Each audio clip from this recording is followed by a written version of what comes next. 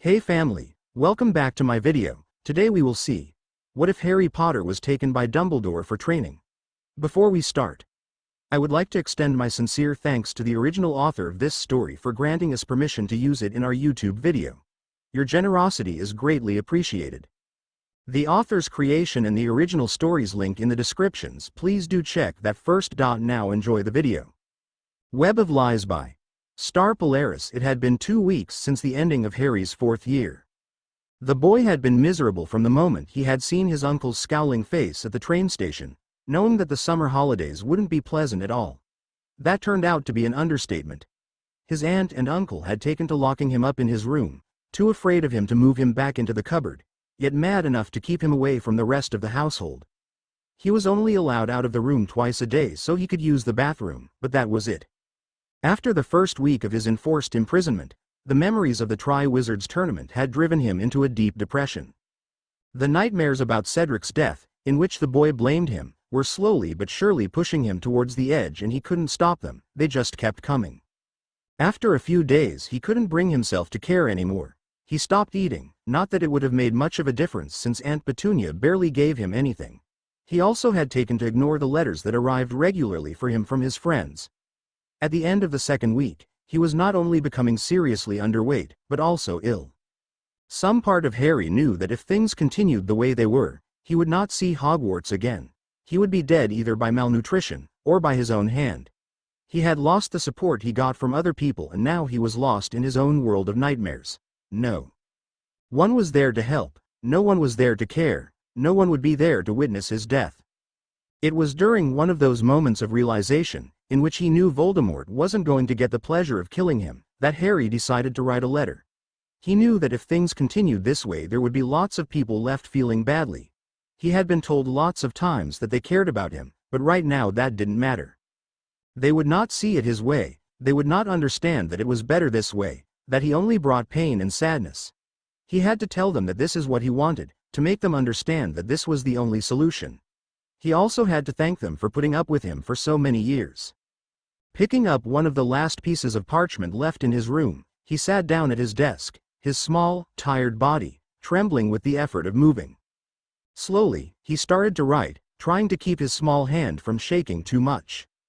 He was barely half through when he realized how useless this letter was. Why would anyone care about what he thought? And even if they did, they would be too stubborn to understand, they wouldn't accept it. It wasn't going to change anything. Besides, he was feeling just too tired. Maybe he should forget about everyone else and just try to sleep a bit more, hoping no nightmares would interrupt his much-needed rest. Having come to that decision, he slowly moved back to the bed and let his exhausted body fall into it, not even bothering with pulling the blankets over his small frame. He knew that they wouldn't keep him warm either way since his fever had been rising constantly during the last hours.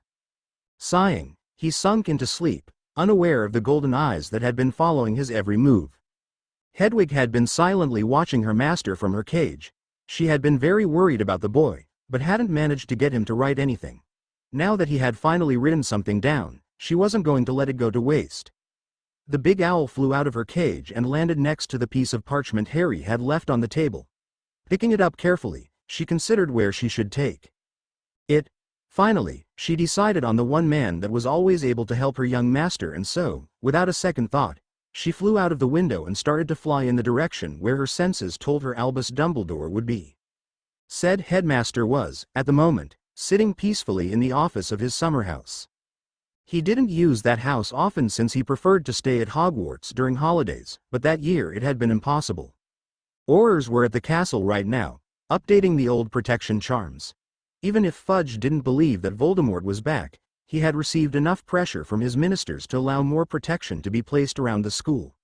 Dumbledore had been a bit surprised by it, but had allowed it. A bunch of Aurors would be much more effective in doing this than the teachers would be.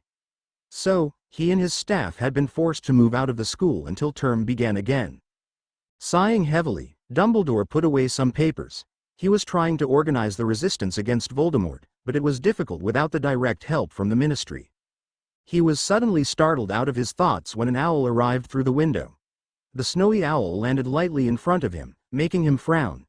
He would have been able to recognize Harry Potter's owl everywhere.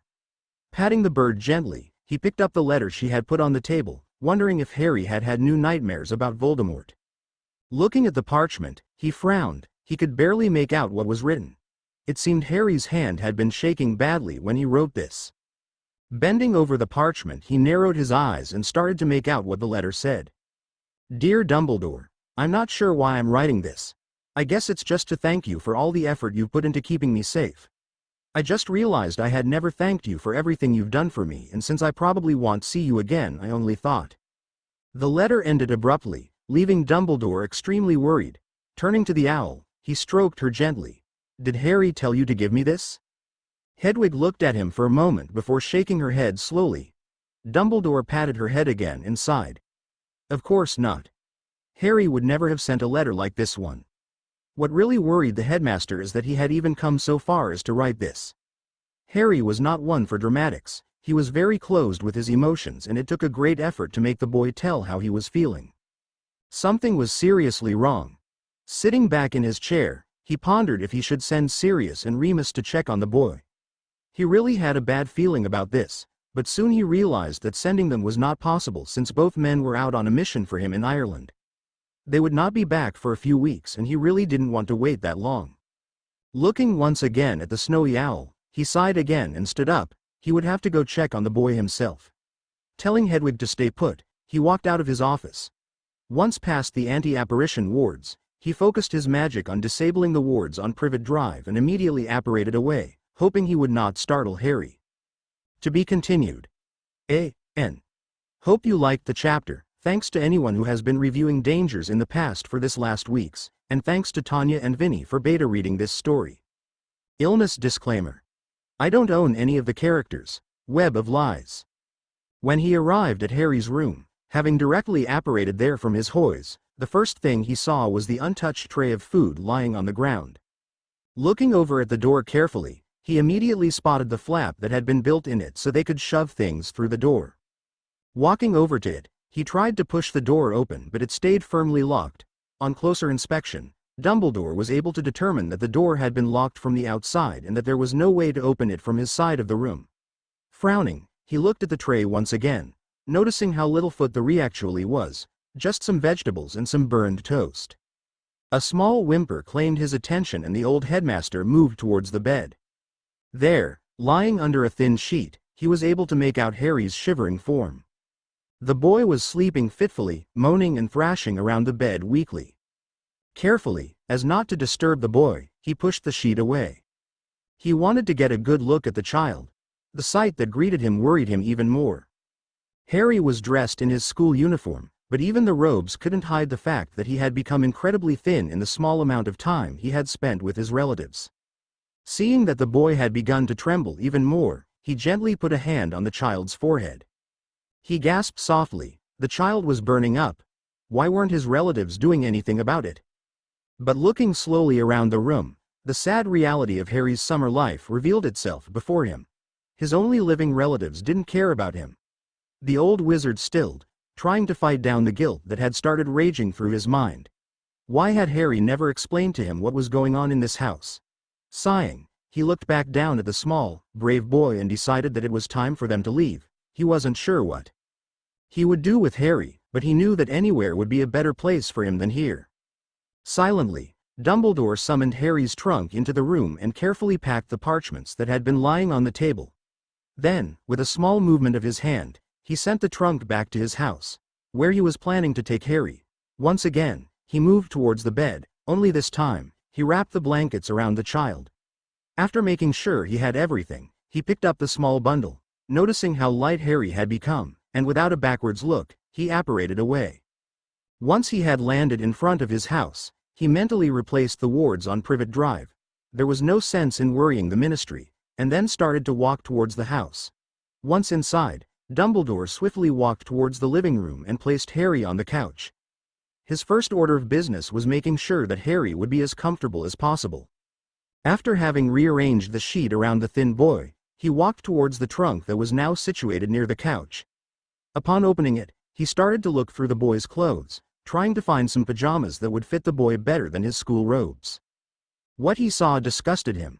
How could the boy walk around with those rags? They were at least twice his size and they looked very worn out. Sighing, he dropped the shirt he had been looking at and closed the trunk. If the wizarding world knew what kind of clothes their hero was forced to wear, the muggles would get hurt. After making sure Harry was still sleeping, Dumbledore walked out of the living room. He was sure he had some clothes that would fit the child far better than those things his relatives called clothes. When the boy was better, he would have to make sure he got some clothes. He could not keep wearing those rags. When he came back a few minutes later, he was startled to see that Harry was sitting up on the couch. The boy was shaking badly. He had his head in his knees and was trying to calm himself down by taking deep breaths. Silently, Dumbledore dropped the clothes he had found on a chair and approached the boy. Sitting down on the couch next to him, he could easily hear that the child was crying, and for the first time in a long while, he didn't know what to do. He knew Harry well enough to know that the boy wouldn't like the fact that Dumbledore was seeing him so vulnerable. On the other hand, the headmaster could clearly see Harry needed some comfort, and since he was the only one here, he would have to provide it. He was still contemplating what he should do when Harry suddenly stood up. The boy hadn't even taken 2 steps when his knees buckled underneath him. The headmaster reacted quickly and grabbed the child before he hurt himself. Pulling him upright, Dumbledore looked down at the dull, green eyes that were looking up at him in confusion. It was as if Harry was not really there, as if he didn't realize where he was and who was with him. Dumbledore frowned with worry when he felt the boy start to struggle against his grip, and he firmly tightened his hold.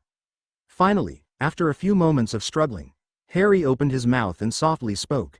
"I'm going to be sick." The old headmaster didn't bother to answer. Instead, he shifted his grip on Harry's arms and carefully led him towards the nearest bathroom, all the while keeping him upright and allowing him to lean against him. As soon as they arrived, Harry dropped on his knees and retched. Dumbledore, standing at his side, noticed how little the boy threw up, another fact that proved that he hadn't been eating much in the last few days. A few minutes later, Harry was lying on the ground limply, his eyes firmly closed. Dumbledore knelt next to him and, summoning a wet washcloth, he moved Harry so he was now lying against his shoulder. Gently, he started to wash the child's face. Harry stayed motionless in his arms, but Dumbledore could tell he was not sleeping. Once again, he summoned a glass of water and put it against Harry's lips. "Come on, my child, drink this." The boy obeyed silently and drank about half the water before closing his mouth again. Dumbledore didn't force him to drink any more. Instead, he put the glass down and helped him to stand up on shaky legs. Slowly, they made their way back into the living room, with Dumbledore supporting most of the boy's weight. After making him lay back down, the old headmaster sat down next to him on the couch. "Harry, can you hear me?"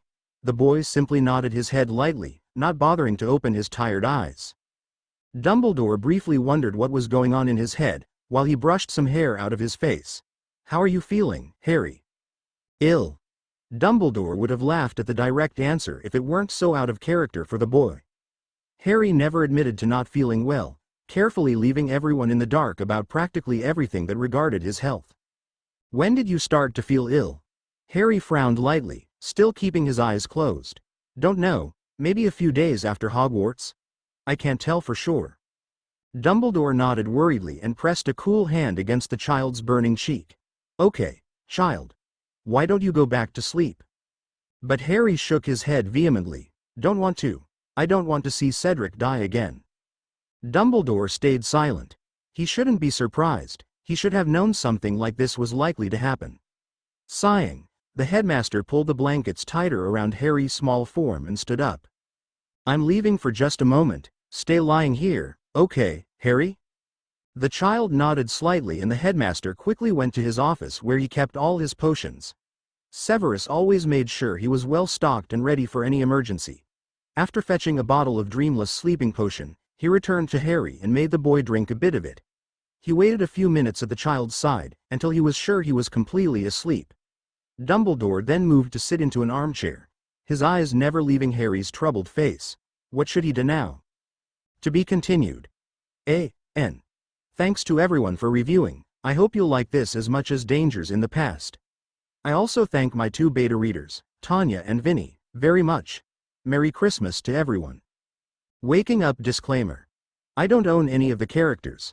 Web of Lies. Dumbledore was sitting comfortably, regarding the small boy sleeping peacefully on his couch. At the same time, his mind was racing, trying to come up with a solution for his current dilemma. What should he do with the boy now? If anyone found out that Harry was with him, they would both be in more danger than they were now. Having the boy who lived and Dumbledore in the same house would be too good an opportunity for Voldemort to pass up. On the other hand, he could not send Harry back to his aunt and uncle's house. Even if he was safe there from Voldemort, it was painfully clear he was not safe from his family, and, most importantly, from himself. If the boy had been considering suicide, as the letter seemed to indicate, then that meant that he needed someone to watch over him constantly, and the Dursleys obviously wouldn't do the job. He couldn't even consider sending the boy to the Weasleys or the Grangers, since that would put both families in even more danger than they already were. Anyways, knowing Harry, he'd probably be worrying himself sick over their safety, and it was not really a good idea to stress out the boy any further. Sirius and Remus would be ideal, but they were away on a mission for him, and even when they came back, they usually moved around a lot, trying to stay clear of the Ministry. They couldn't provide the peace and quiet a sick teen needed. To send Harry to Hogwarts was not an option, since the Aurors would be walking around the castle and Dumbledore had to admit that his trust in the Ministry was limited. Besides, the castle was no safer than any other place at the moment without its teachers and with most of the wards down. He mentally thought about all the teachers who could take care of the boy, but they were all working for him in one way or another. Besides, he would only really trust Harry to Minerva or Severus. Minerva was not an option since she didn't have a house of her own and had taken residence in her sister's house. And Severus, well, even he wasn't insane enough to place a sick Harry Potter in the care of Severus Snape. Such an action would only ensure that by the time school came around again, they would both be harmed in ways he didn't even want to imagine. No, it seemed Harry would be safest with him, but he would have to conceal the boy's presence. No one was to know that he was there, but that presented a new problem.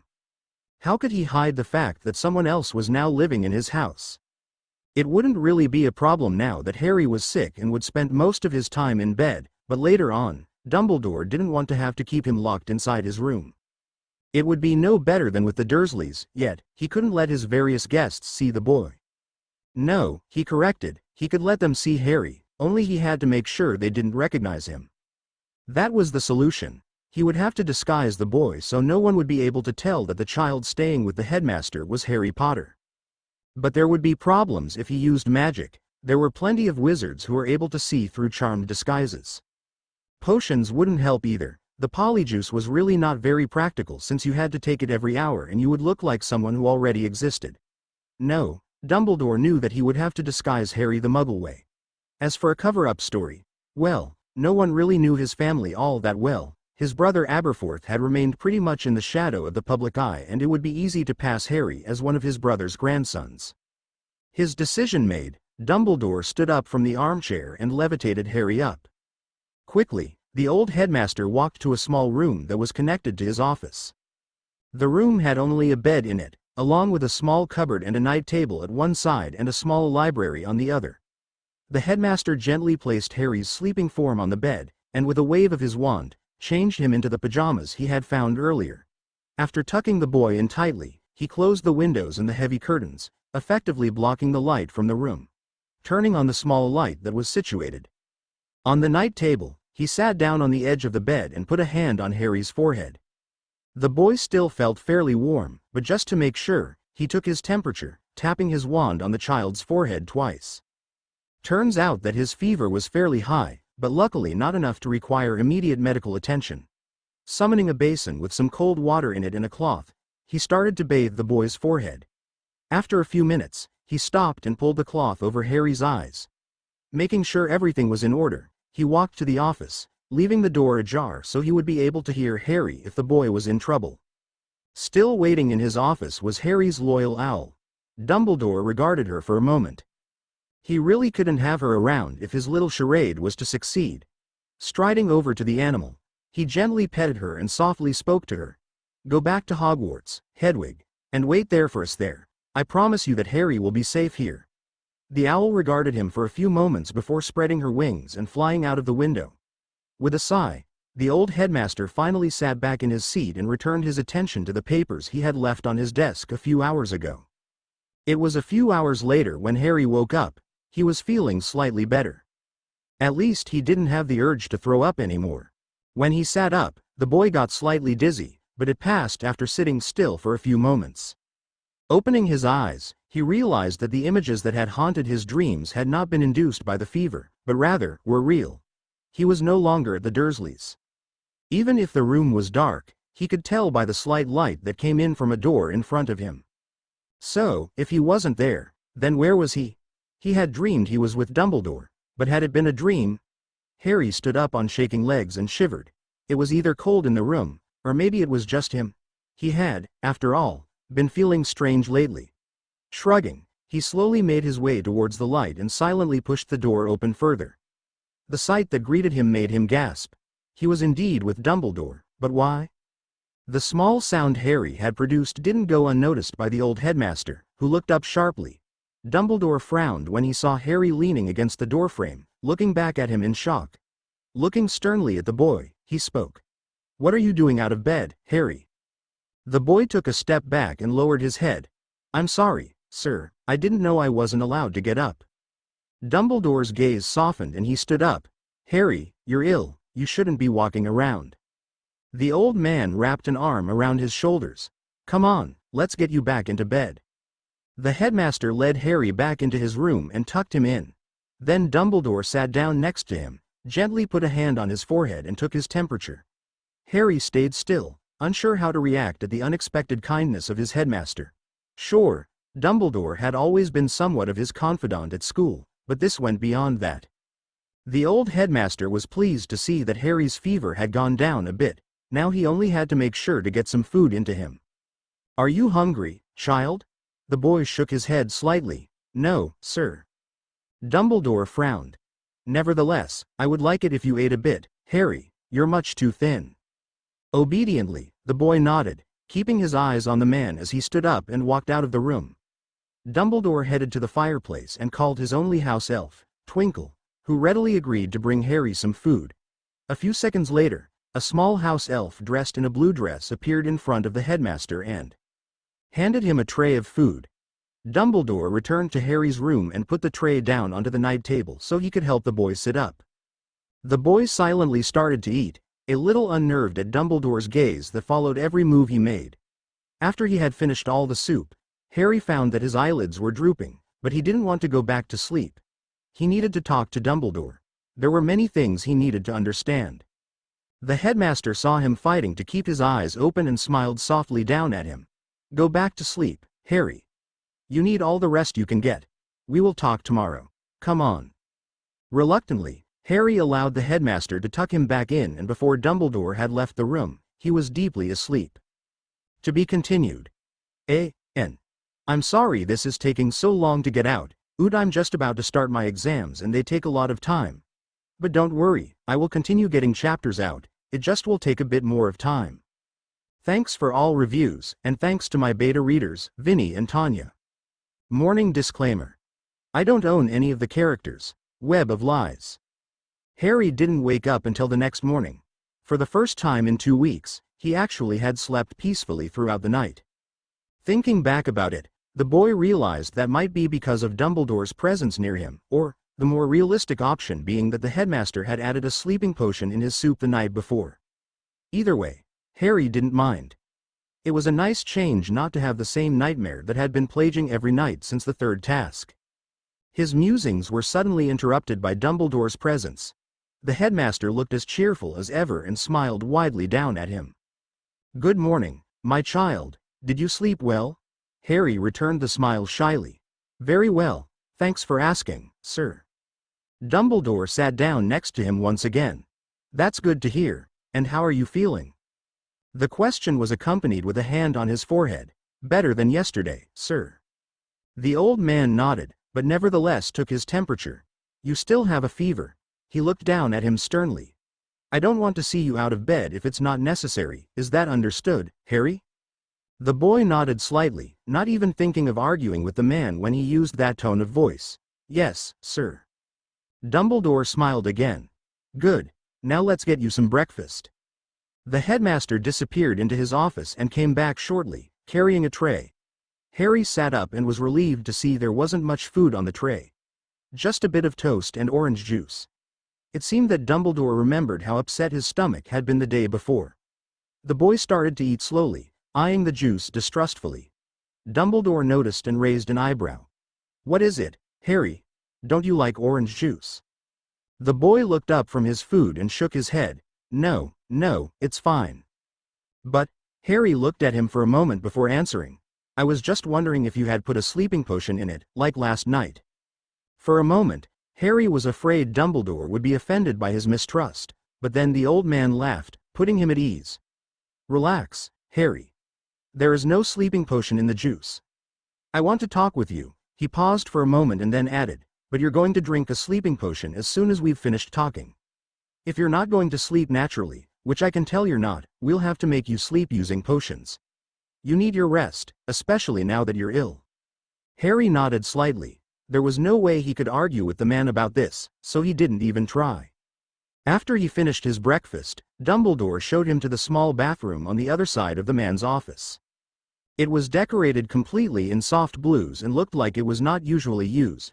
Before Harry had the chance to lock the door, Dumbledore put a hand on it and firmly told him that the door was going to stay open so he could hear him.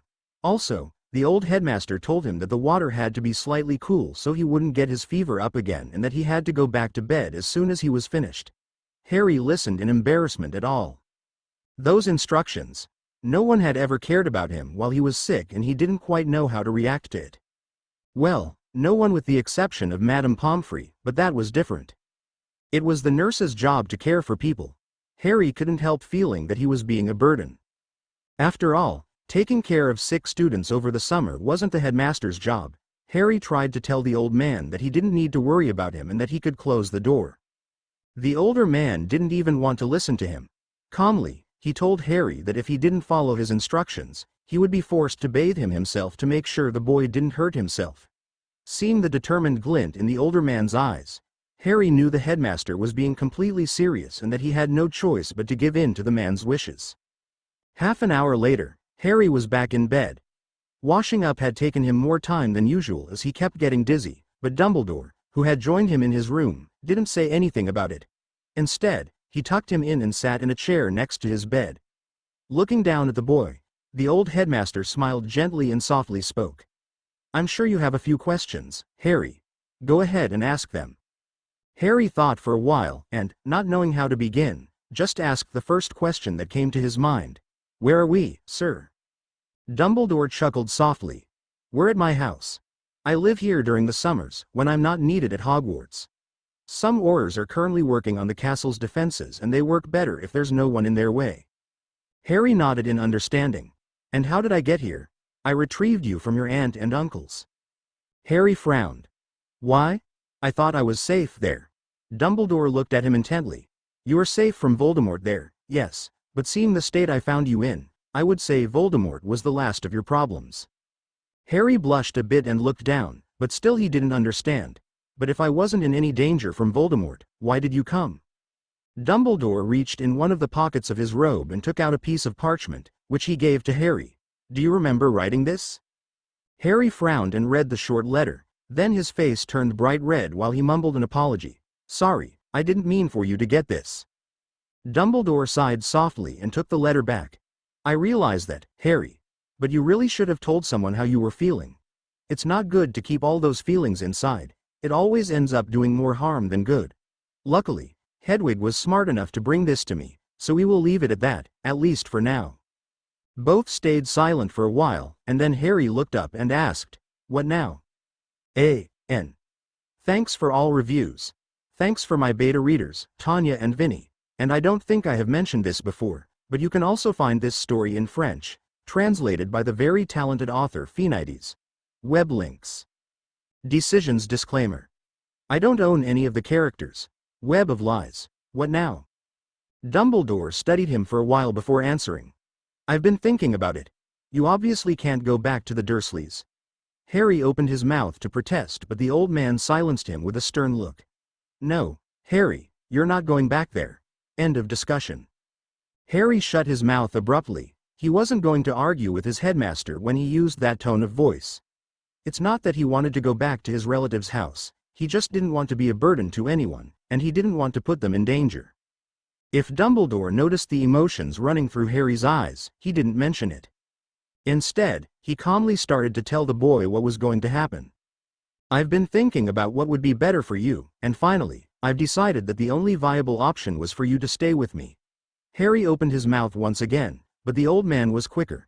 And before you start arguing with me, I'm already in danger, you staying with me won't change that.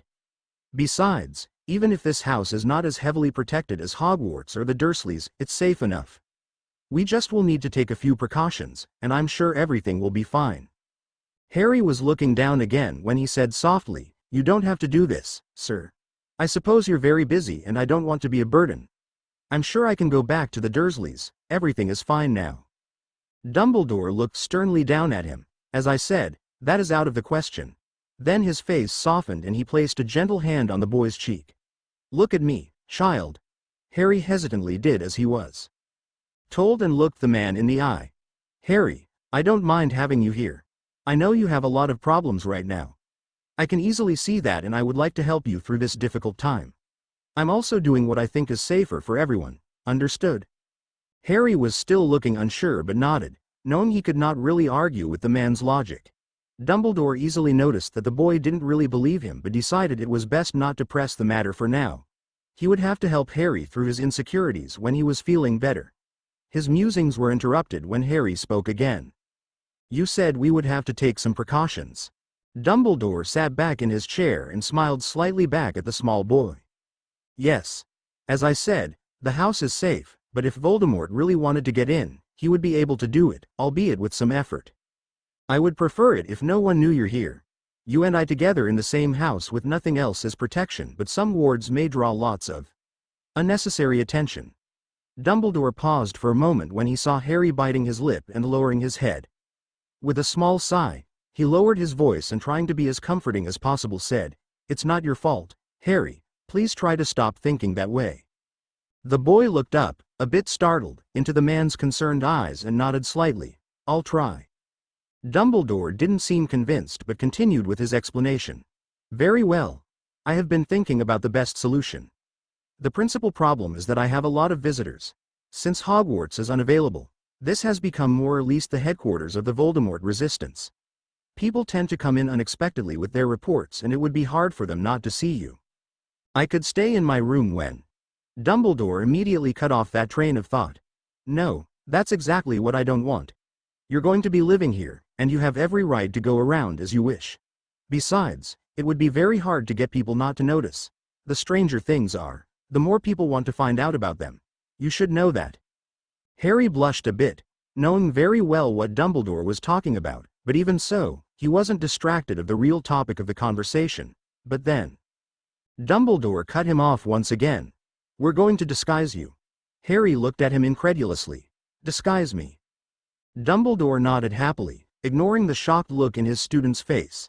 "Yes, but not the magical way. This house is quite solitary and nearly every spell done in here is easily tracked down. People could easily sense there was a spell on you by just coming near you. It would be too dangerous. So, as soon as you're up to it, we'll be going to the Muggle world." Harry looked even more surprised. "Okay. Well, that might work, but—" Dumbledore gave a small sigh but didn't interrupt. "What will you tell everyone? How am I supposed to act when someone I know comes? I really can't act all that well." The old man chuckled a bit. "Well, for starters, I'll introduce you as my grandson, or more accurately, one of my brother's grandsons. He has quite a few, so no one will be suspicious. We can tell people you're here because of family problems. There's no need to explain more than that, and it's better if we keep it vague. As to how to act, that's up to you. You have to try and act differently, do things you normally wouldn't do, but also try to act as naturally as possible. We'll be able to discuss this more in depth when we've got your disguise together. Just don't try to startle me too much, for my acting skills are not limitless either." Harry chuckled a bit. "I'll try." "Very well. Now that that's over, if nothing else happens, I think that by tomorrow you'll be well enough to go to the Muggle world. I would prefer to wait a bit longer, but it's necessary that we get you disguised as soon as possible." Then, looking down at Harry, Dumbledore added, "And don't think that the fact that we're going out means you're all right. so it will be straight back to bed as soon as we're back. Harry sighed. Yes, sir. Dumbledore shook his head slightly. Harry, I'm going to be your grandfather. You just can't keep calling me, sir, and since people come and go around here as they wish, you will need to call me, Granddad, all the time, so you might as well start calling me that now, okay? Harry blushed. This was turning out to be a very uncomfortable situation. Yes, yes, Granddad. The boy leaned back into his pillows. God, that's weird. Dumbledore laughed softly. You'll get used to it, my child. Then the headmaster stood up and stretched out. I'm going to get you the sleeping potion and a fever-reducing potion since your temperature is raising again, and then, it's time you go back to sleep. Harry watched as the man that was going to be his grandfather left the room, only to return shortly thereafter with 2 vials. Sitting down on the chair once again, Dumbledore gave Harry the first vial before speaking. I forgot to tell you that you'll have to think of a name, as I can hardly keep calling you Harry. The boy nodded while he drank down the second potion. Dumbledore had just enough time to catch the vial, before Harry slumped back into his pillows in a deep sleep. To be continued. A.N. Thanks for all reviews, and thanks to my beta readers, Tanya and Vinny. Shopping disclaimer. I don't own any of the characters. The next morning, Dumbledore woke Harry up early. He wanted to go out as soon as possible, knowing that Harry would be more rested just after a long sleep than later in the day. And, of course, there would be less people around, at least for the clothes. The headmaster shook the sleeping boy gently, calling his name softly. He wanted to go today. The more time Harry spent as himself, the more likely it would be for someone to see him, but if the boy really wasn't feeling up to it, he would have to wait. After all, Harry's health was the most important thing. Finally, Harry opened his eyes slowly and came face to face with his worried headmaster. Good morning, my child. Harry yawned and rubbed his eyes sleepily. Morning, headmaster. What time is it? Dumbledore helped him to sit up and put a hand to his forehead, frowning a bit at the slight warmth emanating from the boy. It's nearly 8 o'clock. Are you up to going into the Muggle world? If you are, you should get up now. Harry nodded his head gently, making the older man's hand drop. I'm fine. We can go now. Dumbledore still looked unsure, but seeing that Harry was decided, he helped him get ready. Once the boy was dressed and had eaten some breakfast, Dumbledore placed concealing charms on them both and together they left the house. After walking past the anti-apparition charms, the old man magicked them to Muggle London. Harry didn't recognize the place and Dumbledore only told him they were far away from the leaky cauldron. After all, there was no sense in risking being seen by other wizards. Dumbledore, keeping an arm around the boy's waist to steady him, led him into a large clothes shop. Harry had never been into one and couldn't help but look around in wonder. Dumbledore tightened his grip slightly and Harry looked up at the smiling face. Well, Harry, what kind of clothes do you want? Harry began to blush suddenly and looked away. Sir, you don't need to buy me new clothes. The old man looked down at him sternly. Call me, Granddad, Harry. You have to get used to it. About the clothes, it's not open to discussion. You can either choose them or I'll do it for you. He could guess how Harry was feeling. After all, this was probably the first time anyone had brought him to a shop so they could buy him things, but there was no way he was going to drop this. The boy needed new clothes and he was not about to allow him to talk his way out of it. It was about time Somtone took care of this child. On the other hand, Harry's blush grew and he refused to look up to his mentor, debating whether to argue with the man or let him do what he wanted. Finally, he decided to let Dumbledore buy him some clothes. He could always repay him later, and it would be more comfortable to have new clothes that actually fit him. But, he also decided to let the man pick the clothing, since he had no idea how many things he should take or needed. Okay. But I have no idea what to pick. I've never bought clothes before, besides the school robes, of course. Dumbledore nodded in understanding, a bit suspicious that Harry had agreed so quickly, but he pushed his suspicions aside and looked at the boy carefully. The first thing he noticed, not for the first time, was how small Harry was. All those years with the Dursleys had not done him any good and Dumbledore would bet that even some first years were bigger than he was. That last thought gave him an idea. Harry had stayed still under the headmaster's intense gaze, getting more nervous by the minute. Granddad? Dumbledore looked down at him with a small, mischievous smile. Yes, my boy? By the way, you still have to choose a name. Harry blinked a moment. Yes, I'll think about it. About the clothes. Dumbledore's smile became bigger. Oh, yes. I think I just had a wonderful idea. Harry looked warily at the twinkle that shone in his headmaster's eyes. What idea? See, Grandad. Dumbledore's smile softened and he tightened his grip on the boy's waist. My child, when everyone notices that you're missing, which they will, eventually, they will start looking for you. Don't you think people would become suspicious if they knew that I had suddenly taken in an unknown grandson? One who happens to be the same age as the missing Harry Potter. Harry nodded slowly. Although he hadn't really thought about it, that made sense. Even though people respected Dumbledore too much to actually come out and directly accuse him of hiding him, they would suspect, and that would eventually reach Voldemort, rendering the disguise completely useless. Before he was able to question what the headmaster had planned, the old man continued talking. They are going to be looking for a 15-year-old boy, that's what would make people suspicious of you, but you're very small for your age. I have heard some people mention that you appear to be much younger than you actually are, so why don't use it to our advantage? By then, Harry was positively gaping at him. You want to make me look younger than I am? Dumbledore simply nodded. That wouldn't be difficult, it all lays in the clothes and the hair, and of course, in how you act, but I'm sure we'll be able to discuss this later. Come on now, let's go get you some new clothes. Before Harry could add another word, Dumbledore pushed him to the first rack of clothes. It was nearly 2 hours later, when they walked out of the shop. Harry was exhausted. He had never known buying clothes could be that tiring. Tough truth be told, it most likely wouldn't have been that tiring if he hadn't been ill. Of course, it also could have taken less time if he hadn't argued with Dumbledore for the first hour. That is, until the man told him that if he didn't shut up he would put a silencing charm on him. Harry blushed a bit at the thought while he walked next to Dumbledore, leaning against the man's side. But, he argued with himself, it was entirely the other man's fault. He didn't need that many clothes, he could have done fine with a couple of jeans and some shirts, but no.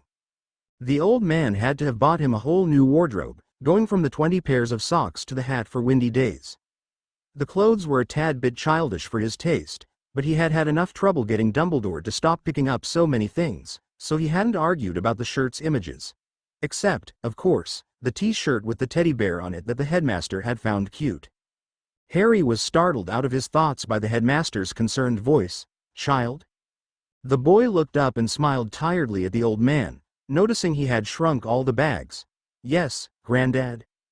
Dumbledore put a hand on Harry's forehead. Are you feeling all right? Harry nodded. Fine, I'm just tired. What do we have to do now? The headmaster still looked at him a bit unsure. The boy's temperature wasn't very high right now, but he had a feeling it would soon start to rise again. On the other hand, they really needed to do this. There was no telling when someone would come to his house and he couldn't risk someone seeing Harry. Sighing slightly, he quickly led the boy towards an optician's shop. They would need to get some contact lenses since the boy's eyes were easily recognized. Once there, Dumbledore chose blue contact lenses that reminded him of his own eyes. After all, it would be better if they shared some features and the eyes would be the easiest to match. Once he had paid for the lenses, he led Harry towards the barber. They really had to do something about that hair. For his part, Harry had long given up arguing every point, and was just trying to keep up with the headmaster, knowing the old man would arrange everything for him and he just had to concentrate on keeping his eyes open. He was very grateful when the tall man made Harry sit down and started to work on his hair. He tiredly closed his eyes, trusting the man to do his job and Dumbledore to tell what he wanted. After all, his hair couldn't be worse than it was. Half an hour later he was gently shaken awake. Come on, child, wake up. Blinking, Harry looked up into his headmaster's concerned face and then stood up slowly, knowing they had to get going. He was about to stretch out when he froze in his spot. He could barely believe the image that greeted him when he looked in the mirror. Looking back at him with huge blue eyes, was the face of a kid with soft, straight, reddish hair. Blinking again, he tried to keep from gaping. It seemed Dumbledore had been right. As much as he hated to admit it, he didn't look a day older than some of the younger students that ran through Hogwarts. No one would recognize him, except for. Come on, child, we have to get going. We need to take care of one last thing. Harry nodded, looking warily at the scar that would help any witch and wizard recognize him. Making their way slowly, they went to yet another shop and Harry watched curiously as a woman started to put some kind of cream on his forehead. Looking down at the bottle the woman was holding, he realized it was makeup. Of course, that would be the easiest way to hide his scar. Finally, when he looked in the mirror the woman gave him, he saw an unfamiliar face looking back at him. No, there was no way that anyone was going to recognize him. Dumbledore paid for the makeup and led him outside.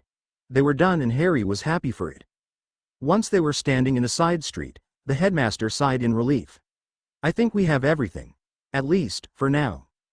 The man laughed at Harry's disbelieving face. For now? Sir. I mean, Granddad, I think I have enough things to last me for years. Dumbledore looked down at him sadly, making him feel uncomfortable, so he quickly changed the subject. I've decided on a name. If the old man noticed the abrupt change, he didn't comment, he just nodded and curiously looked at him. Well, Alexander, but you can call me Alec for short. Dumbledore nodded in agreement. It was a good name, and it seemed to fit the boy just fine. Alec it is then. Come on, let's go home. I can see you're exhausted and you really should be in bed instead of wandering around. Harry smiled slightly and nodded just before Dumbledore disapparated them both to home. To be continued. A.N. Thanks for all reviews. Thanks to my beta readers, Tanya and Vinny. Surprises disclaimer. I don't own any of the characters. Web of lies. They silently walked the short pathway to the headmaster's house, having barely closed the door behind them when Twinkle, the house elf, ran to greet them, talking excitedly. Master, Master. Professor Severus Snape, Professor Minerva McGonagall and Mr. Alistair Moody are waiting for you, Master. They want to talk to you. Dumbledore narrowed his eyes. That was an unexpected announcement since he hadn't summoned any of the three. He felt Harry stiffen at his side and he tightened his grip on the small boy's waist, trying to comfort him. Looking back at the house elf, he tried to speak as calmly as possible, so as to not let Harry know how worried he was at the situation. He would have wished to have some more time for the boy to get used to this new situation. Are they in my office, Twinkle? The elf nodded vigorously. Yes, Master. Have you told them about Harry? The elf looked somewhat offended. No, Master, of course not. Twinkle told them only what Master ordered. That Master would be away for the morning. Dumbledore nodded, visibly pleased. Good, well done, Twinkle. Now, please put these things into the blue room. He handed the elf most of the bags he had just unshrunk. And put these bags into the small room next to my office. The elf motioned to the bags and they disappeared with a small pop. Anything else, Master? Yes, could you bring us some lunch? I'm sure the professors and Alistair have not eaten yet either. Also, please bring some soup. Before the elf had the chance to go, Dumbledore spoke again. Oh, and Twinkle. The elf turned around to watch him curiously. Yes, Master? The headmaster motioned towards the boy. From now on, this is Master Alexander. If anyone asks, he arrived here a few days ago and is my grandson. You will treat him as such and forget anyone named Harry Potter was ever here. Understood? The elf's eyes shinned mischievously. Yes, Master, Twinkle will do that. Then, with a soft pop, she disappeared leaving them alone. Dumbledore quickly led Harry into a small sitting room and put the last bag he had been holding on the table. He rummaged through it for a moment and then turned towards the boy, who was now leaning against the wall, with some clothes in his hands. Come on, Alec, we're going to change you into these clothes and then we'll see how well we've managed your disguise. The old man helped the exhausted boy change his clothes. Harry was really starting to not feel well and wished he could just go and lay down in his new bed. He was not only feeling ill, but he was also very nervous. He knew he would have to face people he knew while under Dumbledore's care, but starting with Severus Snape and Alistair Moody was not a good thing. Those two were some of the most suspicious men to walk on Earth. Dumbledore had noticed how pale Harry had become and frowned, putting a hand on the boy's forehead. It seems your fever is starting to get very high again, Alec. I'd better put you in bed quickly, you look like you're about to pass out. Harry gave him a shaky smile but didn't say anything. Instead, he allowed Dumbledore to push him into a chair and looked on in embarrassment as the old man bent to tie his sneakers. Once the headmaster stood up, He looked over the boy carefully. Everything seemed to be in place, but Dumbledore narrowed his eyes. I nearly forgot. He pulled a small necklace from one of the many pockets of his robe and gave it to Harry. This, Alec, is a protection charm. It's very common in wizarding families to have their children wear them. You may have noticed your friend Ron wearing one. Harry nodded, remembering the small lion Ron always wore around his neck. This one is special, Alec. In between the protective charms, there are smaller ones that will help your disguise. The most important being the ones that will change your voice, so no one will recognize it, and the one that will protect you from magical objects, like Alistair's eye. Remember to keep it on you all the time. Harry nodded in understanding and put the small phoenix necklace around his neck. Thanks, Grandad. Harry's eyes widened at the strange sound coming from his throat, which was definitely not his voice. It sounded childish. Higher than normally. It seemed Dumbledore was determined to make him look like a kid. The headmaster smiled down at him. Well, I think we're all set, except that you still have to decide on how to act. Severus and Minerva know you quite well. Harry looked thoughtful. I have to act differently than I usually do, right? Do things I usually wouldn't do. Dumbledore nodded in agreement. Yes, but it can't be forced. The whole purpose of the acting thing is that they won't start to think you are like your old self. This way they're not going to be watching you all the time. If your act was forced, it would give it all away even sooner. Harry continued with this train of thought. Then it would be good if they didn't ask me too many questions. He paused for a moment and then spoke again. I could try to be rude so they would not approach me, but that wouldn't really work because you would be expected to do something about it and I can't be rude to you. Dumbledore chuckled slightly. No, that wouldn't really work.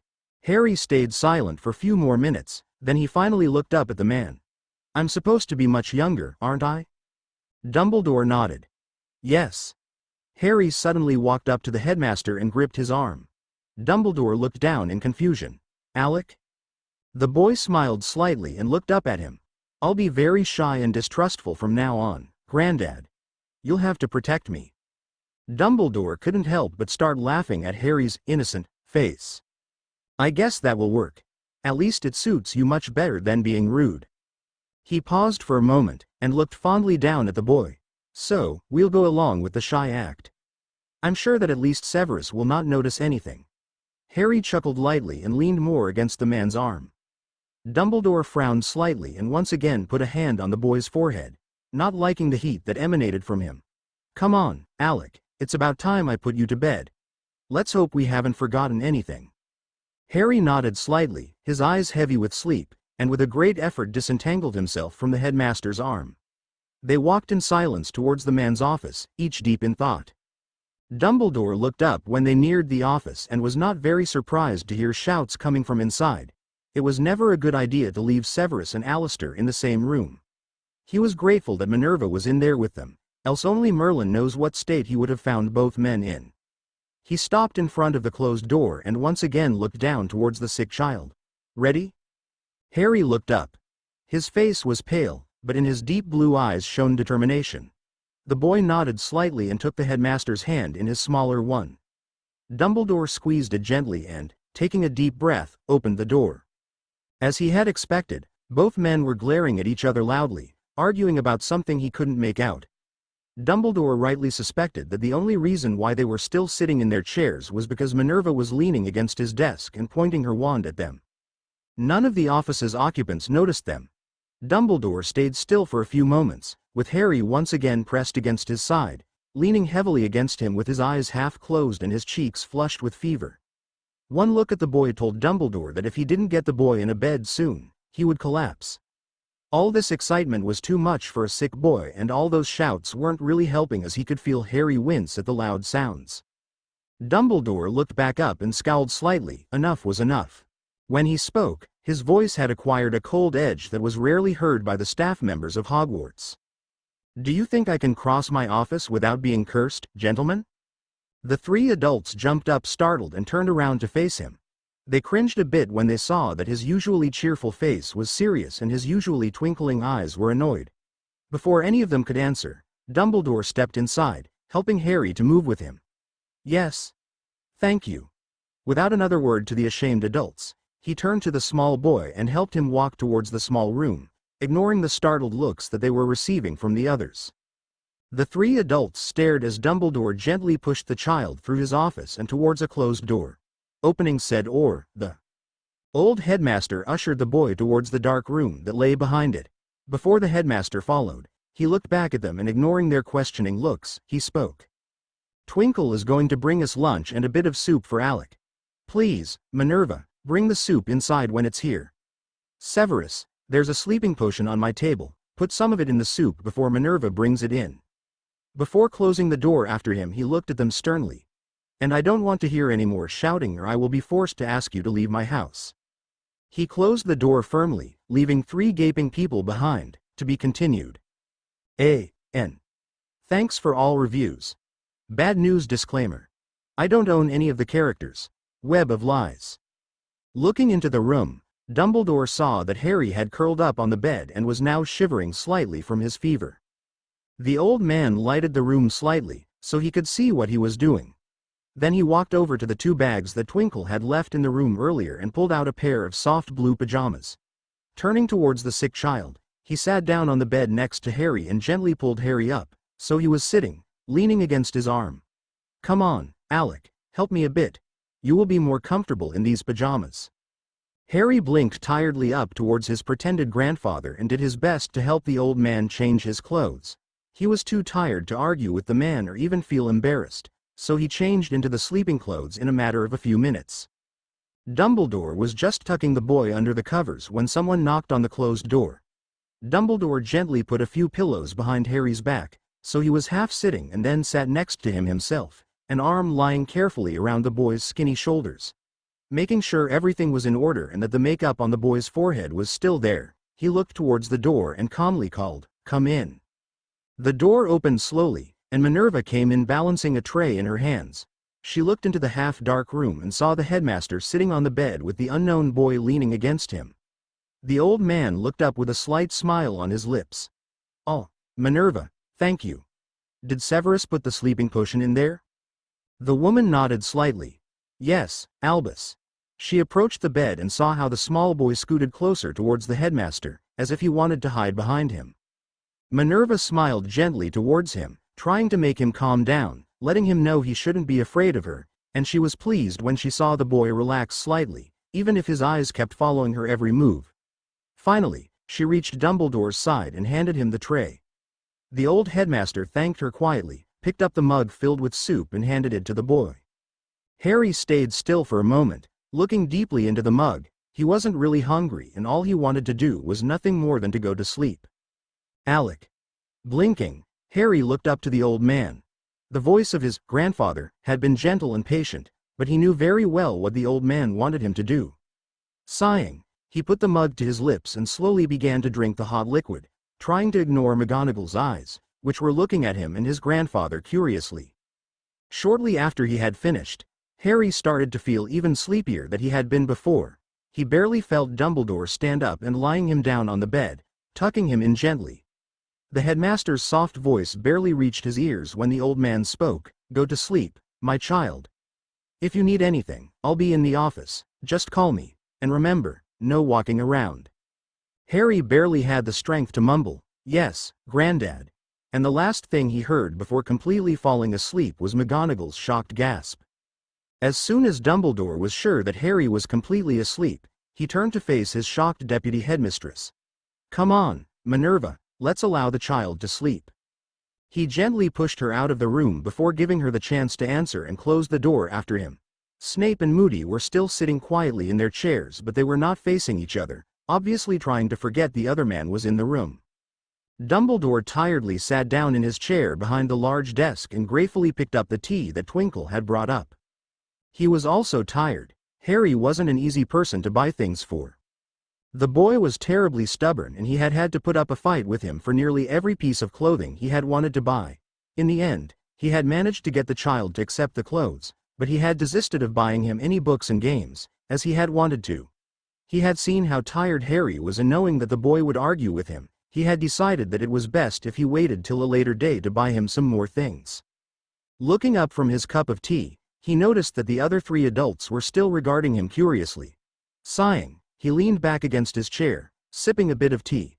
Sorry about that, it was not how I intended to introduce Alexander to you, but you didn't give much of a choice. He pondered for a moment if he should apologize for his rash words, but concluded that he had had every right to be annoyed. After all, they were in his office, not some war zone. Snape was the first one to speak. Who is the boy, Albus? Dumbledore frowned upon the suspicious tone the other man had used, but answered nonetheless. He's one of my brother's grandsons. He will be staying with me till term starts. Well, maybe even longer. Why is he staying with you? Dumbledore looked firmly at his potions master. There were some problems with his family, but I'm not going to discuss this with any of you. It's a personal matter. Minerva nodded slightly, knowing that they wouldn't get any more information on that particular subject. Is he ill, Albus? Dumbledore visibly relaxed back into his chair, a concerned frown crossing his face. Yes, he is, but don't worry about him, he'll be fine. We just overdid it a bit this morning. Alistair grunted. Will he be starting to go to Hogwarts this next year? Dumbledore fought down a smile. It seemed his little deception was working. I don't know, Alistair. It all depends on his parents. Alec was going to be homeschooled, but now, I'm not sure what they will decide. Before any of the three could ask anything else, Dumbledore inserted his own question. Can I ask what you're doing here? I don't remember calling a meeting. Alistair growled towards Snape. That's what I would like to know. Snape called me a few hours ago and told me to come here as soon as possible, but once he knew you weren't here, he refused to tell us anything. The only thing I got out of the blasted man is that it has something to do with Potter. Dumbledore sat up sharply and looked at his spy intently. Harry, what's wrong with him? Alistair and Minerva also looked expectantly towards the potions master, waiting anxiously to hear his answer. The dark-haired man shook his head slightly and centered his attention on the headmaster. Nothing yet, but there's something wrong with the charms that surround his house. Voldemort says he has nearly been able to break through them. He's sure he will be able to do so by tomorrow evening and is planning to attack at once. He doesn't want to risk you hearing about it. To be continued. A.N. Thanks for all reviews and thanks to my betas, Vinny and Tanya. No one cares for just Harry disclaimer. I don't own any of the characters. Web of lies.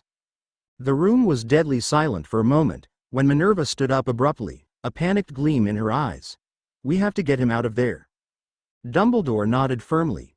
Yes, there was no other way, he would have to send someone to get Harry, and while he wished he didn't have to attempt such a ruse, it was too soon for them to discover that the boy was missing. The child had not had time to adjust to the changes. He cursed in his mind, but knew he didn't have a choice.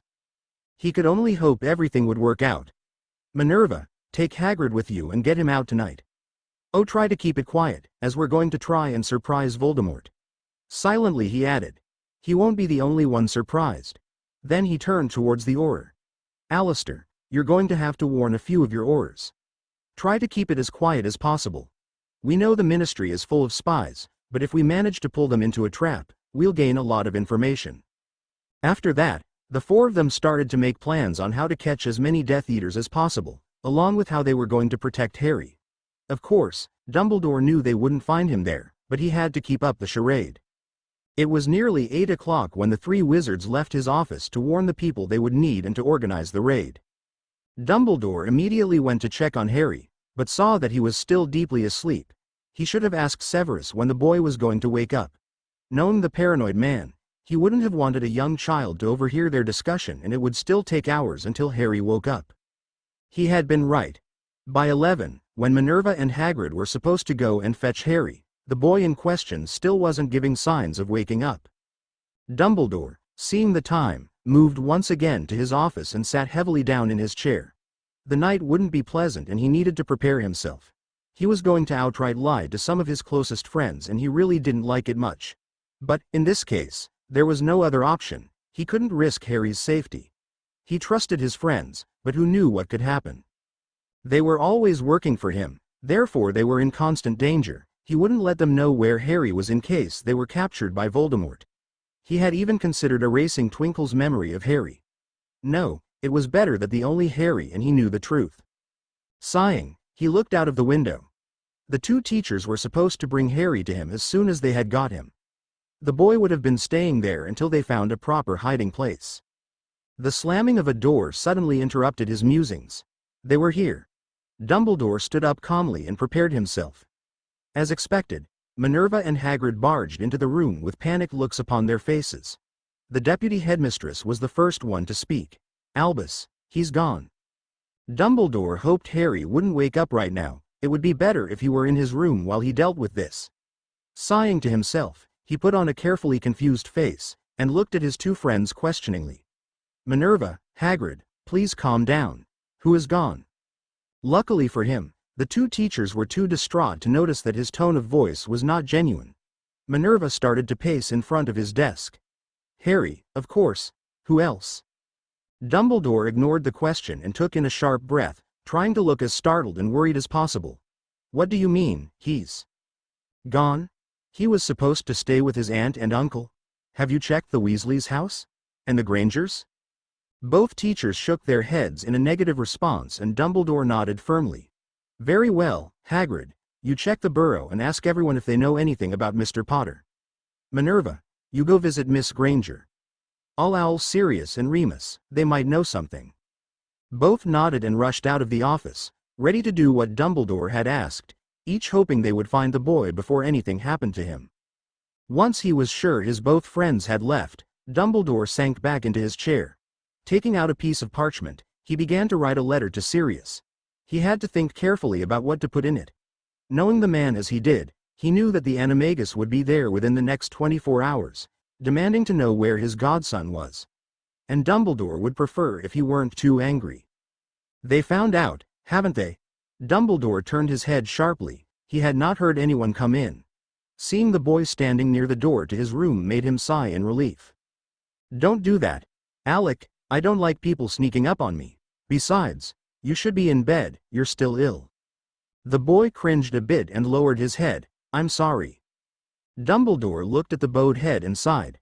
"I'm sorry, I didn't mean to snap at you. It's just, this whole thing is going too quick for my liking. I had hoped we would have some time to adapt to our new roles, but by tomorrow, everyone will know you have disappeared." They stayed silent for a few moments, before Harry walked up to the old headmaster. "We can still stop with it, sir. Just tell Professors Snape, McGonagall and Moody that Alec returned home." Dumbledore shook his head forcefully. "No, this is much safer for you than anything else we could come up with." Harry frowned. "But it will give you much more trouble. Don't think I don't know how the wizarding world will react to my disappearance. And the fact that you, along with the Ministry's help, were supposed to keep the hero safe will not help you at all.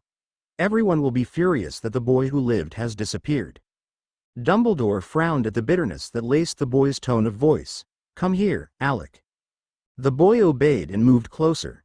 Once the child was within reach, Dumbledore pulled the small boy to him and made him sit on his lap. Harry was blushing furiously and tried to get up, but to no avail. The old headmaster had put his arms tightly around his small form, and was now hugging him to his chest. They remained silent for a while. Harry still sitting rigidly in the man's lap, and the old headmaster trying to make him relax by rubbing his back slowly. Finally, after a few more tense moments, Harry allowed himself to relax against the man and put his head on Dumbledore's shoulder. When Harry was completely relaxed and leaning against Dumbledore's chest, the old headmaster spoke again. "My child, people will not only miss you because you're the boy who lived." Harry snorted softly, but Dumbledore continued. "People will also miss you because you're Harry, and they like you." Harry shook his head. "Only a handful will miss me so. Sirius, the Weasleys, Hermione, that's it. Everyone else, all those people who are going to give you so much trouble, only will want their hope, their hero, back." Dumbledore couldn't really argue about that. He knew that the boy was right, and he hated the fact that Harry knew, since he couldn't try to tell him otherwise. He tried to make him feel better. "Trouble? That's an understatement, child. But the one who's going to give me trouble is your godfather, not everyone else." Harry couldn't help but laugh. "You're right on that one. I hope you're ready to face him, because he'll be here as soon as he gets wind of this." Turning his head so he could see Dumbledore's eyes, he added, "When are you going to tell him?" Dumbledore grimaced. "I was about to owl him. I expect him to be here by tomorrow evening." He sighed and looked down at the boy cradled in his arms. "Are you hungry, Alec?" Harry shook his head, even though he knew he would probably not get away with it.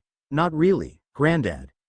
Besides, I don't think you are going to make a very good impression when McGonagall and Hagrid come back and see you here doing nothing but taking care of me."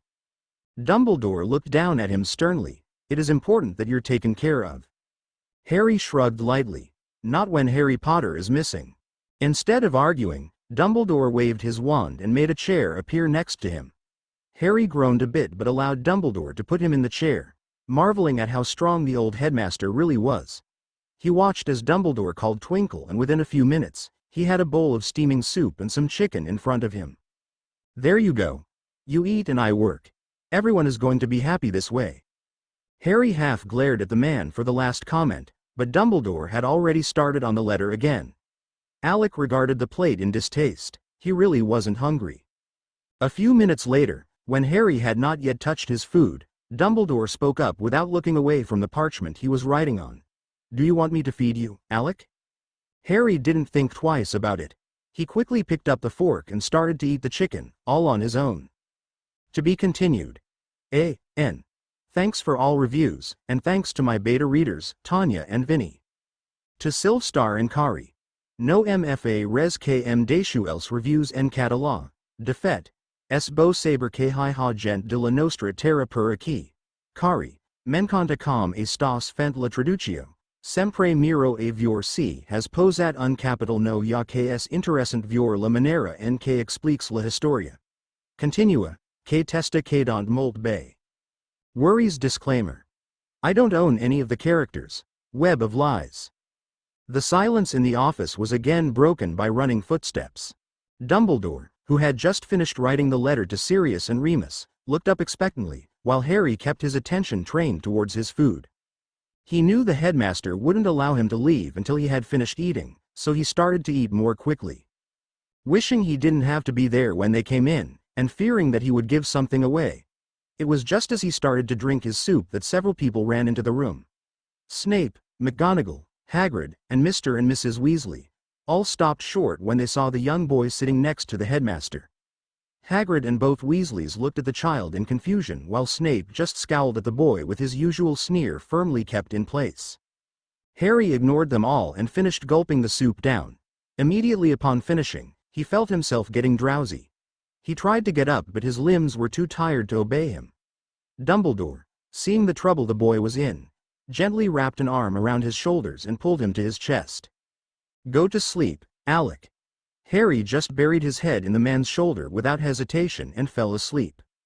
Once Dumbledore was sure the boy was sleeping, he turned towards his silent visitors. "Hagrid, could you please pick him up and put him in the bed back in the room behind me?"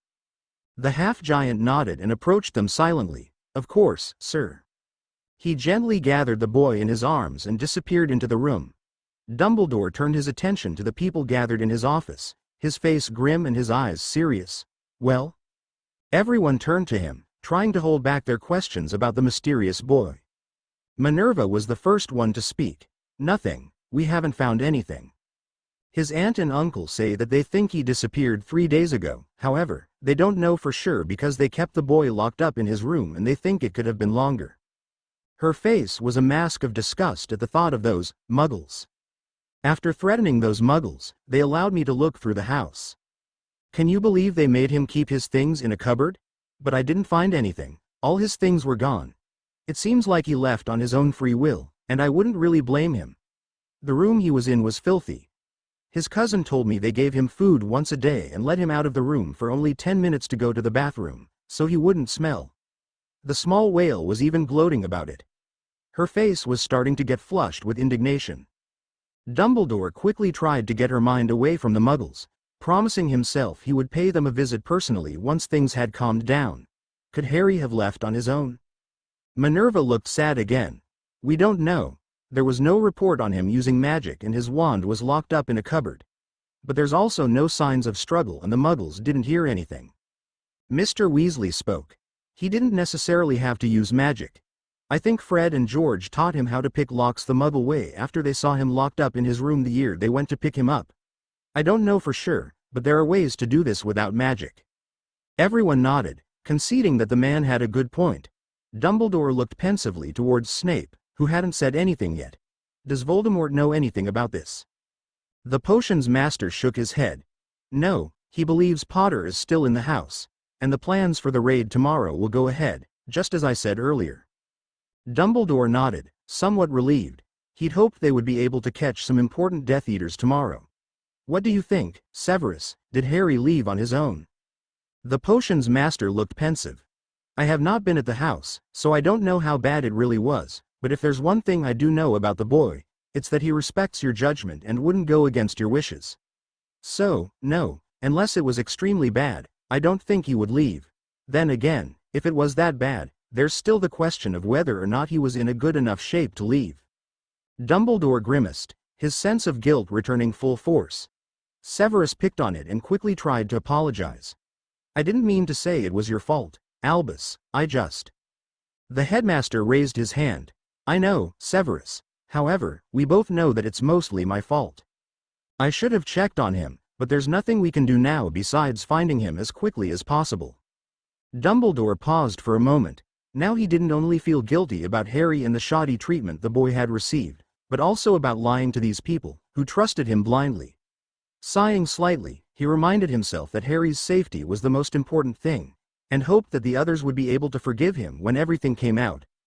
Turning towards the Weasleys, he spoke in a tired voice. What about Ron and Hermione? Do they know anything about this? Molly shook her head. They sent him several letters during the last 2 weeks, but they didn't receive any answers. They were worried that Harry was not able to reply to them, as it has happened before.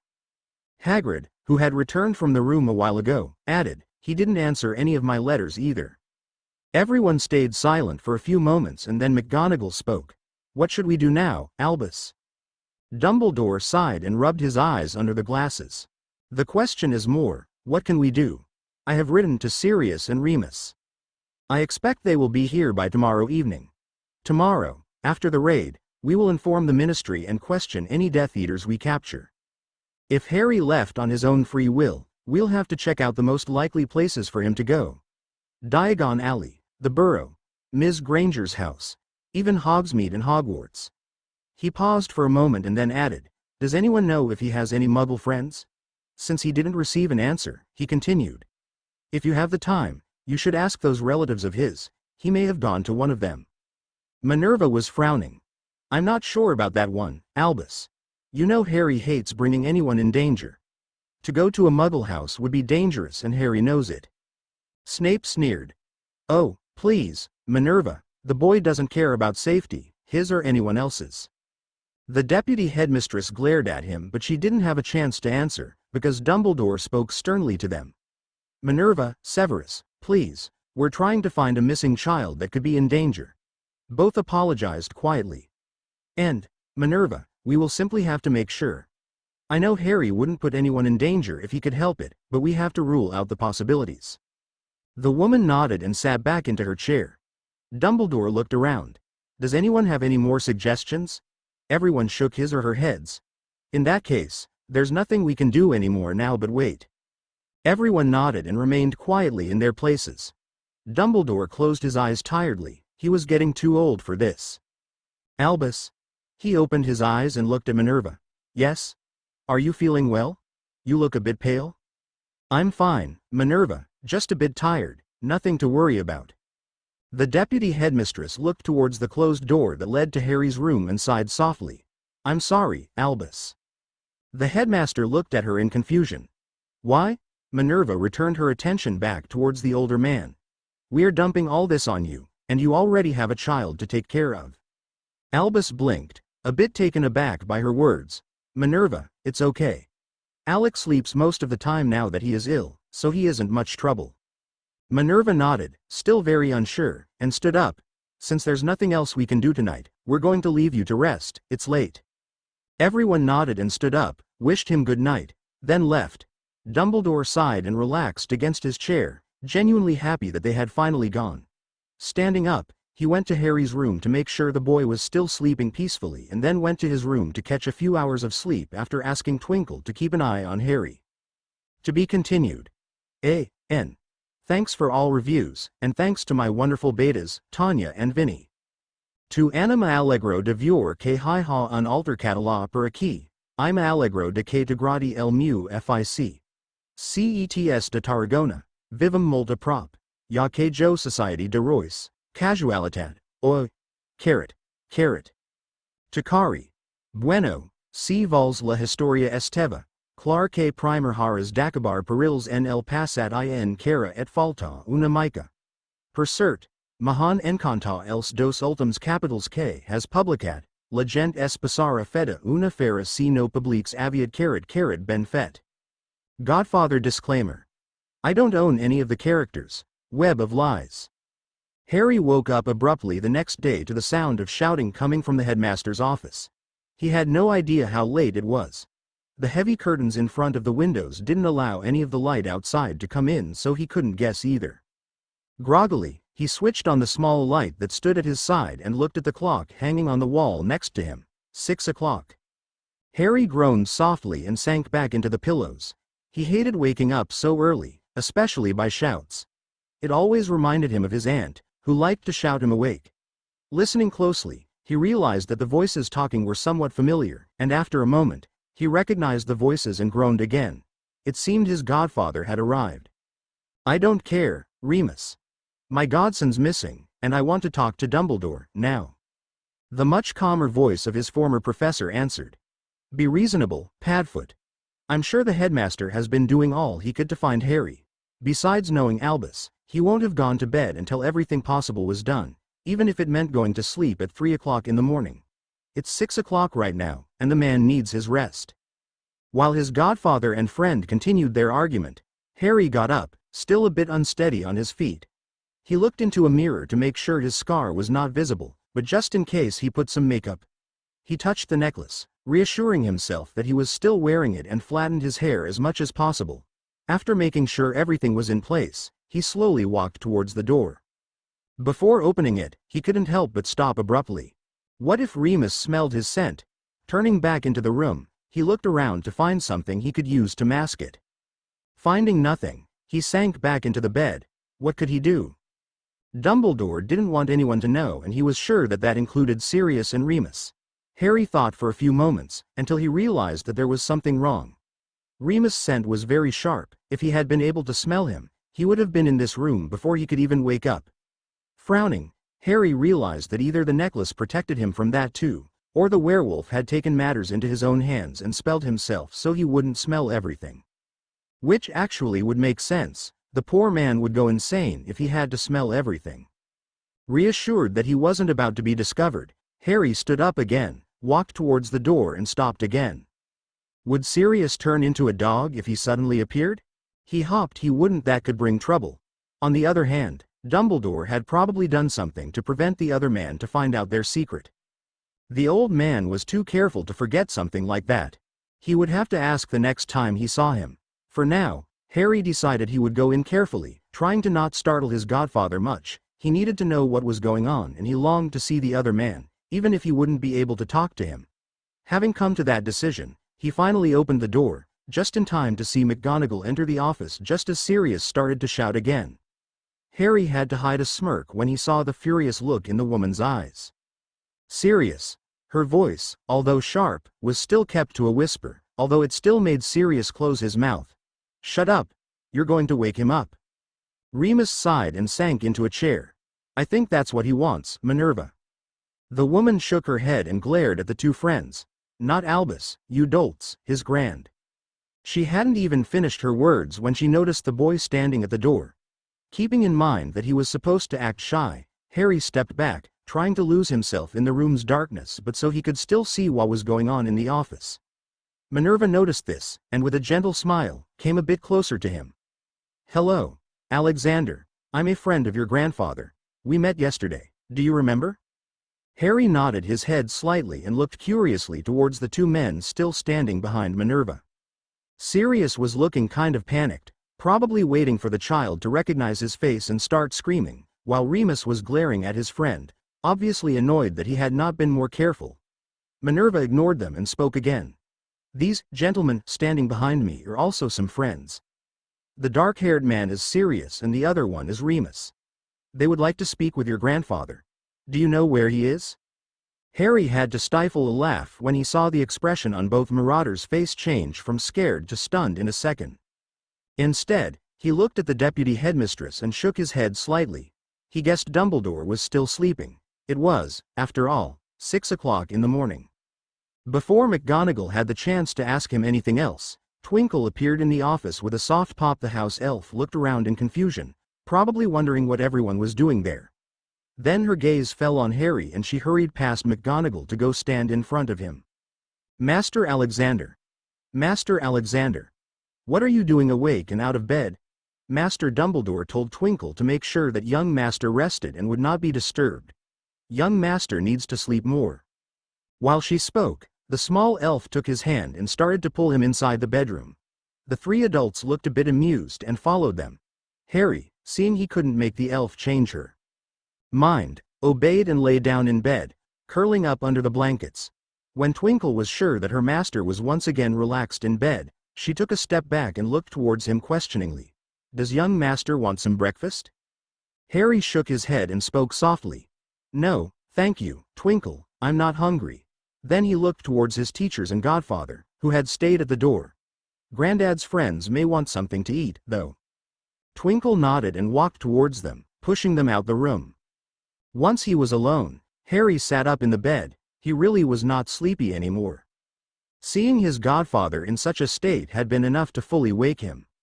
On the other hand, he couldn't leave the room. Twinkle would see him for sure and maybe even tell Dumbledore. The old headmaster would not be happy if he found out. His gaze fell on a small library, standing opposite of his bed, and he stood up and went to look at it. It was full of Muggle books, which suited him fine since he really was not in the mood to read any school books. He picked one up and returned to his bed. At least he wouldn't be bored anymore. Back in Dumbledore's office, Twinkle had brought the adults some breakfast and then had left.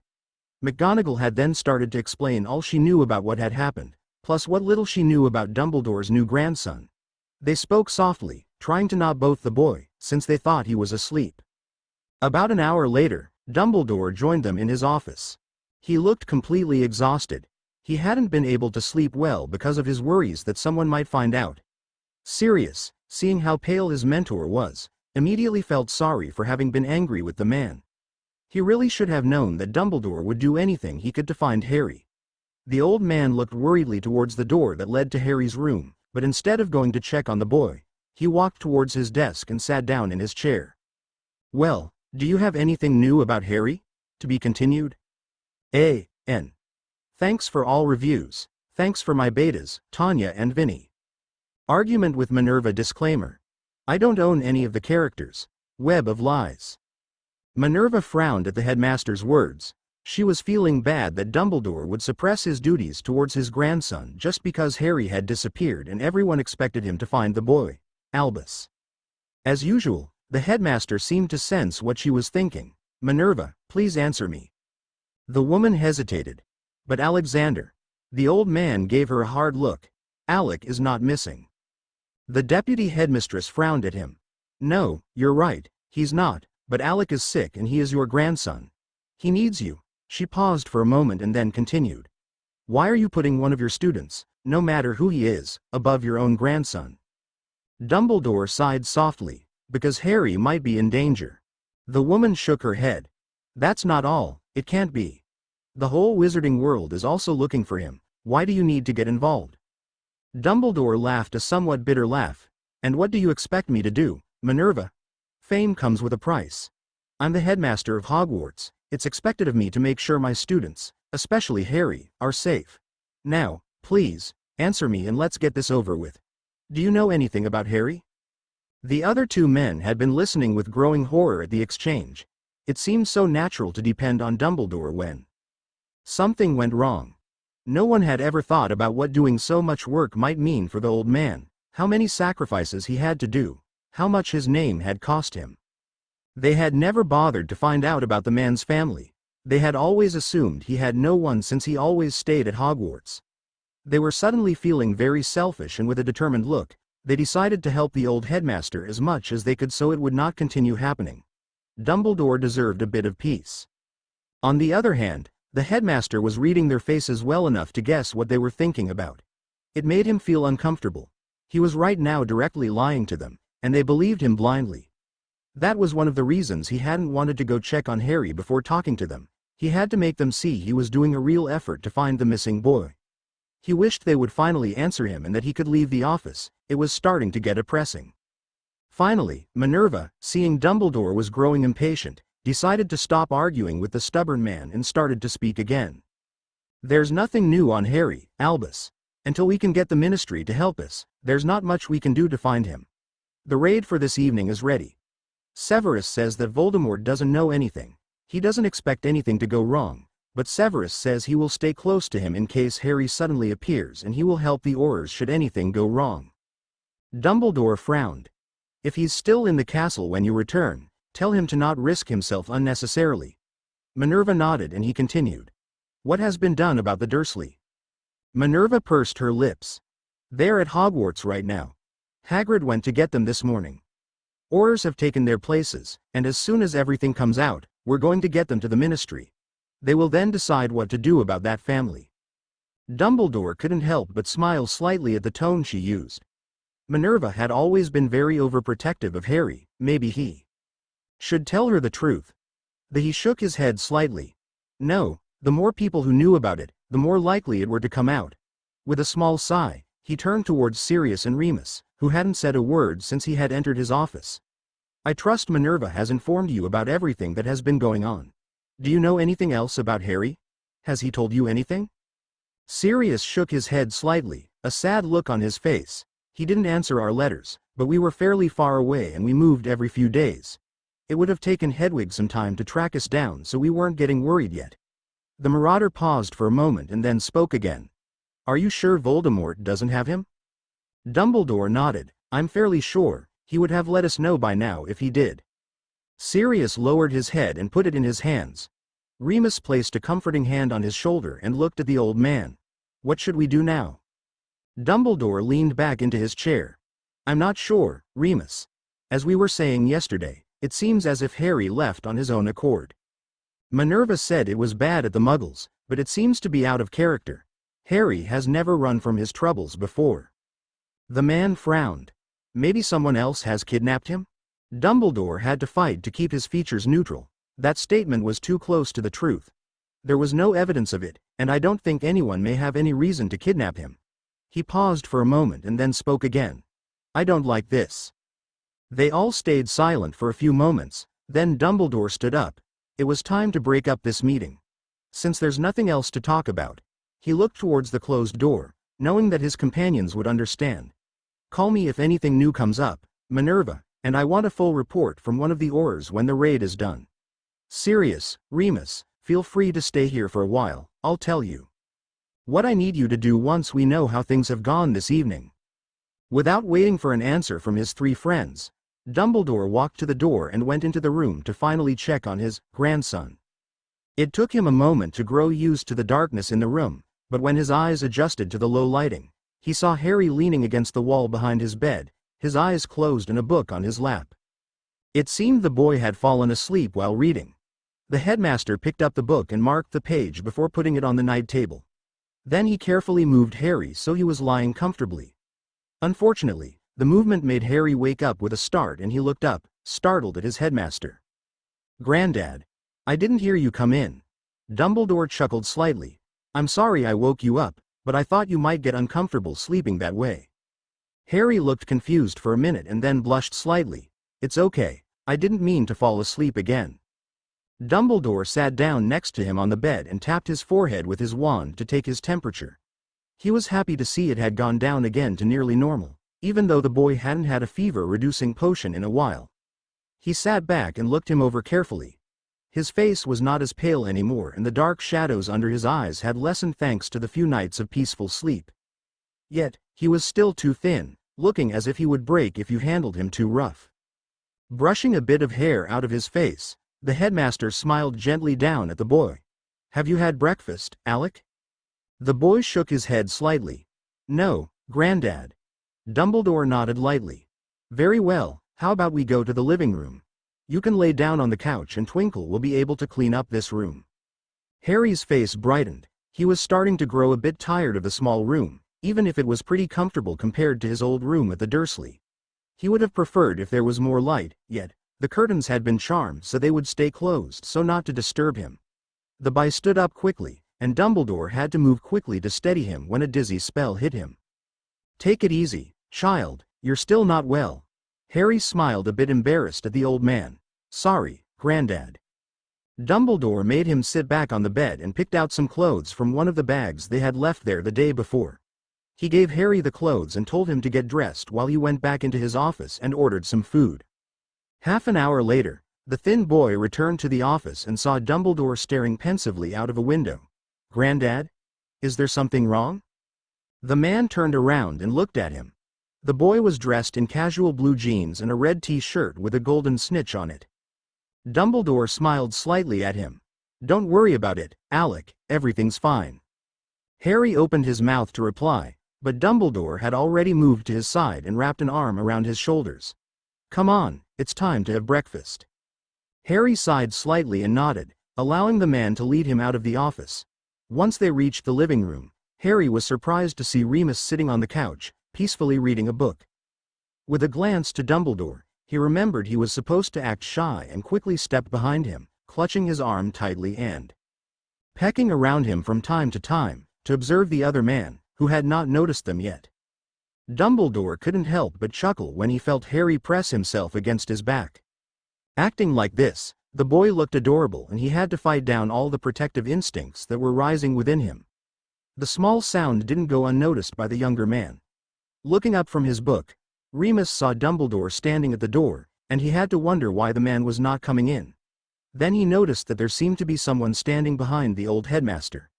Dumbledore walked inside and drew the boy from behind him, allowing him to press against his side. "Remus, I don't think you've met my grandson, Alec. Don't mind him, he's a bit shy." Remus couldn't help but think that that was an understatement, but he smiled slightly. "Actually, I met him this morning. I'm afraid Sirius woke him up this morning with his shouts, and he came to check what was going on." Dumbledore narrowed his eyes and looked sternly down at Harry. "What did I say about wandering around?" Harry bowed his head and tried to hide behind the headmaster again, but the firm arm on his shoulder kept him in place. "Sorry, Granddad, but they were making so much noise."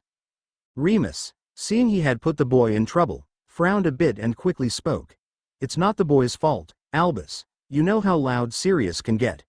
Besides, he only stayed for a moment and offered us breakfast." Dumbledore still didn't look very happy, but he gently led the child towards the table, where a small breakfast had appeared.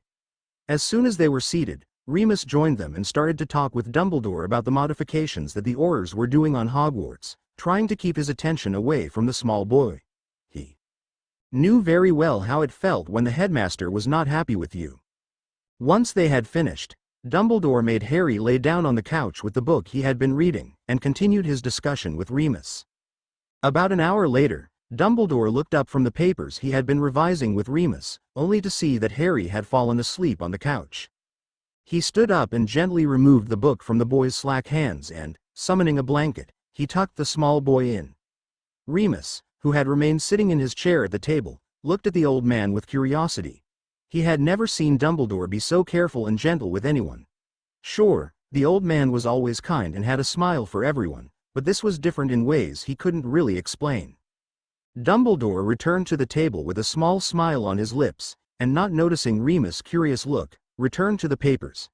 Sometime later, Sirius joined them. He had taken a shower and changed his robes. He quietly joined the other two men, a deep, worried frown on his face. They were snapped out of their work when Twinkle appeared and announced that lunch was ready. Sirius and Remus moved to clear the table, while Dumbledore walked to the couch. It was a real pity to have to wake Harry up since, for once, he was having a peaceful sleep without the aid of a potion, but the boy really needed to eat. Sitting down next to him, Dumbledore placed a gentle hand on the boy's thin shoulder. "Alec." Harry stirred but didn't wake up. A bit more forcefully, the old man shook his charge lightly. "Alec." The small boy blinked and looked up with half-closed eyes. "Head." The hand on his shoulder tightened, and Harry noticed Sirius and Remus talking quietly at one side of the room. Shrugging the hand off his shoulder, he sat up and looked at Dumbledore questioningly. "Yes, Grandad?" The old man looked at him carefully, making sure the scar wasn't showing, and then smiled at the boy. "It's time to eat lunch, Alec." The boy groaned lightly, But knowing there was no sense in arguing, he stood up from the comfortable couch and followed Dumbledore towards the table, where Sirius and Remus were already sitting. Both marauders smiled at him, even if he could see that they didn't know how to treat him. For his part, he just kept quiet, knowing that it was for the best, so he wouldn't make any mistakes. Dumbledore easily drew the attention of both men again, so that they wouldn't look at him too much. The only way Harry knew that the old man hadn't forgotten his presence was by the looks his grandfather threw him from time to time, urging him to eat. They were eating their dessert when Harry started to shift uncomfortable. His head had started to hurt lightly, and he really hoped his fever was not going up again. He really didn't want to spend any more time in bed. But then, by the end of lunch, he knew that something was wrong. His headache was slowly getting worse, and suddenly, he understood. It wasn't his head that was hurting, it was his scar. And if his scar had started to hurt, he knew it would only get worse before it got better. He needed to get out of there. Sirius and Remus couldn't see him touching his head in pain, it would be a bit too obvious. But what could he do? Dumbledore wouldn't allow him to just leave the room by himself. The man was overprotective. That meant he had to run for it, but he needed to have a valid reason. Then he remembered the first time he had been there, how sick he had been. Before giving it a second thought, Harry suddenly jumped from his seat and dashed out of the room and into the bathroom Dumbledore had let him use so far. He heard his grandfather call after him, but the pain in his head was getting worse by the minute, and he needed to reach the room before their plan was ruined. He made it just in time to close the door with a bang, and collapse on the floor trembling in pain. He hoped that Dumbledore would get rid of Sirius and Remus before entering to check on him. To be continued. A.N. Thanks for all reviews. Thanks for my beta reader, Vinny. Consequences of the raid disclaimer. I don't own any of the characters. Web of lies. Dumbledore was frantic by the time he reached the bathroom's door. He had no clue what was going on with the boy since it had looked like he was doing better. Sirius and Remus arrived just a few seconds after him, and Dumbledore couldn't help but wish he hadn't invited them to stay. He couldn't check on Harry properly with the two of them breathing down his neck. Out of breath, Dumbledore tried to open the door, only to find it locked. Letting his worry overtake him, he banged loudly on the door while Sirius and Remus shared a concerned frown. Alec, open the door. There came no answer from inside. Actually, he couldn't hear any sound coming from the room. Frowning, he turned to the other two men. He had to get rid of them before entering. Only Merlin knew what shape Harry could be in. Sirius, please go to the small room next to my office and get the bed ready. Also pick up some pajamas from one of the bags there. Remus, go. Dumbledore sighed in frustration. Go do whatever you want, but just leave for a while. Both men looked at him incredulously, and he sighed again, trying to come up with a decent explanation. Look, Alec is already difficult enough to handle when he isn't feeling well. He just doesn't want to tell people what's wrong with him because he doesn't want to be a bother to them. Now, I need to know what's wrong with him, and the two of you being there is not going to help him to relax, so, please, leave us for a moment. Both men nodded in understanding, even if Remus didn't seem to be totally convinced, and they left to get Alec's room ready. Once Dumbledore was sure they were far enough away, he turned to the door and placing his wand against it and muttered, Alohomora. The door swung open silently, and Dumbledore quickly entered, closing it behind him. His heart leapt when he saw Harry collapsed on the ground. He rushed to the boy's side and sank down on his knees next to him. Alec. He gently put a hand against the boy's flushed face. Tired blue eyes opened and looked up at him. The boy tried to smile a bit when he recognized the headmaster's familiar form. Voldemort was not feeling very happy. I couldn't let Sirius and Remus find out. Dumbledore understood at once what the boy had intended to do. Having rushed into a bathroom, they would be able to tell the other two men that Harry had been sick. Since they knew that Alec was ill, they wouldn't question it. Dumbledore stood up and conjured a washcloth.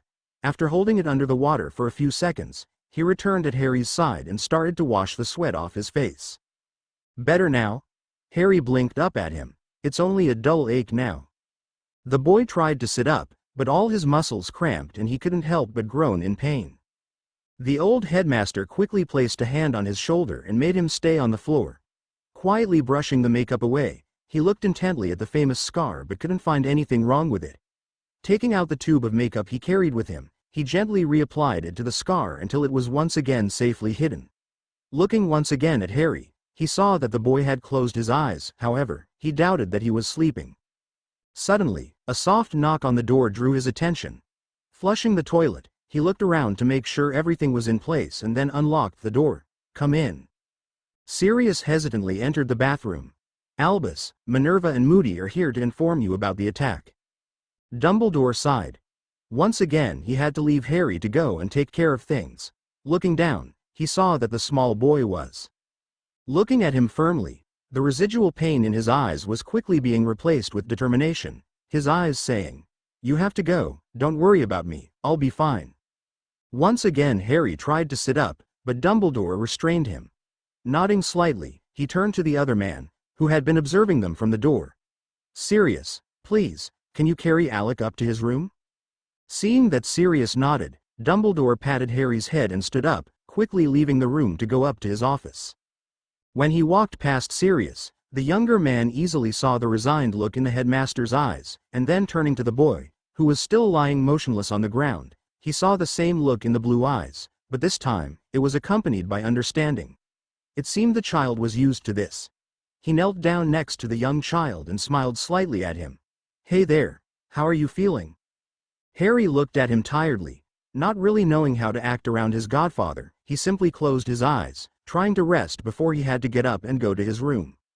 Sirius, seeing that he wasn't going to get an answer out of the sick child, gently wrapped his arms under him and carefully lifted him up until he was resting against the man's chest. Harry tensed a bit, but didn't open his eyes. He simply leaned against the broad chest, too tired to really care that Sirius was supposed to be a stranger. Luckily for him, Sirius didn't think much about it. After all, to him, he was just carrying a sick child, and it was normal that the boy would look for comfort since Albus couldn't be there.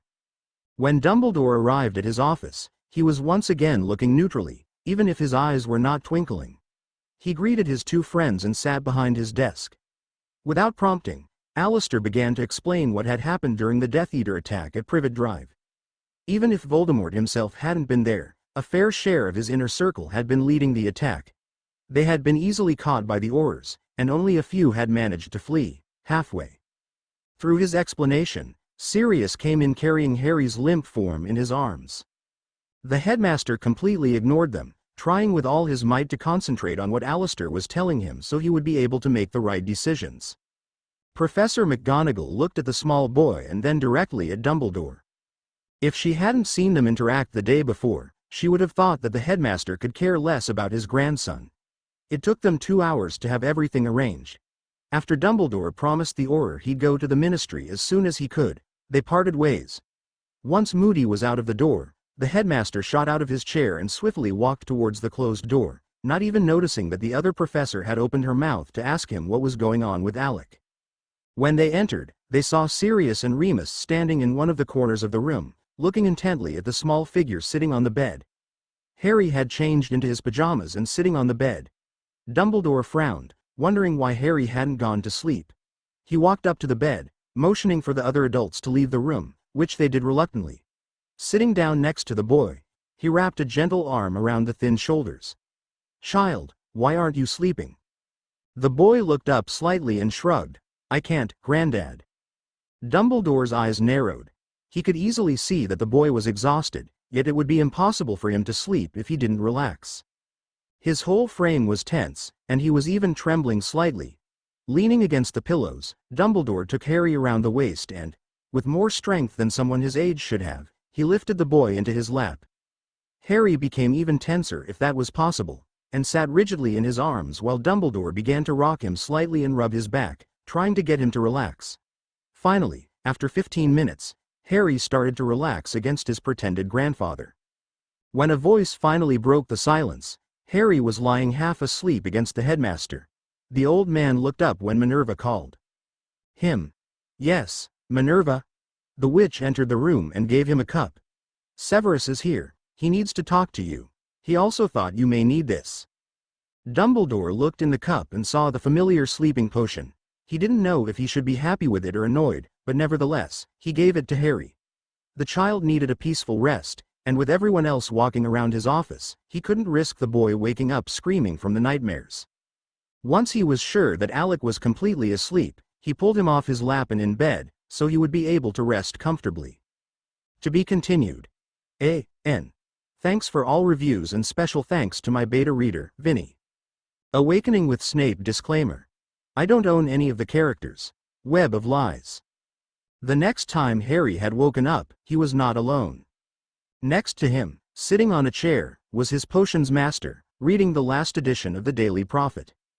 Harry wondered what the Slytherin was doing there, but he didn't dare to disturb him, so he stayed still and silent. Since the man didn't seem to notice that he was awake, he took the time to ponder how he was supposed to act around him. As Harry, it was easy enough. They loathed each other and didn't have a problem in showing it. But now as Alec, he really couldn't justify any instant dislike towards the man, or else it would be suspicious. More so, if he could at least be civil to the potions master, it would reinforce his disguise, since Harry Potter would never get along with Severus Snape. Deciding that it was worth the try, he thought about how to accomplish it, since it was a very known fact that children in general irritated him. So, he had to try and not annoy him too much. Harry couldn't help but smirk a bit. It was going to be a challenge. But then again, he would have something to do since he was starting to get bored. It wasn't till a half-hour later when Snape finally looked up from the paper and saw that he was awake. Sneering down at him, the man stood up. So, Sleeping Beauty finally awakens. Took you long enough. Harry regarded him calmly, biting back a sharp reply about the potion being of his own making. They stayed silent. Snape seemed to be a bit unnerved by the boy's lack of reaction. Harry had to hide a small smile. He could understand why the man was surprised. The potions master thought he was around 11, and he could easily remember how scary that look had been when he was actually 11. Since the boy wasn't about to rise to his bait, Snape continued, breaking the silence in the room. How long have you been awake? Knowing that acting shy and not answering would really anger the man, Harry decided that it was in his best interest to answer. About half an hour, sir. It was the longest thing he had said to anyone but Dumbledore and Twinkle since he had become Alec, but Snape didn't seem to notice. Instead, the man narrowed his eyes and looked at him sharply. Why didn't you warn me? Did you think I would be looking at you every few minutes? Harry had to swallow his anger at those words and, as calmly as he could, he answered. No, sir. I just didn't want to bother you. Snape sneered again. How considerate of you. Harry balled a fist and was glad to be under the blankets. This way Snape wouldn't notice his irritation. Didn't it occur to you that I am here to watch over you? I would like it if you had bothered to tell me when you decide to wake up. I'm not a seer after all. The thought of Snape sitting in Trelawney's tower gazing into a crystal ball was the only thing that kept Harry from sitting up and shouting to the man to stop his useless ranting. Instead, he kept his calm voice and answered. That is rather obvious, sir. But why should I bother you if I don't need anything? Harry hoped that flippant remark would be enough to shut up the man for a little while. He really was starting to regret his little plan. He should have just kept quiet. At those words, Snape couldn't help but raise an eyebrow in disbelief, looking at the child strangely. After all, it was his proven experience that young children always wanted attention, especially young sick kids. Tentatively, he spoke again. You don't want anything? Harry thought for a moment. Snape seemed to have calmed down a bit. Was it safe to ask him for something? After all, he could not spend the whole day in bed doing nothing. It would be really boring. Taking his chance, his soft voice rang through the room. Well. Snape grimaced. He knew he shouldn't have asked. Could you please give me that book that's lying on the table? This way, you will be able to return to your paper and I'll leave you alone. The potions master regarded him once again, a surprised frown on his face. Silently, he picked up the book and gave it to the small child lying in the bed. When he handed the book to Alexander, the boy smiled slightly. Thank you. For half an hour they read in silence. From time to time, Harry could feel the man's dark look on him, but he decided to ignore it. There was no sense in risking a confrontation now that things seemed to be going well. On the other hand, Snape was trying to figure the boy out, but he was having trouble. The only thing he could say was that he was not a normal 11-year-old boy. Of course, being related to the headmaster ensured that the views what was normal were a bit different. Shaking his head slightly, as to not draw the child's attention, he returned to his previous thoughts. The small boy had not reacted to his taunts and usual nastiness like his first years usually did. He didn't seem afraid of him, he hadn't asked for anything annoying, and, the most shocking fact, He hadn't asked questions about why a nearly complete stranger was sitting next to his bed, watching over him after he had been sick. Finally, not coming up with any plausible explanation of the boy's behavior, Snape decided that he needed to know more. Putting down the paper he hadn't read since the boy had woken up, he sighed and leaned against his chair. "Alexander?" Harry, who had been very much aware of the black eyes looking at him, suppressed a relieved sigh when the man's voice cut through the tension filling his body. As calmly as he could, he looked up from the book, and in a soft, neutral voice, he answered, "Yes, sir." Snape looked at him intently before uttering the next words, "Aren't you wondering why I'm here?" The boy cocked his head to one side. That was a stupid question, at least to him the answer seemed obvious. "Granddad asked you to be here." Severus blinked at the simple explanation. "Correct. How did you guess?" Alec shrugged slightly. He couldn't believe he was managing to hold a civil conversation with the man. "That was easy, sir. You're one of Granddad's friends, and you don't seem to like me much, so the only reason for you to be here is if my granddad asked you." Well, the boy was surprisingly bright. Of course, being related to Dumbledore, he couldn't expect any less. He had given a simple explanation, completely logical in the child's mind. Not many adults would have agreed with the child. They would either have said that Severus wanted the opportunity to be alone with Dumbledore's grandson so he could harm him, or that he wanted to get into the old man's good graces by taking care of the ill child. No one would simply accepted that Dumbledore had asked him to stay here and that he had agreed because it was Dumbledore who had asked. On the other hand, the part about not liking the kid, well, it wasn't personal. He just doesn't like kids in general. But this one didn't seem to be so bad, not that he would ever acknowledge it in front of anyone, but at least the boy wasn't getting on his nerves as almost everyone did.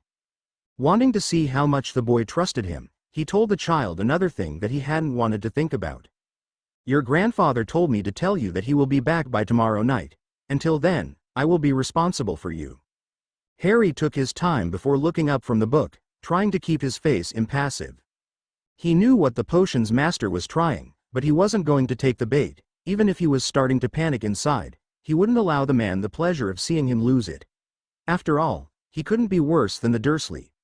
When he finally answered, his voice continued to be as childlike and calm as before. "You don't need to stay at my bedside the whole time. I'll call Twinkle if I start to feel unwell." Snape sighed, another frustrated answer. He had expected the boy to start whining about his grandfather not being there, but it seemed he was used to it. By now, his curiosity was getting the better of him and he couldn't help to question the child further. "Doesn't it bother you?" Alec looked at him intently, with the same bright blue eyes as the headmaster's. "What doesn't bother me? That Granddad is away or that he left me with you?" Snape raised his own eyebrow. The boy seemed to be very intuitive. "Both." Harry relaxed against his pillows, trying to find the right words to express what he was thinking without that the other man became too suspicious. "Granddad is a busy man. He has always lots of things to do to help other people. That's more important than staying with me. Besides, I can take care of myself." Snape doubted that. It had to bother the boy that his relative put his work above his welfare, but chose not to comment since Alec wasn't finished with his explanation. "As for you being here, no, it doesn't bother me. At least, not in the sense of feeling in danger." He knew very well that the man was nasty, mean, and had a temper, but he also knew that he would be well protected.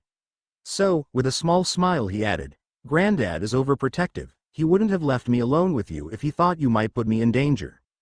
Snape growled at the child. Who did he think he was? A babysitter? It was about time he scared the boy a bit. He was far too trusting. In a deadly voice he usually used for Gryffindors, he spoke again. "Maybe I fooled your grandfather in trusting me and I'm planning on killing you." Harry couldn't help but shudder a bit. He had questioned Snape a lot of times in his mind, but right now wasn't the time to doubt him. He had to trust Dumbledore in this matter, and he would. Looking at the man unblinking, he spoke softly. "I've been asleep for some time. If you had wanted to harm me you would have already done so." Snape's scowl deepened. "Maybe I wanted you to be awake so I would enjoy hearing you scream in fear." Harry frowned deeply. This was going too far. He had to stop the man before he became even more uncomfortable and cursed him just to be sure he wouldn't be hurt. In a dry voice, trying to match the man's sarcasm, Alec started his own little game. "And for all you know, I could be a mentally unbalanced kid that has murderous tendencies every once in a while." He saw Snape close his mouth abruptly, eyes slightly wide. He obviously hadn't been expecting such an answer. He could see his professor considering what he had told him. After all, Snape knew nearly nothing about him. Not wanting the situation to get out of hand, Harry spoke again. Look, you don't know anything about me. I don't know anything about you, but we're both trusting the same man on the fact that we will both be alive when he returns tomorrow.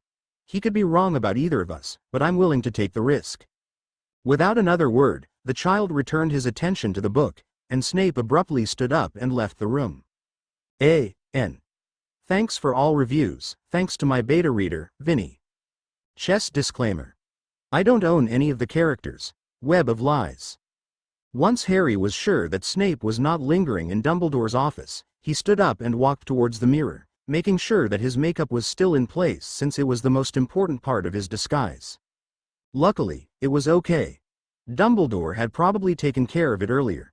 Carefully, Harry added a bit more, just to be on the safe side, and then returned to the bed and to his book, knowing that Snape would be annoyed if he saw him wandering around. Not to mention that the headmaster wouldn't be happy either once Snape told him. Harry was starting to discover how overprotective the old man could be. Sometime later, Snape came back into the small room with a tray in his hands. Harry couldn't help but be surprised that the man had come himself instead of making Twinkle go. The tray was filled with the usual chicken and soup, for which Harry was grateful. He was hungrier than some days before, but he didn't think he would be able to eat much. Harry put the book aside and took the tray from Snape's hands without a word. The man looked at him carefully before breaking the silence. Will this be enough for you? The house elf didn't want to give me more food for you? Harry had to work hard to hide his surprise. Was that concern he could hear in the other man's voice? It couldn't be, but looking up at his professor, he saw that the man looked indeed slightly worried. Harry watched in fascination as the worry started to change into annoyance, and quickly answered. It's more than enough, sir. I have not been feeling well lately and I'm not really that hungry. Snape nodded sharply before adding, there's also a sleeping potion in the soup. Harry merely nodded before starting to eat. Snape watched him carefully from his seat near the bed, wondering why the boy was forced to sleep with a potion. The first few times Dumbledore had asked him to add a sleeping potion into the youth's soup, he had thought it was a security measure so that the boy wouldn't overhear their meetings. But the fact that Twinkle had insisted that he should put some sleeping potion in the soup now, and the fact that Harry wasn't surprised, and probably even expected it, made him re-evaluate his guess. Looking up, he saw that the boy had just finished his soup and was trying to place the tray on the side table, his eyes already dropping in sleep. Snape silently helped him. After all, he couldn't let the child drop the tray, it would only bring more trouble. Seeing that the boy was too sleepy to properly lie down, the professor helped him and tucked him in as he had seen Pomfrey do it so often. Alex silently mumbled his thanks before falling in a deep sleep. Snape awoke late the next morning, and as soon as he was awake enough to notice the time, he sprang out of bed, cursing softly. He hadn't meant to sleep for so long. What if Alec had needed him? As soon as that thought had formed in his mind, he stopped dead in his tracks. Why on earth was he so worried about the child? Convincing himself that it was just because Dumbledore would kill him if something happened to the boy, he put his dark robe on and left his room, heading to Dumbledore's office. When he entered the room, he saw that the boy was already awake, and once again, had a book in his hands. The child looked up when he heard Snape sit down in the seat next to his bed. Snape was a bit surprised to see him smile slightly to him. Good morning, sir. Snape nodded and sank into the chair. Good morning. The boy was now looking at him, and the teacher sat up a bit straighter. Is something wrong? Alex smiled slightly again. He was starting to like this new Snape. Who could have guessed that the man could be somewhat close to kind when he wished to? Nothing's wrong, sir. I just would like to take a shower. Snape's eyes narrowed a bit at those words. And what am I supposed to do about that? I'm sure you're old enough to take a shower by yourself. Harry looked at him faintly amused. Of course I am. But Twinkle forced me to wait until you were awake. For the last few days I have been getting dizzy at odd times, and you wouldn't be able to help me if I fell down and you were asleep. He looked at the man, seeing that he didn't look very happy. Frowning, Harry thought that it may be better to wait till Dumbledore was back. I think it's better if I waited till Grandad is back. Snape's head shot up and he shook it sharply. Don't say nonsense, go take your shower, and I'll make sure breakfast is here when you come out. Harry looked at him dubiously, but when he saw that the man was once again scowling, started to get out of bed. When he was finally on his feet, he had to pause for a moment so the room wasn't moving around anymore. Snape noticed this and stood up, ready to catch the youth if he were to fall down. But before the professor could say anything, the boy had already gathered his things and slowly walked out of the room towards the bath. When Harry joined him again in the bedroom, they had some breakfast. After that, Snape returned the tray to the office where Twinkle would easily find it and looked back at the boy, who was once again reading. Frowning, the teacher approached the bed and sat down on the chair. "Not that I don't appreciate the fact that you like to read, but don't you do anything else?" Harry looked up, a bit surprised that the man was willing to talk to him without being forced to. "There's not much to do when you're forced to stay in bed, and you're on your own, sir." Snape looked at him for a few moments, but before Harry could turn back to his book, Snape had picked up his wand and conjured up a chessboard. "How about we play a game of chess?" Harry had to fight down the surprise that he was sure showed upon his face. Looking at the man for a few moments, he finally nodded and closed the book. "If you want to, but I might as well warn you now that I am not really good at it, so don't expect a challenge." Snape smiled slightly at the admission. Yes, he definitely liked the kid. He didn't seem to think he was above everyone else just because he was related to Dumbledore. "I could let you win." Harry raised an eyebrow at him, slightly disbelieving. "But that wouldn't be fun. How else can I learn if you let me win?" Snape nodded, the small smile still on his lips. "True, well, let's get on with it. Let's see if I can teach you a thing or two." To be continued. A.N. Thanks for all reviews, and thanks to my beta reader, Vinny. Grandad disclaimer. I don't own any of the characters. Web of Lies. Sooner than expected, it was evening. Snape had made him take a nap after lunch when he noticed that Harry was growing tired. The man had even been thoughtful enough to put a few drops of sleeping potion in his meal so he would be able to sleep peacefully. When he woke up again, Snape was reading at his side. This time, Harry sat up immediately instead of waiting around until Snape noticed he was awake. The older man looked at him carefully and offered to play another game of chess. This time, his professor even explained some of the moves to him. It seemed the man had decided he had to learn how to play properly. Dumbledore was dead tired when he arrived at his house around 8 that night. He could have stayed at the ministry and rest until tomorrow, but he had been too anxious about Harry. He hadn't liked the idea of leaving Severus with Harry, but someone had had to stay with the boy, and everyone else had other things to do. He sincerely hoped that nothing bad had happened, and that Harry hadn't blown his cover. He quickly went to his office, put his things on the table and hurried towards the next room. To say he was surprised at what he saw would have been an understatement. Severus Snape and Harry Potter peacefully playing chess. Next thing you know, hell would freeze over. "I see you're getting along just fine without me." Both players looked up from the game. Snape looked rather embarrassed at having been caught playing chess with a kid. Harry, on the other hand, didn't seem to mind at all and simply smiled up at him, completely comfortable with the unnatural situation.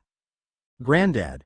Both Dumbledore and Harry were slightly surprised when the boy raised his arms to him in a childish way, demanding a hug. Harry, not knowing where that instinct had come from, started to blush slightly, and he was already retracting his arms when the old man moved and hugged him tightly to his chest.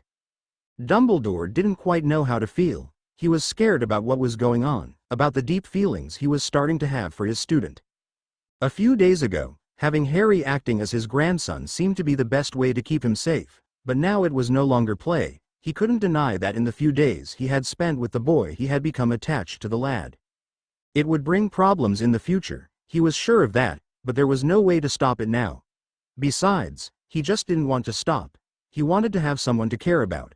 Pulling himself out of his thoughts, he looked up at his potions master, who had stood up and was looking at them through a blank mask. Smiling at the man, he shifted slightly, so Alec was leaning against his chest.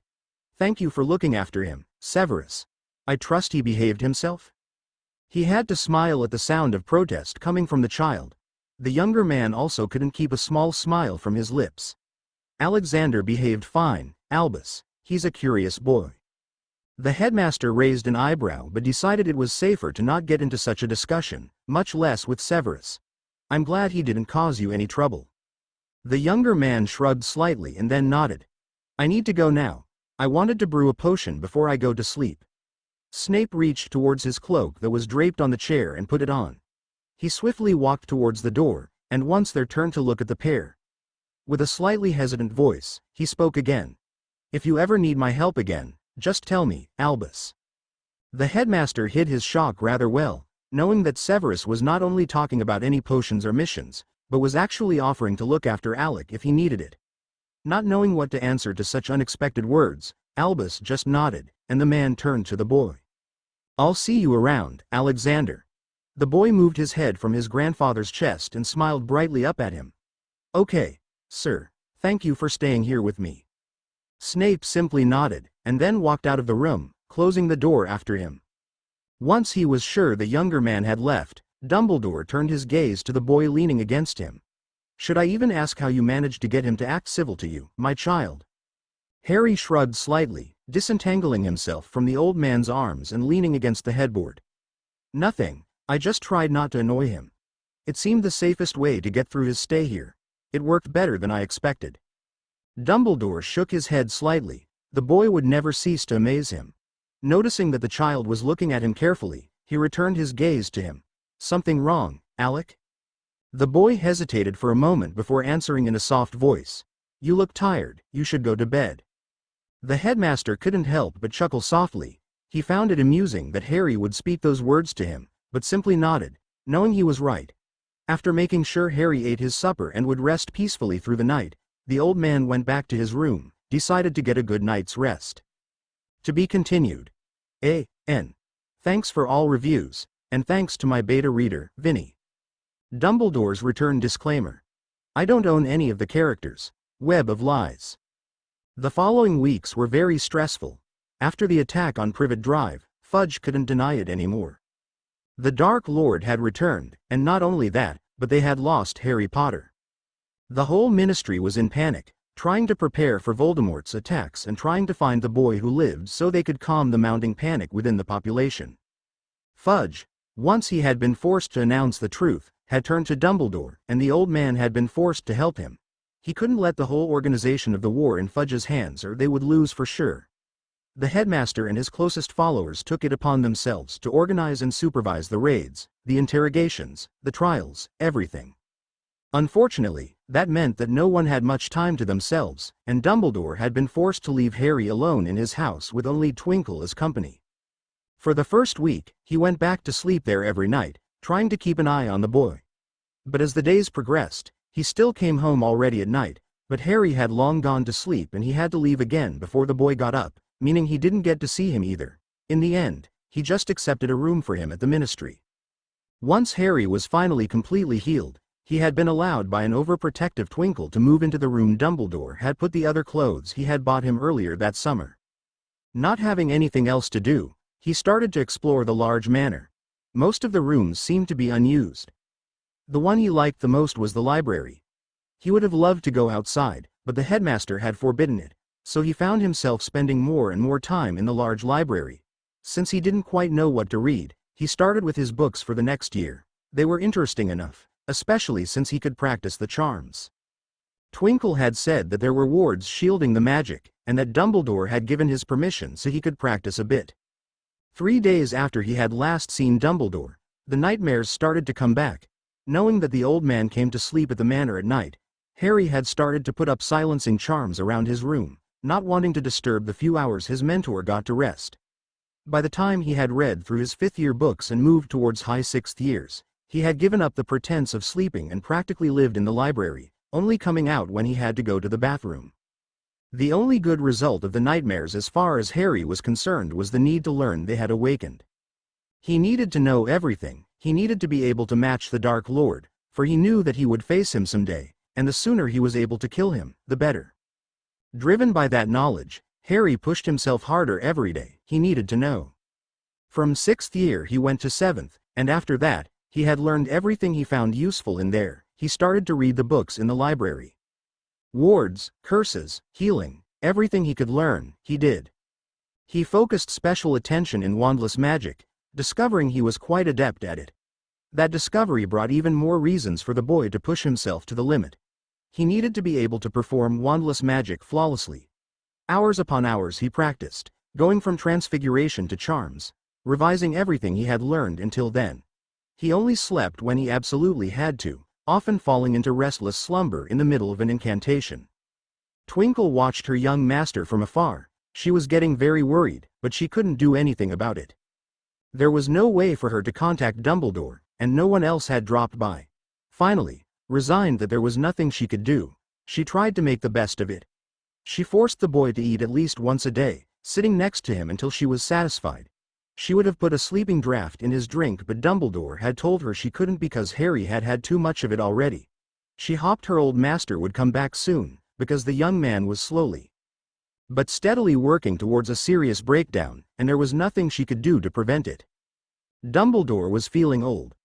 The last few weeks had been hectic, and he had barely spent any time at home. Everything had calmed down now. They had managed to put a dent into Voldemort's army, and Dumbledore hoped they would have a few weeks of peace. Harry's disappearance, while still on the minds of everyone, had lost much attention in light of Voldemort's actions, and the search for the boy had diminished. Thinking about the young boy staying in his house made him sigh. He was well aware that he had been neglecting him, even if it wasn't exactly by choice. The child had spent nearly 4 weeks in his house now, and he had to admit he didn't have any idea about how he was doing. For the 1000th time he berated himself while walking up to the house. Had Harry been bored? Had he been having nightmares? Had he been eating properly? He didn't know, and it bothered him a lot. When he finally reached his house, it was barely 7 in the morning. Thinking that Harry would surely be asleep at that hour, the old headmaster made his way towards the kitchen to get some breakfast before heading to bed. Twinkle was already up and about. She seemed to be very happy to see him. He was too tired to notice the relived look the house elf gave him. "Master Dumbledore, welcome back."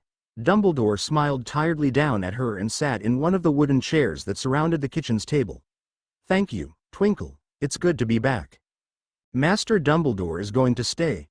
The old man nodded slightly, resting his head in one of his hands. "At least for the next few days, Twinkle." The elf's smile brightened if it was possible. Her master was back, and he would be able to take care of the young master. "Twinkle's happy, Master. Young master will also be happy." She had said that in a softer voice, trying to draw the old man's attention to the boy. Dumbledore seemed completely oblivious to the situation and smiled softly. "How has Alec been?"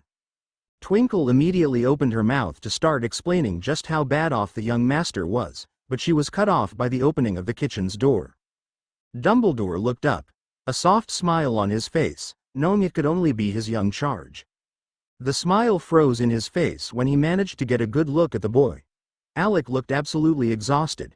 His hair was hanging limply over his dull blue eyes, making his skin look extremely pale. Under his eyes, he had dark shadows, showing he hadn't been getting much sleep. The clothes that had fitted him barely a few weeks ago now hung limply from his bony shoulders. They were wrinkled as if he hadn't changed them in quite a while. Showing just how exhausted he was, Harry didn't even notice Dumbledore sitting at the table. The boy just passed him and headed straight to Twinkle. The house elf looked briefly towards the headmaster's shocked face, before returning her attention to the boy in front of her. "Good morning, Master Alexander." Harry nodded tiredly. "Good morning, Twinkle." His voice was weary and soft. Dumbledore had to strain his ears to be able to make out what he was saying. "Is the coffee ready?" Twinkle shook her head slightly. "It's nearly done, Master Alexander, just a few more minutes." The boy nodded slightly. "Thank you, Twinkle." By then, Dumbledore had managed to overcome his shock, and he spoke softly, trying not to startle the boy. "Aren't you a bit young to be drinking coffee, Alec?" Harry turned around sharply, a shocked look on his face. Granddad, what are you doing here?" The man frowned. "I live here, Alec." The boy blushed a bit. "Right, sorry. When did you get here?" Dumbledore raised an eyebrow and stood up. "Just a few minutes ago. Things have finally calmed down at the ministry." Harry nodded half-heartedly. "That's good." The headmaster immediately picked up on the tone of voice. "Why'd I have the feeling you don't mean that?" Harry fidgeted and bowed his head. "Sorry, sir." The man sighed. He didn't quite know what to do. "Have you been ill, Alec?" "No, sir." Dumbledore repressed his frustration and tried to continue talking in a calm voice. "Then can you please explain to me why you look the way you do?" Harry had remained silent, seemingly unwilling to trust him anymore as he had a few weeks ago. A small stab of sadness crossed the man's heart. It seemed he had lost the silent friendship and openness he and Harry had shared at the beginning. The boy had completely closed up and seemed unwilling to talk to him. He had thought Harry of all people would understand that he needed to do everything to stop Voldemort, and the boy probably did understand, or he would have complained already about having been left alone. That didn't mean that the boy was ready to trust him. He had done so once, and Dumbledore had abandoned him in a big house with only a house elf as company. They stayed in silence for a while, Dumbledore trying to come up with something to say, and Harry standing silently in front of him refusing to look up. The old man didn't quite know what to say. He needed to try and patch things up with the boy, but he also needed to rest and make sure the boy wouldn't collapse anytime soon. Having decided that the most important thing was to get some rest, he moved towards Harry and wrapped an arm around his shoulders, feeling how thin Harry had really got. The boy looked up startled at the sudden contact. "Sir?"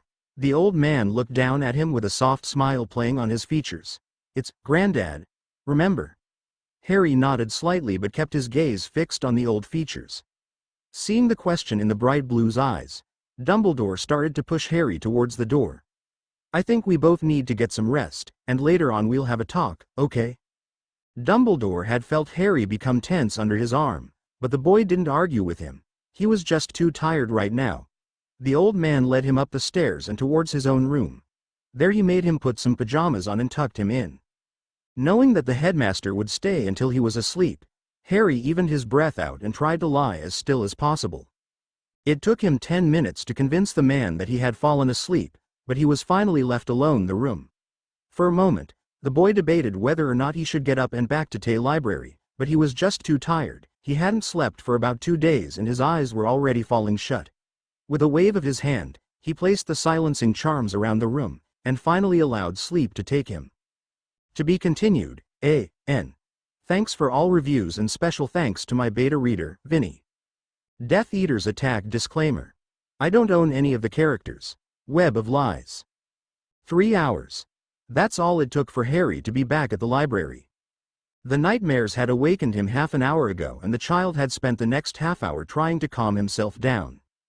Once his limbs had stopped trembling, he made his way towards the room he had spent most of his days.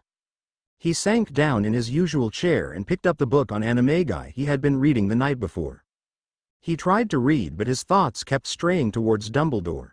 He knew very well that it wasn't the man's fault that he had been busy. He was even grateful that Dumbledore himself was taking charge, knowing that Fudge would only get even more people killed. Yet, he was hurt. He had tried to ignore the feeling through the weeks, burying himself in his work, but now that the old man was back, he didn't know what to do. Should he trust him? Surely he had much more important things to do than take care of him. Everything would be better if he just kept to himself. Dumbledore had enough worries as it was. Frowning, Harry looked back towards his book, willing away the feelings and thoughts that plagued his mind. He had been reading for an hour when a soft pop announced Twinkle's arrival. Harry looked up strangely, since the house elf rarely disturbed him while he was in the library. The little being was jumping nervously from one foot to another, peering anxiously out of one of the big windows. "Twinkle, is something the matter?" The small elf nodded slightly and pointed outside. "There are strange people outside, Master." Twinkle doesn't want to wake Master Dumbledore up, but Twinkle is afraid of them. Harry frowned at those words, and without a word, he stood up and went to look through the window. Carefully, he peeked outside and his heart dropped. He would recognize those robes anywhere. Death Eaters. They were standing just outside the protective wards, and by the soft light he saw from there, Harry could tell they were starting to disable them. They probably thought Dumbledore was not there, so they were taking their time. Twinkle's anxious voice brought him back. "Young Master?" Harry looked at her. "Those are Death Eaters, Twinkle. They're trying to get into the house. Granddad has been away for a long time and is really tired. The wards are weaker than usually, and they probably won't take more than an hour to get in." Twinkle was clearly becoming a bit panicked. What should Twinkle do? "Young Master, should Twinkle wake up Master Dumbledore?" Harry frowned. "What would that help? You have seen how tired he is. I doubt he could do much without hurting himself. He needs his rest." The little elf looked upset. "So does young Master. But Harry ignored her. Instead, he was thinking about what he should do. Waking up Dumbledore was not an option. He didn't know how to warn anyone else. Besides, he didn't want to put anyone in danger even if he knew how to contact them. One thing was clear. He couldn't let them come in. If they came, he would have to fight them, and even if he were able to hold them, they would know of his existence and all he could do. No, the best option was to keep them out of the house. He couldn't do anything about the falling wards. They were completely in Dumbledore's hands, and the sole fact that the man hadn't even noticed that there was something wrong showed just how exhausted he was. Looking at one of the old books he had been reading recently, Harry made his mind up. He would have to put up wards of his own. He knew through the book that the ones put up with wandless magic were much more difficult to disable. He had practiced putting up wards around the room, but would he be able to put them around the house? He had to try. Turning to Twinkle, who was still fidgeting at his side, he knelt next to her so he could look her in the eye. "Twinkle, I'm going to try and keep them out. I want you to stay close to this window. If the Death Eaters reach the front door, it means I've failed, and I want you to take Granddad out of the house, okay?" The elf obviously wasn't happy about that, but she had learned a long time ago that her young master was very stubborn. Reluctantly, she nodded. "Very well, Master Alexander, but what about you?" The boy looked surprised at the question. It didn't even occur to him that someone might be worried about his well-being. He was the hero, and he was the protector. Blinking, he smiled slightly at her. "I'll be fine, don't worry." Without another word, he left the room and went downstairs. He didn't have much time left. Relaxing, he stood in the middle of the house and extended his senses. He started to feel his surroundings, all the magic that flew around him. Pushing outside, he felt the bright golden strength of the wards, slowly diminishing. After them were about 15 dark presences. He was reassured when he felt that there were only 2 really powerful wizards among them. This way it would take them longer to breach the wards, and he would be able to work in peace. Slowly, he started to build the wards from a few feet under the floor, just as the book had said. The process was very delicate and the minimal mistake could blow up the whole house. Harry had no idea how long he stood there, allowing his magic to flow and his desire to protect mold the wards around them. Just when he was gathering his energy to put the final touch on the wards and seal them, he felt the old wards fade. With lightning-fast reflexes, he latched onto the energy that was flowing from the old wards and used it to finish his and put the last charm in place. The next moment, he collapsed on the floor, completely spent. He had done it. Even the modifications he had done to the wards seemed to be stable. The only thing remaining was to see if they worked. Through his exhaustion, he felt the Death Eaters approaching, not even sensing that there was something wrong. The moment they stepped through, Harry felt the wards activate, and felt them freeze in place, unconscious to the world. Chuckling, the boy rolled until he was lying on his back. He had really done it. Knowing that the Death Eaters were not going anywhere, Harry closed his eyes and allowed his tiredness to overcome him. Sometime later, he was awakened by someone roughly shaking him. The first thing he noticed was that he was still lying on the floor and that his limbs were heavy. As he became more aware of his surroundings, he saw that Twinkle was jumping in excitement at his side. "Twinkle?" The elf grinned and hugged him around his neck. "Master Alexander did it?" Very slowly, the boy sat up. Every inch of his body was hurting, and he had a horrible headache. "Please, Twinkle, lower your voice." The elf frowned and did as he had asked. "Is Master Alexander all right?" The boy frowned and with her help, he stood up on trembling legs. "I'll be fine." Nodding, the elf helped him to a chair and disappeared, saying she would get him something to drink. Within a minute, she was back with a large mug. Sighing deeply, Harry started to sip on the coffee, finally relaxing against the chair. He didn't notice Twinkle leave the room, but 15 minutes later she was back frowning. "Young master." Looking up, he nodded slightly to her. "Yes?" The elf bit her lip. "Professors Snape and McGonagall are here. They wish to speak with Master Dumbledore. Should I wake him?" Harry groaned and shakily stood up. "No, I'll deal with them myself. If it's really important, we can wake him." Twinkle nodded and slowly helped him to walk up the stairs towards Dumbledore's office. Once at the door, Harry checked to see that every part of his disguise was in place, and after dismissing the worried elf, he walked into the room. Both professors looked up when he entered, obviously expecting O.C. Dumbledore. McGonagall was sitting in a seat while Snape paced the room nervously. The woman was the first to speak. My God, child. What's wrong with you? Before he could think of something to say, Snape cut in. He was obviously very agitated. Later, Minerva. Turning to the small boy, he couldn't help but be a little concerned about his appearance, but he had other things to worry about. Where's Dumbledore, Alexander? Sleeping. The man stopped pacing and looked at him incredulous. Sleeping? Harry narrowed his eyes. The blue orbs were shining furiously, all the exhaustions leaving them replaced by anger. Yes, sleeping. You all might see him like some god that is always there, always ready to help, tireless, powerful, and whatever. But, damn you, unless you have forgotten, he is an old human being, older than you and me put together. He should be somewhere having a restful life. Instead, he is here, working day and night, subjected to the needs of people who can't think by themselves and think he is the solution to all their problems. But that's not enough, is it? You cannot even accept he is resting for a few hours, do you? You all want even more of him. It's sick to see grown-ups depending so much on him. Both teachers froze in shock. Not only because the young boy was looking absolutely furious, but also because they had never thought of things that way. The child was right. They always assumed that Dumbledore would have the solution. Everyone leaned on him, often not even thinking more than, Dumbledore will know what to do. Before any of them could say a word, a sharp voice rang through the room. Alexander. That was completely out of line. Apologize. Harry clenched his teeth. He was sure that if he hadn't exhausted his magic by putting the wards around the house, he would have already lost control of it. Knowing he was right with what he had said, no matter what the old man thought, he turned to him and shook his head. No, I won't. He saw Dumbledore's eyes narrowing in anger, the usually twinkling blue eyes burning into his. Go to your room. For a moment, it seemed Harry was going to say something else, but in the end, the boy thought better of it and left the room, slamming the door shut after him. To be continued, A.N. Thanks for all reviews and thanks to my beta reader, Vinny. The Mystery of the Wards disclaimer. I don't own any of the characters. Web of Lies. In the office, Dumbledore was trying to calm down. It had been a long time since he had been that angry with someone. He couldn't believe Alec had dared to say all that.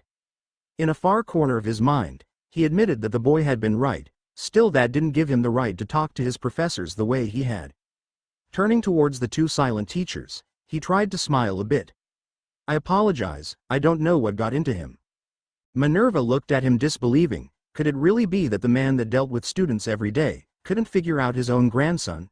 In a careful, soft voice, she tried to make him see what the child must have been feeling. But Albus, that's obvious. Looking at his surprised face, she tried to explain. He was worried about you. He was trying to make sure we wouldn't bother you while you rested. You shouldn't have been so harsh with him. The old man looked at her for a long moment. Could she be right? Could Harry have been worried about him? That was strange. No one ever worried about him. Sure, they made sure he was all right, but it was more like making sure he would be all right to do his job. He looked pensively towards the door. Maybe Minerva was right. And even when he had been practically ignoring Harry, the boy cared enough to be worried about him. If that was the case, he had probably been too harsh, but still, Harry shouldn't have lost his temper. Spending some time in his room wouldn't harm him and would give him the chance to calm down. Sighing, he turned to Minerva and nodded slightly. I'll talk to him later. The old man walked towards his desk and sat down, looking up at the professors. He smiled slightly at them. So, what brings you here? I thought you were going home to rest. At once, both professors looked grave again. Snape was the first one to speak. Albus, we think that some Death Eaters are going to try and attack the house. One of the Ministry's spies just came back with the news. It seems Voldemort somehow found out about Alexander and he wants the boy killed to hurt you. Dumbledore paled and frowned. How could they have found out about Alec? Snape shrugged. It's not so strange to think that Voldemort has his spies near this house, Albus. It wouldn't take more than a few snakes to find out. Dumbledore nodded and stroked his beard. The man was right, of course. He should have expected it. Sighing, the old man decided to take care of the problems one at a time and closed his eyes. He knew that the wards were weak due to his absence, so the first thing he had to do was to strengthen them. Reaching out of the house, he tried to find the familiar energy surrounding the house. Slowly, he started to pale, frantically searching, but no matter how hard he tried, he was not able to find the wards. He was starting to tremble with the effort when his senses suddenly picked up on a golden energy. Just as the original wards, they surrounded the house, but they were quite different from the ones he had always used. These seemed to be more like some of the older ones that surrounded Hogwarts. Prodding deeper, he sensed a few spells woven within the wards. Not all of them were defensive, some of them were put there to attack whomever tried to trespass the wards. Who could have put this ward in place? And most importantly, why had they done it? Opening his eyes again, he looked down at his clasped hands. There had only been one person in the house since the last time he had checked the wards, but how could Harry have managed it? There was no way he could have done such magic on his own. Then fear started to flow through him. If Harry had done this, then it was a wonder he was even conscious.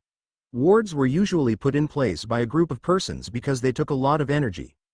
Thinking back at when he had seen the boy, he suddenly remembered just how pale he had been. Why hadn't he noticed before? The headmaster stood up sharply and hurried out of the door. The two puzzled professors followed him, noticing he didn't seem to be heading outside. Snape, who was getting annoyed at the headmaster's odd behavior, reached out and took his arm. "Albus, what's wrong?" The man didn't even stop. Instead, he brusquely ripped his arm away from the other man's arm and continued walking. "Not now, Severus." The younger man was about to answer when Dumbledore broke into a run. Both professors looked at him for a moment, but when the old man fell on his knees, they hurried to reach his side. Minerva was the first to reach him. "Albus, are you all right? Are you hurt?" But looking down, she paled at once. "Oh, God, Alec, what happened to him?" Dumbledore had cradled the small, unconscious form of his grandson to his chest. Minerva saw that the old man was really worried about the child. Not knowing what to do, she turned towards Severus, but saw he had stopped in front of a window. "Severus, can you help me with Albus and Alec?" The younger man looked at her with huge black eyes. "There are about 15 Death Eaters on the yard." Before the woman could react, he added, "They seem to be stunned." Before the deputy headmistress could say anything, Dumbledore looked up. Twinkle. The elf appeared with a small pop and looked at her master. "Yes, Master Dumbledore?" If she could have, she would have paled at the sight of the young master lying in Master Dumbledore's arms. "Twinkle, did you know there were Death Eaters in the yard?" Twinkle looked down, not daring to look at the unusual stern man in front of her. "Master Alexander said the strange men were Death Eaters, Master." Dumbledore's frown deepened. "Why didn't you or Alec warn me?" The elf didn't look up. Master Alexander and Twinkle wanted Master Dumbledore to rest, Master. Master Alexander said that young Master would protect the house. Dumbledore took a deep breath. He was awfully close to losing his temper, something that hadn't happened in many years. The professors seemed to notice, for they stayed quiet while he talked with the elf. "And do you know how the child planned to do to protect the house?" The two teachers exchanged glances, wondering if the elf had noticed the special tone he used when saying the word, child. If Twinkle did, she didn't say so. Instead she answered the question. "No, Master. Master Alexander just told Twinkle he would stop the bad men, and that if they reached the front door, Twinkle had to get Master Dumbledore out of the house." Dumbledore clenched his teeth. He didn't know whom he was angrier at, Twinkle for allowing the boy to take such foolish risks or Harry for even thinking about it. In a strained voice he told Twinkle to go and that they would have a talk later. Without turning, he spoke. "Minerva, please go get some oars and take the Death Eaters away. Severus, can you help me with Alec?" Both of them nodded silently, wondering what exactly Alec had done. Snape went to Dumbledore's side and lifted the small child into his arms. He looked closely at his mentor, seeing he was very pale and his eyes were not twinkling. Both men walked towards Alec's bedroom, and once there, Snape placed the child on the bed. He was about to undress the boy so they could dress him in his pajamas when Dumbledore waved him away. "Thank you for your help, Severus. It would be better if you left. It wouldn't do us any good if someone saw you here. God knows that the house will be full of ministry wizards as soon as this comes out." The younger man wanted to argue with him, but seeing the stern glint in the headmaster's eyes, he knew it would be useless. Nodding reluctantly, Severus turned around and left the room. Dumbledore was tucking Alec in bed when a soft knock disturbed his troubled thoughts. Standing up, he walked to the door and opened it a bit to see who it was. Seeing Minerva, He opened the door fully and allowed her to come in before going to sit down at Harry's bedside. Albus. Brushing some hair out of the child's face, the old man didn't bother to look up. Yes? The ministry wants to talk to you about the Death Eaters and about the new wards that surround the house. The old man pursed his lips. In the past few weeks he had put his work over Harry, never saying no, when he knew others could have done a good enough work in his place. Well, not this time. Tell the minister that I'm not available at the moment. The woman couldn't help when a small, pleased smile graced her face. It seemed that the man had finally understood. What about the wards? The headmaster stayed silent for a few moments and then, without turning around, he spoke. I put up the new wards just after you and Severus warned me about the Death Eaters. Minerva blinked in confusion. She was sure he hadn't done it. Then, looking at the small boy lying on the bed, she finally understood what was going on. He did it. Dumbledore looked up at her shocked voice and nodded slightly. It seems to be this way, unless someone else has entered the house since this morning without my knowledge. Minerva wanted to tell him that it was impossible, that an 11-year-old couldn't do that. But seeing the sad face of the headmaster, she thought better of it. It was impossible, but she had learned that with Dumbledore, nearly nothing was impossible. Could it be the same with this small child? Could he hold the same power his grandfather did? Dumbledore seemed to think so, and she wasn't going to argue with him right now. Nodding, she turned around and left them alone. To be continued, A.N. Thanks for all reviews, and thanks to my beta reader, Vinny. Alex Awakening disclaimer. I don't own any of the characters. Web of Lies. For nearly a week, Harry slept in his bed at Dumbledore's house. Usually, the headmaster was found at his side, reluctant to leave the boy on his own or with anyone else. Snape and McGonagall had taken to spend all their spare time in the house, making sure Dumbledore would sleep and eat once in a while. Even when he was dragged into a bed and managed to fall asleep from sheer exhaustion, the man was not able to sleep for long, thoughts about Harry plaguing his dreams. It had reached to the point in which Severus had had to slip a sleeping potion in the man's tea, just to get him to rest. It was very late one night when Harry finally started to stir. The room was dark except for the small light Dumbledore was using to read. On the other side of the room, Severus was sleeping peacefully after a full day of brewing potions. Neither wizard noticed when Harry slowly and carefully opened his eyes. The boy was feeling dizzy, even when lying down. Closing his eyes again, he waited for a few moments and tried again. This time, the room stayed still, and he was able to slightly turn his head towards the small light coming from one of the corners of the room. The sight of Dumbledore sitting there surprised him a bit.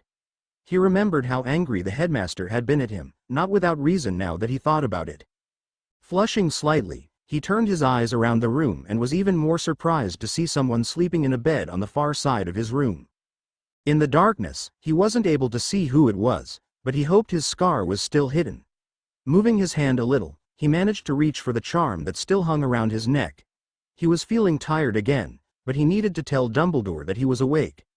By the tired look the old man had on his face, he had to guess this wasn't the first night he had sit at his bedside.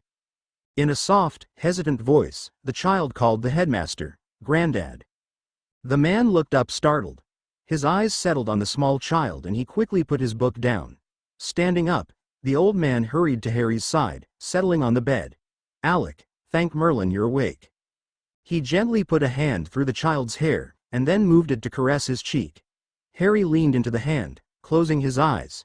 "How are you feeling, Alec?" The boy didn't even open his eyes. "Tired." Dumbledore chuckled softly. "That's to be expected, my child." Leaning slightly over him, he kissed the boy's forehead. "Go back to sleep, Alec, you need your rest." Harry mumbled something but was already asleep by the time Dumbledore removed his hand from the boy's face. The old man looked down at the child for a long moment, and then sighing, he looked towards to where Snape was still sleeping. They were in for a few long days. It was nearly evening when Harry awoke again. Blinking a few times, he noticed Dumbledore was the one sleeping this time and that Professor Snape was sitting at his bedside, reading a rather thick book. Feeling an odd sense of déjà vu, Harry decided it was better not to test the other man's patience and warn him that he was awake. Carefully, he tried to sit up. He felt his upper body tremble, and he would have fallen back onto his pillows if strong hands hadn't caught him. Looking up, he saw the concerned dark eyes of Professor Snape trained on him, and he allowed the older man to support him until he was sitting against the pillows. "How are you feeling?" The boy shrugged slightly. "I'm fine, sir." Then, looking towards his grandfather, he frowned slightly. "Is he all right? He looks so tired." Snape's features softened as he looked towards the old man. "He'll be fine, he's just tired, and he has been very worried about you." The boy looked at him confused. "But I thought he was angry at me?" A sleep-filled voice answered him. "I am angry at you, yet it doesn't mean I'm not concerned about you." Harry bowed his head sadly and saw from the corner of his eyes how Dumbledore stood up and went to sit next to him. He felt Snape stand up and leave the room, but he didn't want to look up. He was startled when a gentle hand caressed his cheek and forced him to look up. Wanting to break the tense silence, the child was the first to speak. "I'm sorry, sir." Dumbledore looked at him closely. "Why are you sorry?" Harry blinked up at him, clearly confused by the odd question. "I'm sorry for making you angry." The old headmaster raised an eyebrow. "Why do you think I'm angry?" Harry looked at him even more confused, not understanding why the man was asking all those questions. The boy started to answer carefully, "Because I said all those things to the professors." Dumbledore narrowed his eyes. "I'm not angry about that anymore. I understand that you were worried about me, and even if I don't like the tone of voice you used nor the way you spoke to the professors, I know you didn't do it to insult me or them." Pausing for a moment, he then spoke again, his voice incredibly stern. "What I am angry about is how you risked your life and well-being in such a foolish way. Have you got any idea how dangerous that was?" He wanted to say more, but the crushed look in the child's eyes stopped him. Sighing, he took the boy in his arms and hugged him tightly. He hadn't meant to start ranting at the boy. He would have preferred it to wait until he was stronger and could understand more of what he was saying. "You scared me, Alec. I don't think you know how much." Kissing his forehead lightly, he released the boy and let him lay against his pillows once again. "We'll talk about this later. Right now you need to eat, and then sleep some more." Harry didn't answer. He just didn't want to upset the old man further. Lying silently against his pillows while Dumbledore went to fetch Twinkle, Harry couldn't help but wonder what was up with the man. Never before had he seemed to be so open with his feelings, and now he was allowing Harry to see beyond the headmaster's facade. He was starting to discover much more from the man, and he started to wonder if he shouldn't do the same. He had started to let himself go before the raids, but at the headmaster's prolonged absence, he had decided that the man was just doing his duty and that he shouldn't bother him with his feelings. Now he wasn't sure anymore. Maybe he was a bit more than duty. Why else would Dumbledore have stayed with him all this time? A small voice in the back of his mind told him it was only to protect his charade. Before that little voice could take force, a gentle hand settled on his forehead. Looking up, he was once again met with the worried eyes of his headmaster. "Is there something wrong?" Shaking his head, he allowed the old man to put the tray on his lap and started to eat a bit. They didn't speak anymore. Harry was too confused to try and hold a conversation, and Dumbledore wasn't sure he would be able to rein his annoyance at the boy if he spoke, so they stayed silent, both trying to collect their thoughts and hoping they would be able to get over this and find, once again, the link that had united them a few weeks ago. To be continued, A.N. Thanks for all reviews, and special thanks to my beta reader, Vinny. Discussions disclaimer. I don't own any of the characters. Web of Lies. Harry walked slowly through the halls of Dumbledore's manor. Twinkle had come to tell him that his grandfather wanted to see him in his office, and he wasn't looking forward to it. It had been a few days since the attack, and Dumbledore had forced him to stay in bed until he was sure he was strong enough.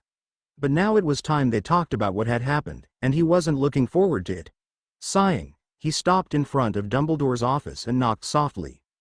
"Come in." Taking a deep breath, Harry opened the door and walked in. After silently closing the door, he walked until he was in front of the large table.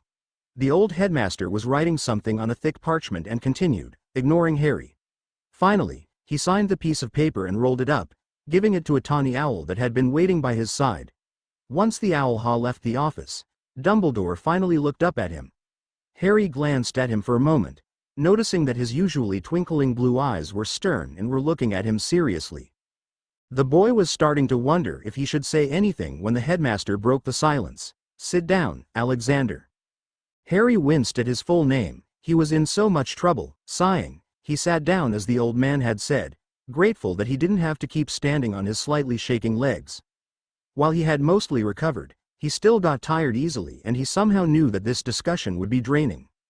Dumbledore looked at him for another long moment until he sat back into his chair and began to speak. First things first, I understand why you shouted to Professor McGonagall and Professor Snape, and they both agree with me that we should let it go, but understand that I won't allow you to speak to them that way ever again. No matter what situation we find ourselves in, they are still your teachers and therefore they deserve proper respect, understood? Harry nodded, somewhat relieved he wasn't going to get in trouble for that. Yes, sir. Dumbledore nodded and smiled slightly at him. Very well. I've talked to Twinkle about what happened the day we were attacked. She has told me what happened, so there's no need to explain, except for the wards, but we'll get back at that later. As for now, I would like to know why you chose to do some of the most draining magic by yourself, putting not only your life at risk but also mine and Twinkle. You could have woken me up instead of doing such foolish thing. Harry winced a little at the harsh voice, but the headmaster was not finished. And not only that, but what would have happened if you had failed? You gave Twinkle orders to bring me to safety, but what about you, Alec? What would have happened to you if the Death Eaters had managed to get through? Once he had got that out of him, Dumbledore looked intently at the bowed head of his student. When no answer came forward, he spoke again. Why didn't you call me? Finally, the boy spoke, his childish voice soft and uncertain. You were so tired, I was afraid you wouldn't be to fight against all those Death Eaters and would get hurt. Dumbledore frowned. I know that, Alec. Didn't it occur to you that I could have called for help? It would have only taken a few minutes to get the house full of Aurors. Harry turned his head away, and Dumbledore knew that he had known that.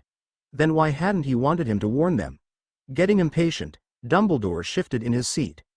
Alec, I'm trying to understand you. Why didn't you want me to call the Aurors? The boy stayed silent for a long time, thinking about it. Finally, when Dumbledore was about to speak again, Harry looked up and answered. They might have been hurt. Dumbledore could do nothing but gape at the boy for a moment. Alec, it's their job to keep people from being hurt. They have been trained to do it. It's certainly not your job to keep them from being hurt. For an instant, Harry's expression showed bitter amusement, although it was instantly replaced by acceptance. Dumbledore didn't miss it, and he suddenly understood. You don't trust us. Harry looked up sharply, startled at the sudden turn in the conversation. Of course I trust you. Dumbledore was shaking his head. You don't trust us to keep you safe. Harry stayed still for a few moments, pondering his headmaster's words. He had never admitted it to himself, but a small part of him knew that Dumbledore was right. Suddenly, he was forced to confront the knowledge that he had never trusted anyone completely. Not even Ron and Hermione. Sure, he trusted them to a certain extent, but not about his safety nor with his thoughts. All the trust that he might have harbored in his teachers was erased every summer by returning to the Dursleys. They served as a constant reminder that no matter what happened, he was alone, and he would always be alone. He had no one to depend on, so he had to depend on himself and no one else. He had grown so used to having no one, that the fact that some Aurors might be there to protect had never crossed his mind. He was the protector. He was the one who fought. The notion that someone would wish to protect him had never crossed his mind. After finally confronting these thoughts, Harry felt very alone. Who would ever want to be with someone who could not completely trust them? Trembling slightly, Harry curled up in his chair, wrapping his arms around his knees. He didn't even notice the worried headmaster moving to kneel in front of him. Alec. Harry started and looked up slightly. Seeing Dumbledore so close was unnerving. Are you all right, Alec? What's bothering you? I can't. Dumbledore frowned worriedly. You can't what? Trust. Harry paused for a moment before continuing.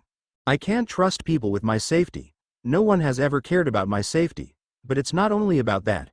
I can't trust them with my feelings and my thoughts either. I don't know how. No one has ever taught me how. He let out a short, bitter laugh. I guess I'm a loner, and that I'll always be a loner. Even at Hogwarts I'm alone, unable to trust anyone completely, not even Ron and Hermione. What will happen when they notice? Will they stop talking to me? Not waiting for an answer, he buried his head in his knees and proceeded to ignore Dumbledore's attempts to get his attention. Then suddenly, there were warm, gentle arms around him, trying to move him into a more comfortable position, but Harry didn't give in. He wasn't in the mood. The chair under him shifted, and after touching it with one of his hands, he realized Dumbledore had transfigured it into a couch. The old man was now sitting next to him, still holding him tightly and rubbing his back with soothing hands. "Child, listen to me." Harry shook his head slightly. He didn't want to listen. Dumbledore ignored him and continued speaking. "I cannot say that I understand how you're feeling, so I'll spare you the hypocrisy. But I know you can learn to trust people again if you want to. Just take it one at a time. Start with small things. It doesn't need to come all at once, just grow up to it. I'm sure that just as you've learned how to mistrust them, you can learn to trust them again." The old headmaster paused for a moment. The only indication that Harry had been listening to him was the way he had slightly relaxed against him. "I also want you to know that I'll be here for you, and I'll try to help you with everything I can, whether you choose to trust me or not." Harry's muffled voice rang through the room. "You weren't there for the last few weeks." His voice was soft but slightly accusing, and Dumbledore's hand froze on the youth's back. The boy was right. How could he be telling him that he would be there when he got so wrapped up in his work that he barely spent any time with him? How could he expect the boy to believe in him after he had been ignored for weeks? The feel of guilt came back full force, but Harry quickly spoke before he could answer. "Sorry, that was mean." Dumbledore shook his head, but since Harry was still hiding his head in his arms, he didn't see it. "No, it wasn't. You were merely stating a fact. I'm very sorry I left you here alone for so long." Harry shrugged slightly. "It's okay, I understand." The old headmaster frowned. "I know you do. But that doesn't mean you weren't hurt. Neglect always hurts, and I'm sorry I didn't see it before." Harry stayed silent for a moment and then nodded slowly. "Yes, I was hurt." The boy looked up abruptly. He seemed to be angry at something, but Dumbledore couldn't guess at what. "I was hurt, and I don't understand why. I shouldn't feel this way. You're my headmaster, you've already done more than was asked from you when you took me in, and here I am asking for even more." Wrapping his arms tighter around his small frame, Harry looked up at him. "It seems I'm no better than those vultures at the ministry, always asking for more. I'm sorry, headmaster, it won't happen again." At the end, the boy was trembling and he buried his head in his arms again. Dumbledore's frown deepened. He wrapped his arms around the boy tighter, pressing him against his chest, and he began to talk softly into his ear. "Harry, please, Harry, calm down. It's not your fault that you're feeling this way. It's normal for you to want attention after the childhood you've had." Harry shrugged angrily. "But it's wrong to demand it from you when you have no obligation towards me but teach me." Dumbledore shook his head slightly. "Harry, Alec, when we started, I offered you a thing I know you've wanted for years, a family. No matter who I am, at the moment, I am your grandfather in everything but blood, and as such, you're in my care. I'm not only here to protect you, my child, I'm here to take care of you, to love you, to teach you, as any grandfather would do to his grandson." Caressing the boy's head, Dumbledore's voice became even gentler. "I'm very sorry I neglected you. I'm going to figure something out so it doesn't happen again." Harry looked up slightly, a frown on his face. "But..." Dumbledore shook his head and brought a finger to his lips. "Alec, please, no buts. Let's just try to work this out, okay?" Harry looked at him for a long moment and then nodded his head, finally allowing himself to relax in Dumbledore's arms. "Okay, Grandad." The old headmaster smiled and pulled him into a tight, comforting hug that made some of the loneliness disappear. To be continued, A.N. Thanks for all reviews, and thanks to my beta reader, Vinny. Discussions 2 Disclaimer. I don't own any of the characters. Web of Lies. Dumbledore and Harry stayed silent for a long while, both unwilling to break the comfortable silence. Finally, with a small sigh, Dumbledore drew a little away so he could see Harry's face. "Are you going to tell me how you did it?" At Alec's confused face, he elaborated. "As far as I know, you won't cover protection shields until 6th year, and that's more than a year away. Besides, I'm sure I've never seen such a shield. It resembles some of the older ones that cover Hogwarts." Harry looked embarrassed. "I was bored." Dumbledore raised an eyebrow. "That couldn't be the whole explanation, and I got into a study frenzy." Alec blushed slightly, not looking the headmaster in the eye. "I kind of learned a lot of things in those few weeks." Dumbledore nodded slightly. "Such as?" The boy shrugged. "I read the books for the last years of Hogwarts, practiced all the charms, hexes, and curses. Then I moved to your books. I hope you don't mind. Dumbledore shook his head, slightly impressed. I found out some interesting facts. The old headmaster looked at him carefully. He wouldn't have dared, would he? You have not attempted the animagus transformation, have you? Harry smiled shyly. Not yet, but I'm working on it. Dumbledore looked at him sternly, but then relented. Oh, very well, but when you try, either Minerva or I will be there, and there will be trouble for you if I find out you tried on your own, got it? Harry laughed slightly. Okay. The old man nodded slightly. Very well, so what else did you discover? Harry looked up at him nervously. I'm kind of good at wandless magic. Dumbledore narrowed his eyes. How good? The boy shrugged slightly and motioned to the room. The wards I put around the house were done wandless, that's why they're strange. Dumbledore stayed silent for a long moment. He had always known Harry had a large affinity to magic, but that was more than he expected. But even so, to be able to put up wards around a whole house, how much control of his magic would the child have to have? He must have worked very hard to get it. No wonder he had looked so tired. Finally, knowing that the boy would continue to practice no matter what he said, Dumbledore broke the silence. Let's make a deal, Alec. The boy looked up curiously at him. What kind of deal? I'll tutor you, but you will not get into another study frenzy, as you called it. Don't think I've not noticed how thin you were and how tired you were when I came back. I don't need Twinkle to tell me that you've not been eating properly or sleeping all you should. So, agreed? Harry nodded happily. Sure, Granddad.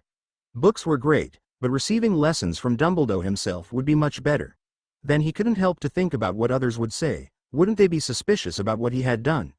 It was already strange at 15, and they thought he was even younger. When he voiced his thoughts, Dumbledore merely shrugged. Right now you're a member of my family. The Dumbledores have always been powerful, and it will be easy to explain. He stayed silent for a moment, and then spoke again, his stern tone back in place. And in case you're wondering, you're grounded. Harry blinked up at him. I may understand why it happened, but that doesn't change the fact that you took foolish risks. You'll be helping Twinkle with her chores for a week, is that understood? Harry blinked again and then nodded slowly, a small smile on his face. It may not be really fun that he was grounded, but the fact that someone had bothered to properly ground him instead of locking him up in a cupboard when he misbehaved was refreshing. It seemed that Dumbledore really cared, and it wouldn't be that bad. The elf was fun to be with. Shifting slightly in Dumbledore's arms, Harry leaned once again into the man's chest. He could get used to this, to have someone there that really cared. To have someone who didn't mind hugging him when he needed comfort or to lecture him when he had stepped out of line. It was refreshing to know that everything Dumbledore did was not laced by fear like his relatives but because that was what he thought was better for him. The old headmaster watched fondly as the young child nestled in his arms fell into a peaceful slumber. Chuckling softly, the old man moved a bit so that Harry was lying comfortably against some pillows. Then he stood up and went back to his work. All was silent for a while, but then a soft knock interrupted his work. Looking at Harry to make sure he was still sleeping, the old man stood up and went to open the door. Snape and McGonagall stood there, waiting patiently to be acknowledged. But instead of inviting them in, he stepped out and closed the door behind him. Sorry, but Alec and I had a pretty tiring discussion, and he fell asleep in there. I don't want to disturb him. Both teachers nodded in understanding. Snape looked at him carefully. Do you know how Alexander did it? Dumbledore shrugged slightly, looking a bit pensive. He told me, yes, but I'm still trying to figure out how much of it was sheer luck. When I was at the ministry, he got into my books, and several were about protection charms. He says he just picked one and tried it out. Snape looked at him disbelieving. That's impossible. No child would be able to do that. Dumbledore smiled brightly. I know. McGonagall blinked slightly. Albus, I didn't even knew he had a wand. The old headmaster shrugged. He doesn't. Before either could say anything about that, he continued. I think that when he heard that there were Death Eaters attacking the house, he just wished he could protect us. You know when children wish something they tend to use magic to get it. McGonagall passed a hand over her face. Yes, but, Albus, usually, children use summoning charms or levitating charms. That's easy. To be able to use protection charms at such a young age would mean he will be very powerful. Dumbledore looked pleased with himself, and both teachers assumed he was happy to have such a gifted child in his care. Before they could comment, the door opened behind the headmaster. And small arms enveloped his from behind. Dumbledore smiled fondly down at the boy. "Did you have a nice nap, Alec?" Harry nodded slightly. "Yes, Granddad, sorry for falling asleep on you." The old headmaster chuckled. "That's okay, child, don't worry about it." McGonagall bent over and looked him in the eye. "How are you feeling, Alec?" "Much better, ma'am, thanks for asking." The woman chuckled, but the boy was now looking at the potion's master, who wore a small smile on his lips. Seeing that the child was looking at him, and assuming Dumbledore would want to speak to McGonagall, he nodded down at the boy. "How about a game of chess, Alexander?" Harry's face brightened, and he looked up pleadingly at Dumbledore. The old man smiled down at him. Yes, you can go. There's no need to look at me like that, as long as you report to Twinkle half an hour before lunch and help her out." Alec grinned and let go of his arm. "I will, Granddad. See you later." The boy bounced towards the younger man and made a show of taking his hand and dragged him away, ignoring the potion's master's loud complaints at being treated that way even if he wasn't doing anything to get Alec to release his hand. Dumbledore and McGonagall watched amusedly until they disappeared around the corner, then the old man shook his head. "That's it, now I know for sure he has done something to Severus." Minerva laughed. "Indeed. Who would have thought that the old Slytherin would have a soft spot for that kid?" The headmaster nodded, his eyes twinkling brightly at the irony. "Who would have thought, indeed?" Then he turned around and opened the door. "How about some tea, Minerva? You've yet to tell me why you're here." The woman shrugged slightly and followed him inside. "Nothing special, you know how Fudge is." To be continued, A.N. Thanks for all reviews, thanks to my beta reader, Vinny.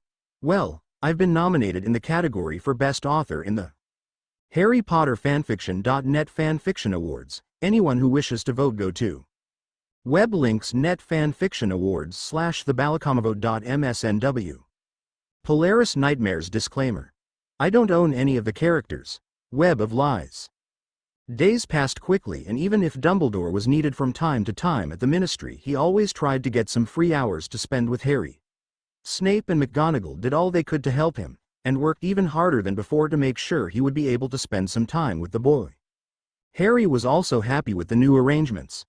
When Dumbledore was at home, the old man took the time to teach him many things, most of them centered on dueling. When he wasn't there, Harry either worked on things that Dumbledore had asked him to do, read, or slept, catching up on all the hours he lost during the nights due to his constant nightmares. No matter what Dumbledore had said about trust, Harry hadn't told him about the dreams he kept having with Cedric and his parents blaming him about what had happened to them. He constantly put up silencing charms, trying to make sure they weren't very obvious since he had the feeling the headmaster would be quite angry with him if he found out. His room was close enough to the headmaster's and he knew that if he didn't put up the silencing charms the man would be disturbed, and Harry just knew that he needed his sleep. He also knew Dumbledore wouldn't agree with him and that he would be in trouble if the man found out. Yet he was willing to take the risk. Unfortunately for him, he was right. One night, Dumbledore had returned home late after a meeting at the Ministry. On the way to his room, he decided to check on his grandson. When he opened the door to the boy's room, the sight that greeted him made him drop the cloak he had been carrying and rush into the room. As soon as he walked in, Harry's terrified whimpers rang into his ears, making him move quicker to reach his side. Sitting at the child's side, he gently sat him up and hugged him tightly to his chest, noticing he was already awake. Rubbing his back gently, Dumbledore started to speak softly into the boy's ear, trying to stop the trembling. It took about 10 minutes before Harry relaxed enough for Dumbledore to let him out of his embrace and back into his pillows. Harry took a look at his serious face and groaned. "I think I'm in trouble." Dumbledore didn't look amused. "Indeed, you are. But first, I want to know how long this has been going on." Harry shrugged slightly. He thought it would be easier to try and remember the last night he didn't have a nightmare, but knowing the headmaster wouldn't like that answer, he chose to remain silent. The old headmaster narrowed his eyes. "So, do I have to assume it that this has been going on for a while? And that all this time you've been placing silencing charms around the room?" Alec nodded reluctantly, but didn't try to explain himself. It would probably have annoyed the headmaster even more. Dumbledore debated whether he should press the matter or just accept the answer. In the end, he decided he would wait for Harry to come to him. It would be better that way. You're grounded. Harry nodded slightly. He had been expecting it. You are not allowed to leave your room except for meals and your tutoring with me, understood? Harry sighed. He would have preferred to help Twinkle again, but at his grandfather's penetrated glare, he simply nodded. Yes, Granddad. Dumbledore stood up and tucked him in. And no more silencing charms, Alec. Harry frowned, but Dumbledore didn't give him the chance to answer back.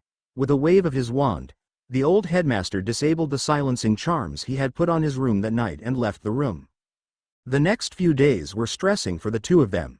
Even when confined to his room, Dumbledore made sure he had plenty to do. Between reading and homework, the boy didn't get bored. The only thing he missed was his chess games with Professor Snape. The man had seemingly enjoyed their games, and every 2 or 3 days he was there to play. On the other hand, the nightmares kept coming. He had tried to put a silencing charm on his room again, but Dumbledore had put a spell on the room to warn him if that happened. To say the old man had been angry was an understatement. He had shouted at him for a few minutes and then threatened to spank him, no matter what age he really was. Harry, knowing the old man really would do it if he kept this up, decided to take the safer way and stop spelling his rooms. That meant they spent at least 2 hours every night awake, with Dumbledore comforting Harry after he had had another nightmare. Within a week, they were both exhausted. Dumbledore had work to do, so he wasn't able to catch up on sleep, and Alec refused to sleep since the headmaster wasn't able to either. Professors Snape and McGonagall, and later, even Sirius and Remus, offered to stay the night and help them out, knowing Harry had nightmares every night, but both men refused. Too often Harry would wake up screaming Cedric's name, and that would be a death giveaway. The tiredness led to endless arguments between both the headmaster and student. But, Granddad, if I put a silencing charm around my room I won't wake you. Dumbledore nodded in agreement. Exactly my point, I don't want you to go through your nightmares alone. Harry sighed in frustration. But you need your rest. So do you, and your emotional state is more important than a few hours of sleep. Harry looked at him annoyed. I can sleep during the day, while you're away, and my emotional state is fine. Dumbledore looked at him disbelieving. Of course it is, that's why you have nightmares every night. Harry was about to answer back when the door to the office opened and McGonagall entered, followed by Snape, who shut the door after him. The woman looked hesitantly at the two of them. Is there something wrong? We could hear you shouting from the hall. Dumbledore shook his head and Alec sank back into his chair. We were only having a slight disagreement. Snape raised an eyebrow. Slight? Neither answered. Even if the teachers knew that Alec was grounded and that he had nightmares, they didn't know exactly what was going on. Dumbledore hadn't told them about the silencing charms. Snape, seeing he wasn't going to get an answer, turned to Harry, a stern look on his face. Are you still grounded? Harry shrugged and looked questioningly at the headmaster, who was still looking at him intently. Answering the silent question, Dumbledore raised an eyebrow. First, I want you to promise me there will be no repeat of this. Harry scowled. But Dumbledore's sharp voice cut through the small office. Alexander Dumbledore, this is not open to discussion. Either you promise me, or you'll stay grounded till you're 18. They looked at each other intently for a long while, but finally, Harry had no choice but to relent. Oh, okay. Okay. What? Harry rolled his eyes. Okay. I won't put up any more silencing charms around my room, happy? Dumbledore narrowed his eyes. Alec. The boy bowed his head, blushing slightly, sorry. Both stayed silent for a long moment until Dumbledore nodded. Very well, you can go. Remember to do that essay I said. I'll see you at dinner. Harry sighed in relief and nodded. See you later, Granddad. To be continued. A.N. Thanks for all reviews and special thanks to my beta reader, Vinny.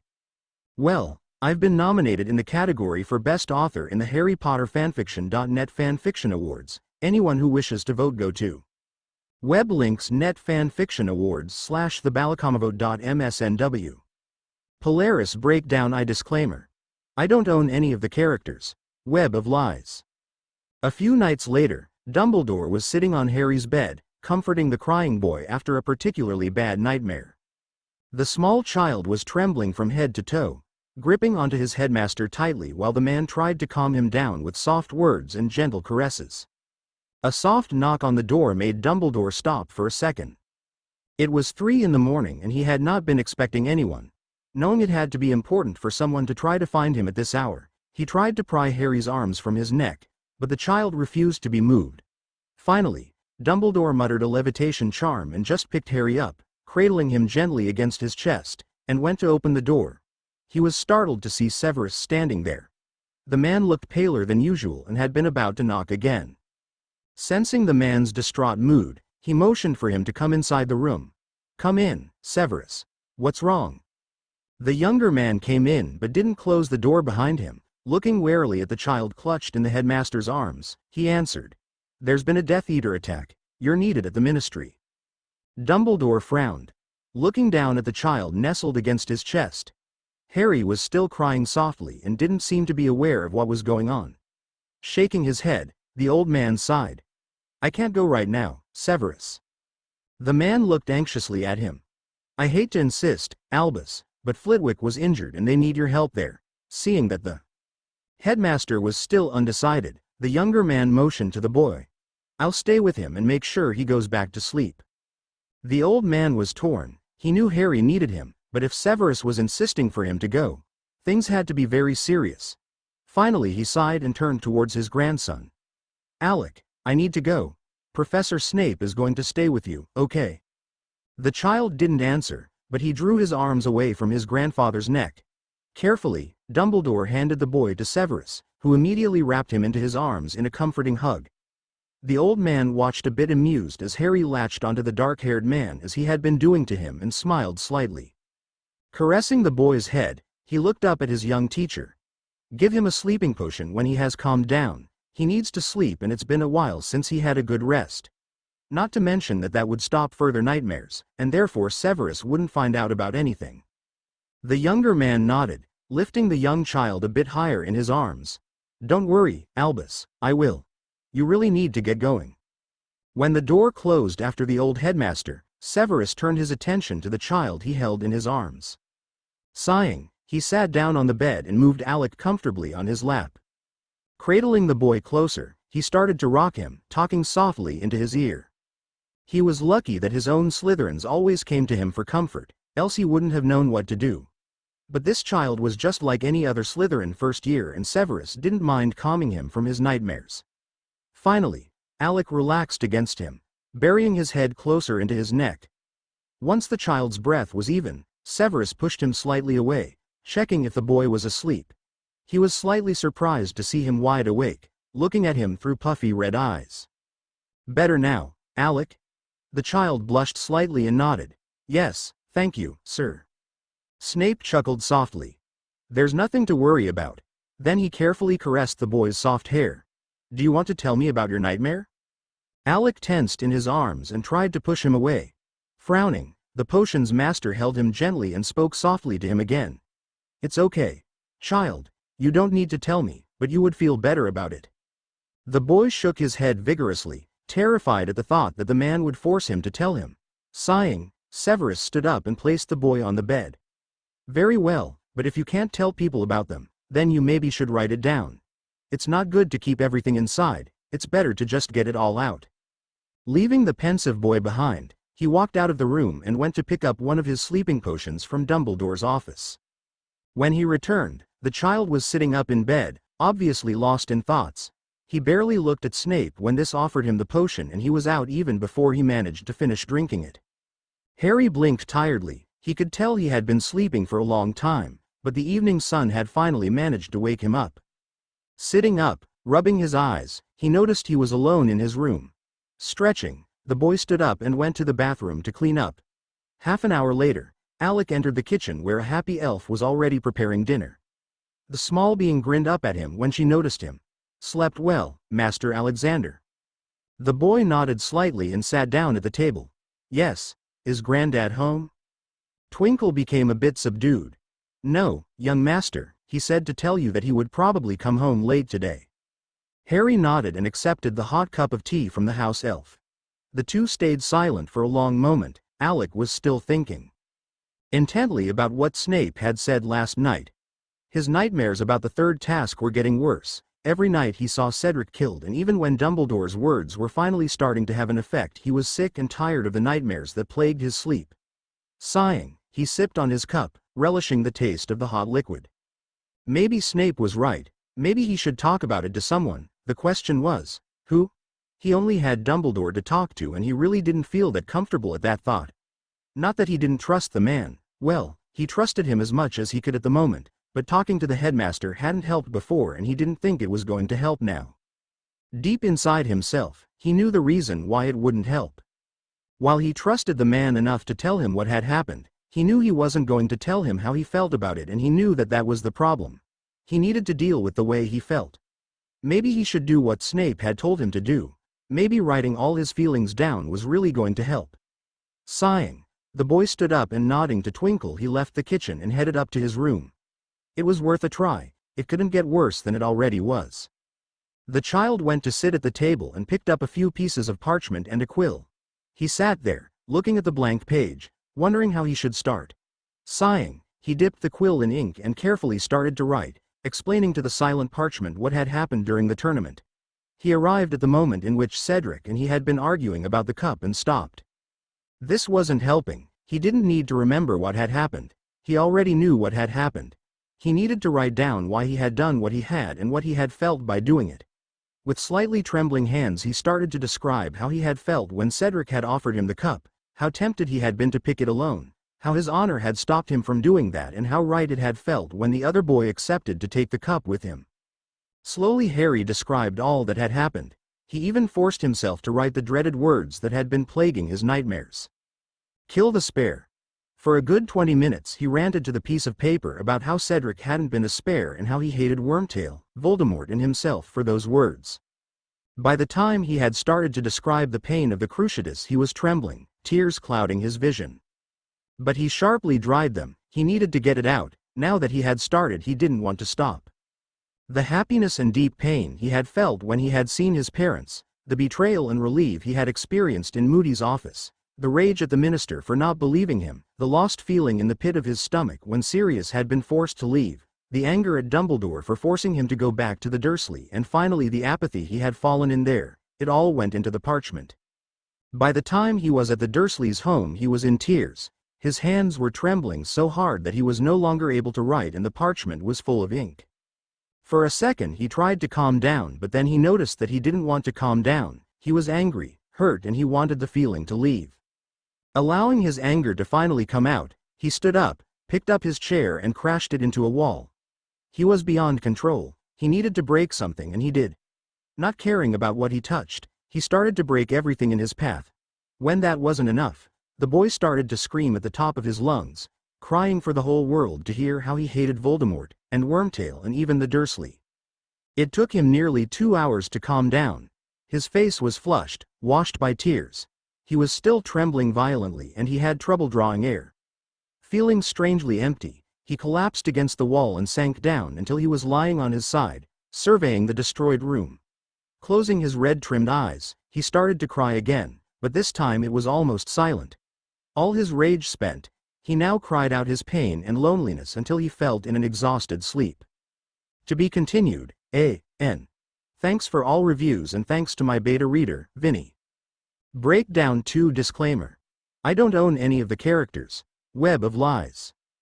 Dumbledore was exhausted when he entered his house later that same day. He had been trying to reassure everyone while trying to keep an eye on his professors and find out what exactly had happened. It had not been a large attack, but it was no secret that the Flitwicks were very involved with him, and the Death Eaters had tried to eliminate that threat. Luckily, Phileas was not a charms master for nothing and had managed to hold them off long enough for a bunch of Aurors to reach them. It had taken a bit of time to sort everything out, and after that he had had to stay and question the 2 Death Eaters they had managed to capture. Finally, Minerva had sent him home while the other teachers worked on plans to make sure something like that wouldn't happen again. He would have liked to stay, but his deputy headmistress had been adamant. Silently, the old man shrugged his cloak off and hung it up in the hall. He turned around, ready to walk up the stairs, when he nearly walked into Twinkle, who had seemingly been waiting for his return. The headmaster immediately noticed that there was something wrong. The small being was not behaving like her usual happy self. and instead she was looking at him with dropped ears and scared eyes. Frowning, the tall wizard knelt in front of her. "What has happened, Twinkle?" The house elf flung herself to him, hugging his neck tightly. "Oh, Master Dumbledore, it is Master Alexander." He was crying and screaming and Twinkle didn't know what to do. Twinkle wanted to call Master, but Twinkle didn't know how. Dumbledore froze, his arms around the small body of the house elf. Patting her back slightly, he couldn't keep the worry out of his voice. "Why don't you go make a cup of tea for me while I go check on Alec?" With a small sniff, Twinkle let go of him and quietly walked to the kitchen. Not thinking twice about it, Dumbledore hurried up the stairs and went to Harry's room. Opening the door silently in case the boy was asleep, he was very shocked at the sight that greeted him. It seemed like a tornado had gone through the room. The windows were broken, glass lying everywhere. There was not a single piece of furniture that was not scratched or plainly broken to pieces. The blankets and sheets were torn apart, and were lying in disarray on the floor. Walking into the room, he didn't sense any magic excess, so it hadn't been an accident. Slowly, he walked deeper into the dark room, carefully trying to determine where Harry was and what state he was in. The glass cracked under his feet, filling the strange silence. A few paces more and the sound changed. Looking down, he noticed he had stepped on a piece of parchment that seemed to have survived the destruction. Frowning, the old wizard bent down and picked it up, wondering what it could be. Using his wand to light the paper, he started to read.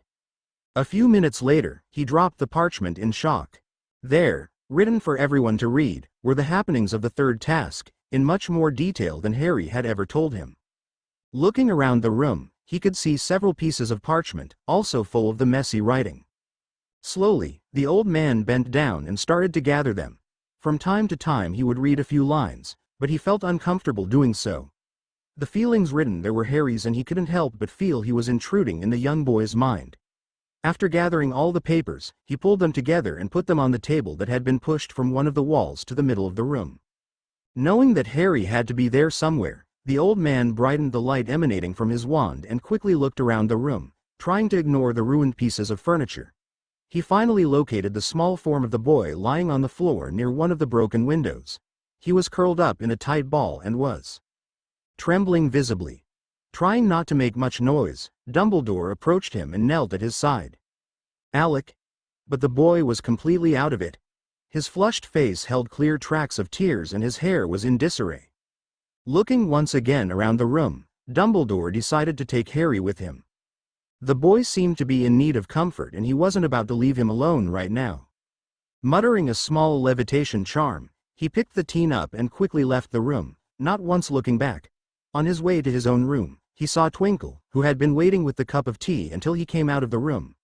Nodding to her, he motioned for the house elf to follow him and led the way towards his own room. Once there, he put the boy on the bed and turned to face Twinkle, taking the cup from her hands. "Thank you, Twinkle."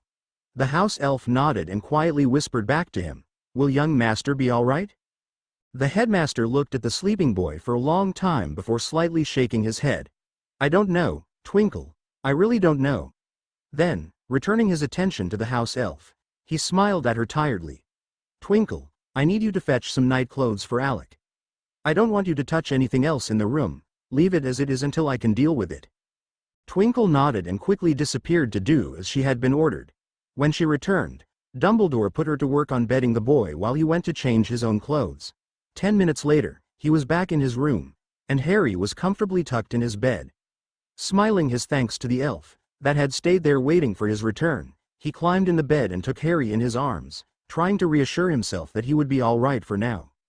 Closing his eyes, he heard Twinkle leave the room with a soft pop, and finally he allowed his exhaustion to take over, sending him to the comforting darkness. Harry felt oddly at peace when he woke up. For once he didn't have nightmares and he was able to wake up slowly, enjoying the warmth and comfort that surrounded him. In his sleepy state, it took him a while to realize that he was lying in someone's arms. When he did, he tensed up, trying to figure out who was holding him. He tried to get up, but then a gentle hand pushed his head back down and he immediately felt the soft beard lying under his cheek. Smiling softly, the boy relaxed against the old headmaster that started to stroke his head lightly. He was dozing off again when his grandfather's gentle voice called him. "Alec." Not wanting to move just yet, Harry buried his head in the headmaster's shoulder. "Alec, come on, wake up." But the boy only shook his head and curled up tighter against the warm form.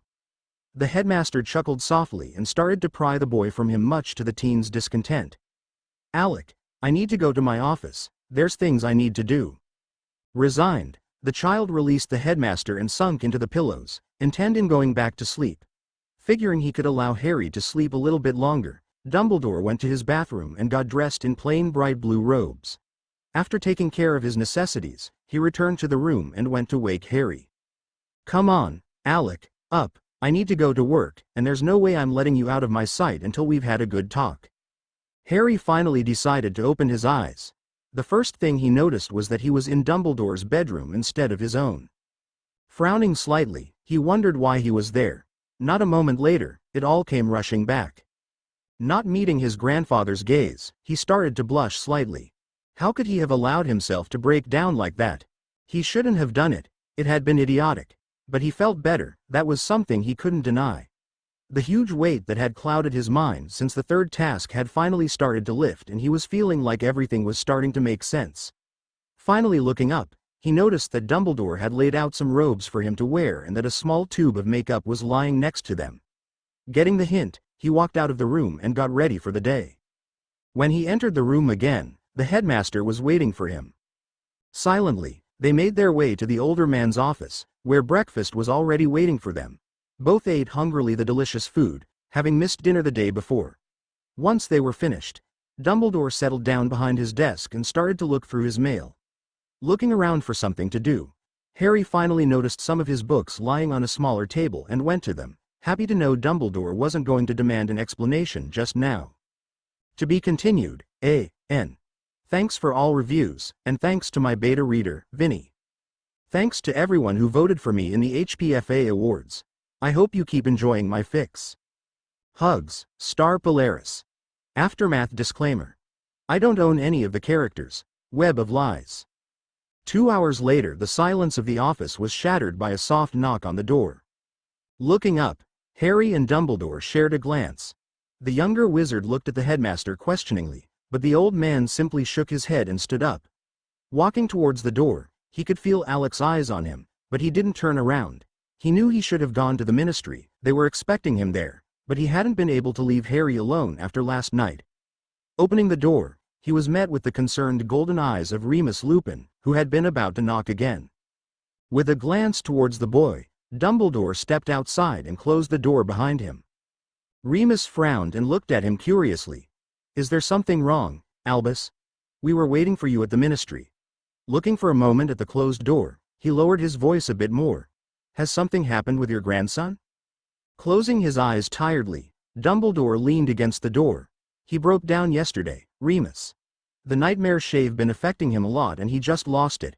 When I came back last night, his room was destroyed, and he was just lying on the ground, completely exhausted. Twinkle said he had been screaming for a long time." With a sad voice he added, "Once again, I wasn't there when he needed me." Remus looked at him through concerned eyes. Putting a hand on the wizard's frail shoulder, he tried to comfort him. "It's not your fault, Albus. You couldn't have possibly known that was going to happen." The old man shrugged a bit. "I know that, Remus, but it doesn't help any. I'm supposed to take care of him. He should be able to rely on me, but every time things like this happen, I am busy with something else, and I don't find out until it's too late to be of any help." The younger man didn't know what to answer, so he decided to remain silent, giving the man a bit of time to compose himself. Finally, Dumbledore straightened up and smiled at him a bit. "You should be going back, Remus, or they'll send even more people to see what's wrong." The younger wizard nodded hesitantly. "Are you sure you are both going to be all right?" Albus nodded lightly. "Yes, we still have to talk about it. I wanted to give him some time to calm himself down." Remus nodded and turned around, but was stopped by the headmaster's voice. "Remus, could you tell Severus to come by this evening? I might need some help with Alec after I talk to him, and he seems to get along with the boy." Remus raised an eyebrow. He had noticed the unusual behavior of the potions master towards the child. "Yes, I noticed.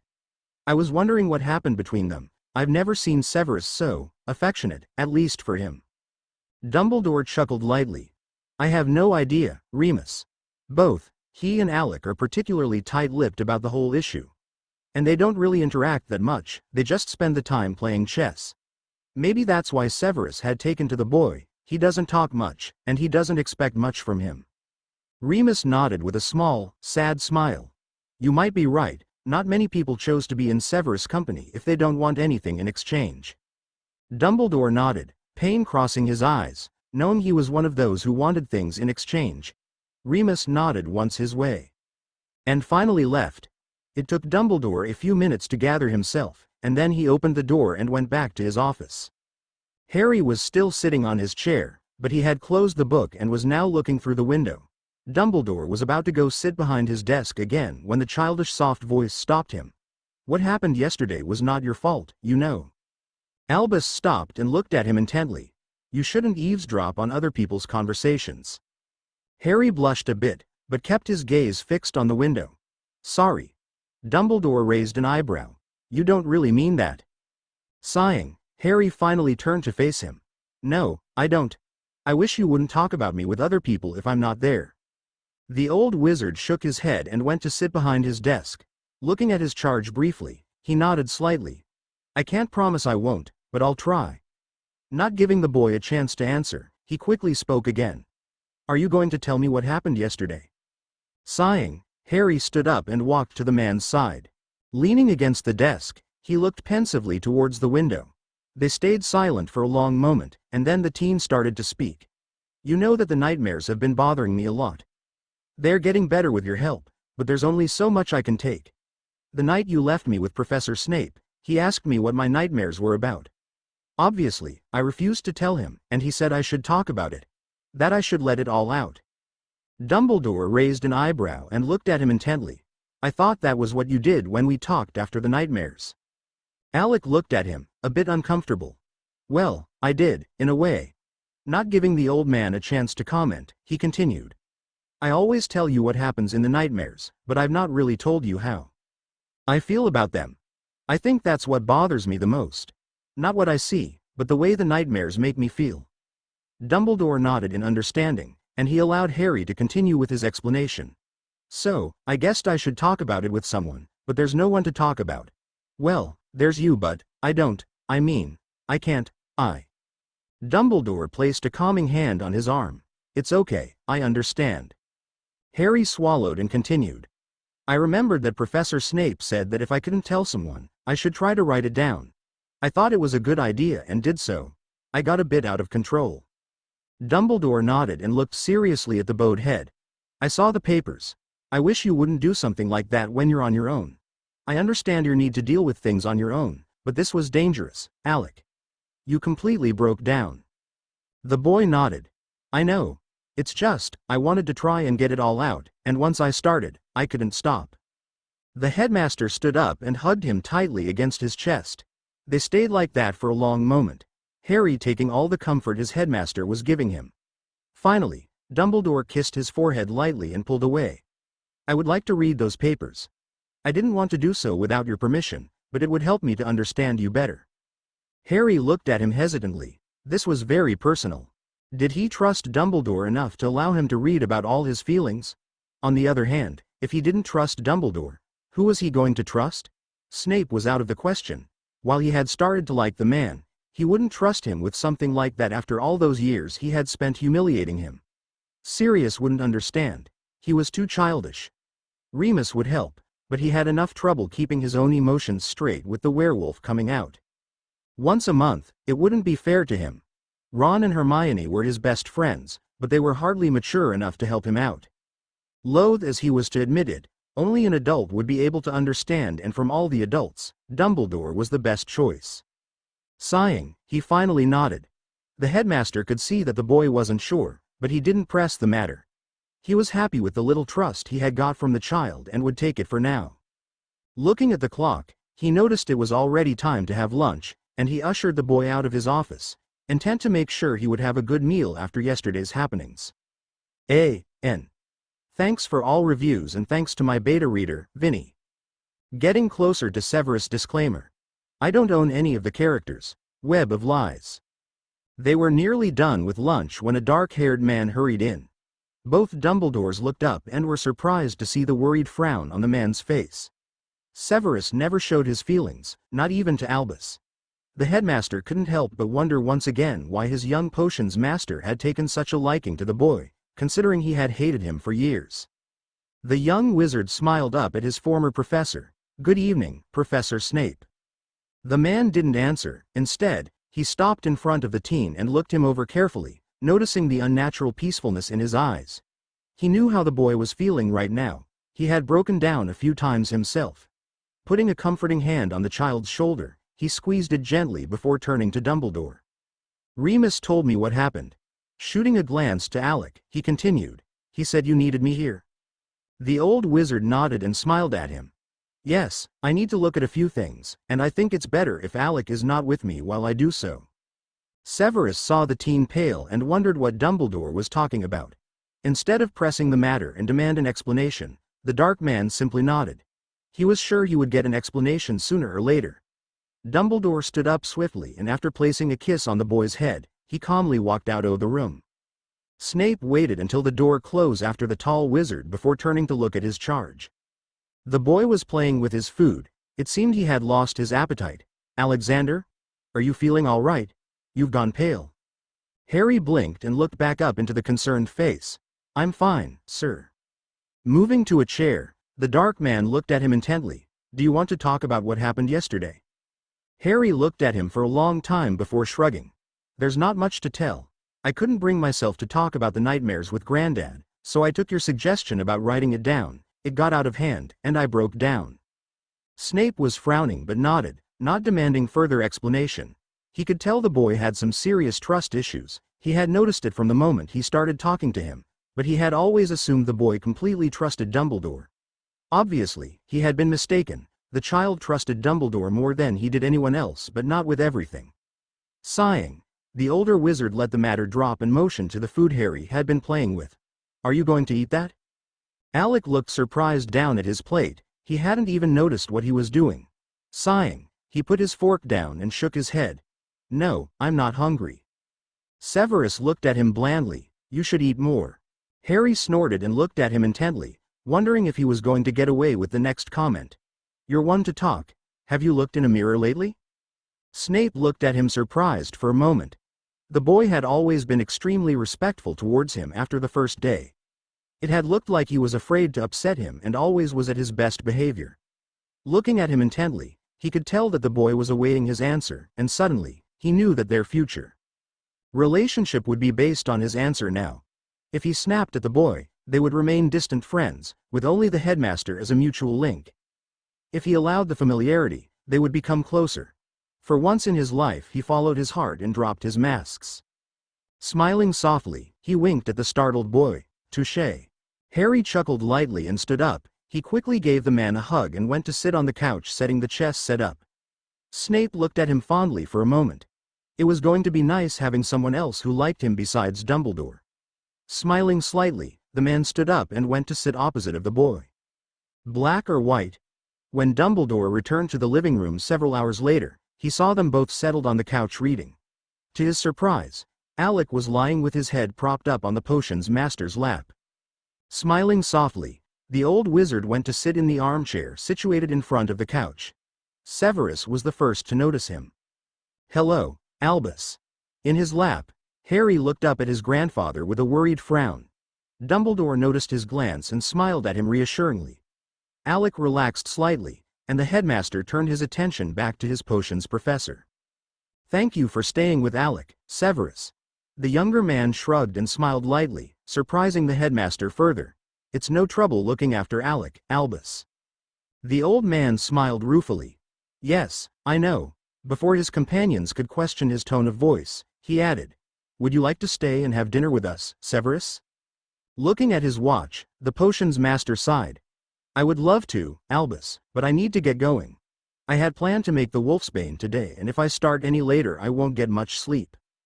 Dumbledore nodded in understanding while Alec sat up, allowing his professor to stand and stretch out. Picking up his dark cloak, Severus ruffled the teen's hair lightly. "I'll see you in a few days, Alec, be good." Harry rolled his eyes, but nodded. Dumbledore looked amused at their interaction and smiled at the younger man when he bid him goodbye. Once they were alone, Dumbledore turned around and looked at Harry with twinkling eyes. "I still can't figure out how you do it." The boy laughed lightly and shrugged. "I really don't know. I just feel comfortable around him, as weird as that is. He can be very protective." Dumbledore nodded and Harry continued, his tone a bit darker. "You read the papers?" The old man's expression turned serious and he went to sit on the boy's side. "Yes, I did." He pulled the boy against his chest. "I wish I could take all those feelings away, but I only can try and help you work through them. Cedric's death was unfortunate, but it was not, by any means, your fault." Harry frowned. "But I told him to take the cup with me." Dumbledore nodded. "But you didn't force him to accept it. You need to try and stop thinking that everything that happens is under your control. Everyone has a mind of his own. We can control many things, Alec, but people are the hardest. They have the tendency to think on their own." Harry couldn't help but smile lightly, but Dumbledore could see he didn't really believe him. Narrowing his eyes, he decided to take another path. "Tell me, Alec, do you blame your godfather for your parents' deaths?" Harry looked at him surprised. "Of course I don't, he didn't kill them." Albus shook his head. "He told them to switch secret keepers, which lead directly to their deaths." Harry was frowning.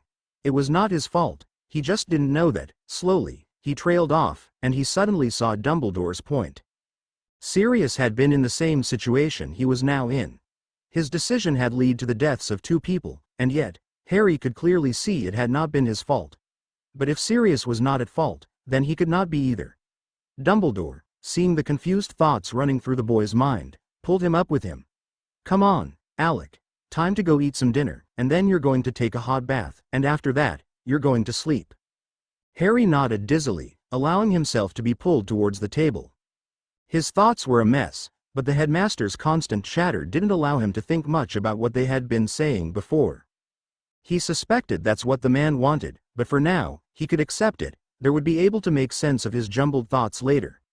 Dumbledore made sure the boy ate enough to satisfy him, and then he left him for half an hour to take a bath. When the child came out, he was somewhat calmer, but the old headmaster didn't want to risk it. Ushering the sleepy teen towards his bedroom, he laid him in bed and gave him a sleeping potion. There would be time to think about everything tomorrow. To be continued, A.N. Thanks for all reviews and thanks to my beta reader, Vinny. Birthday disclaimer. I don't own any of the characters. Web of Lies. A few days later, Alec was finally allowed to move back into his own room.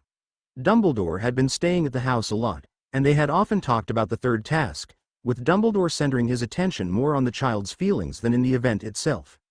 The nightmares were finally getting better, and now they only disturbed their sleep every 3 or 4 nights. The sound of a door opening startled Harry out of his peaceful sleep. Blinking slightly, he looked up and saw the blurry form of his grandfather bending over him. The occurrence in itself was strange enough since Dumbledore usually allowed him to sleep all he wanted, but the wide smile gracing the old man's face convinced the boy that something was going on. "Good morning, birthday boy."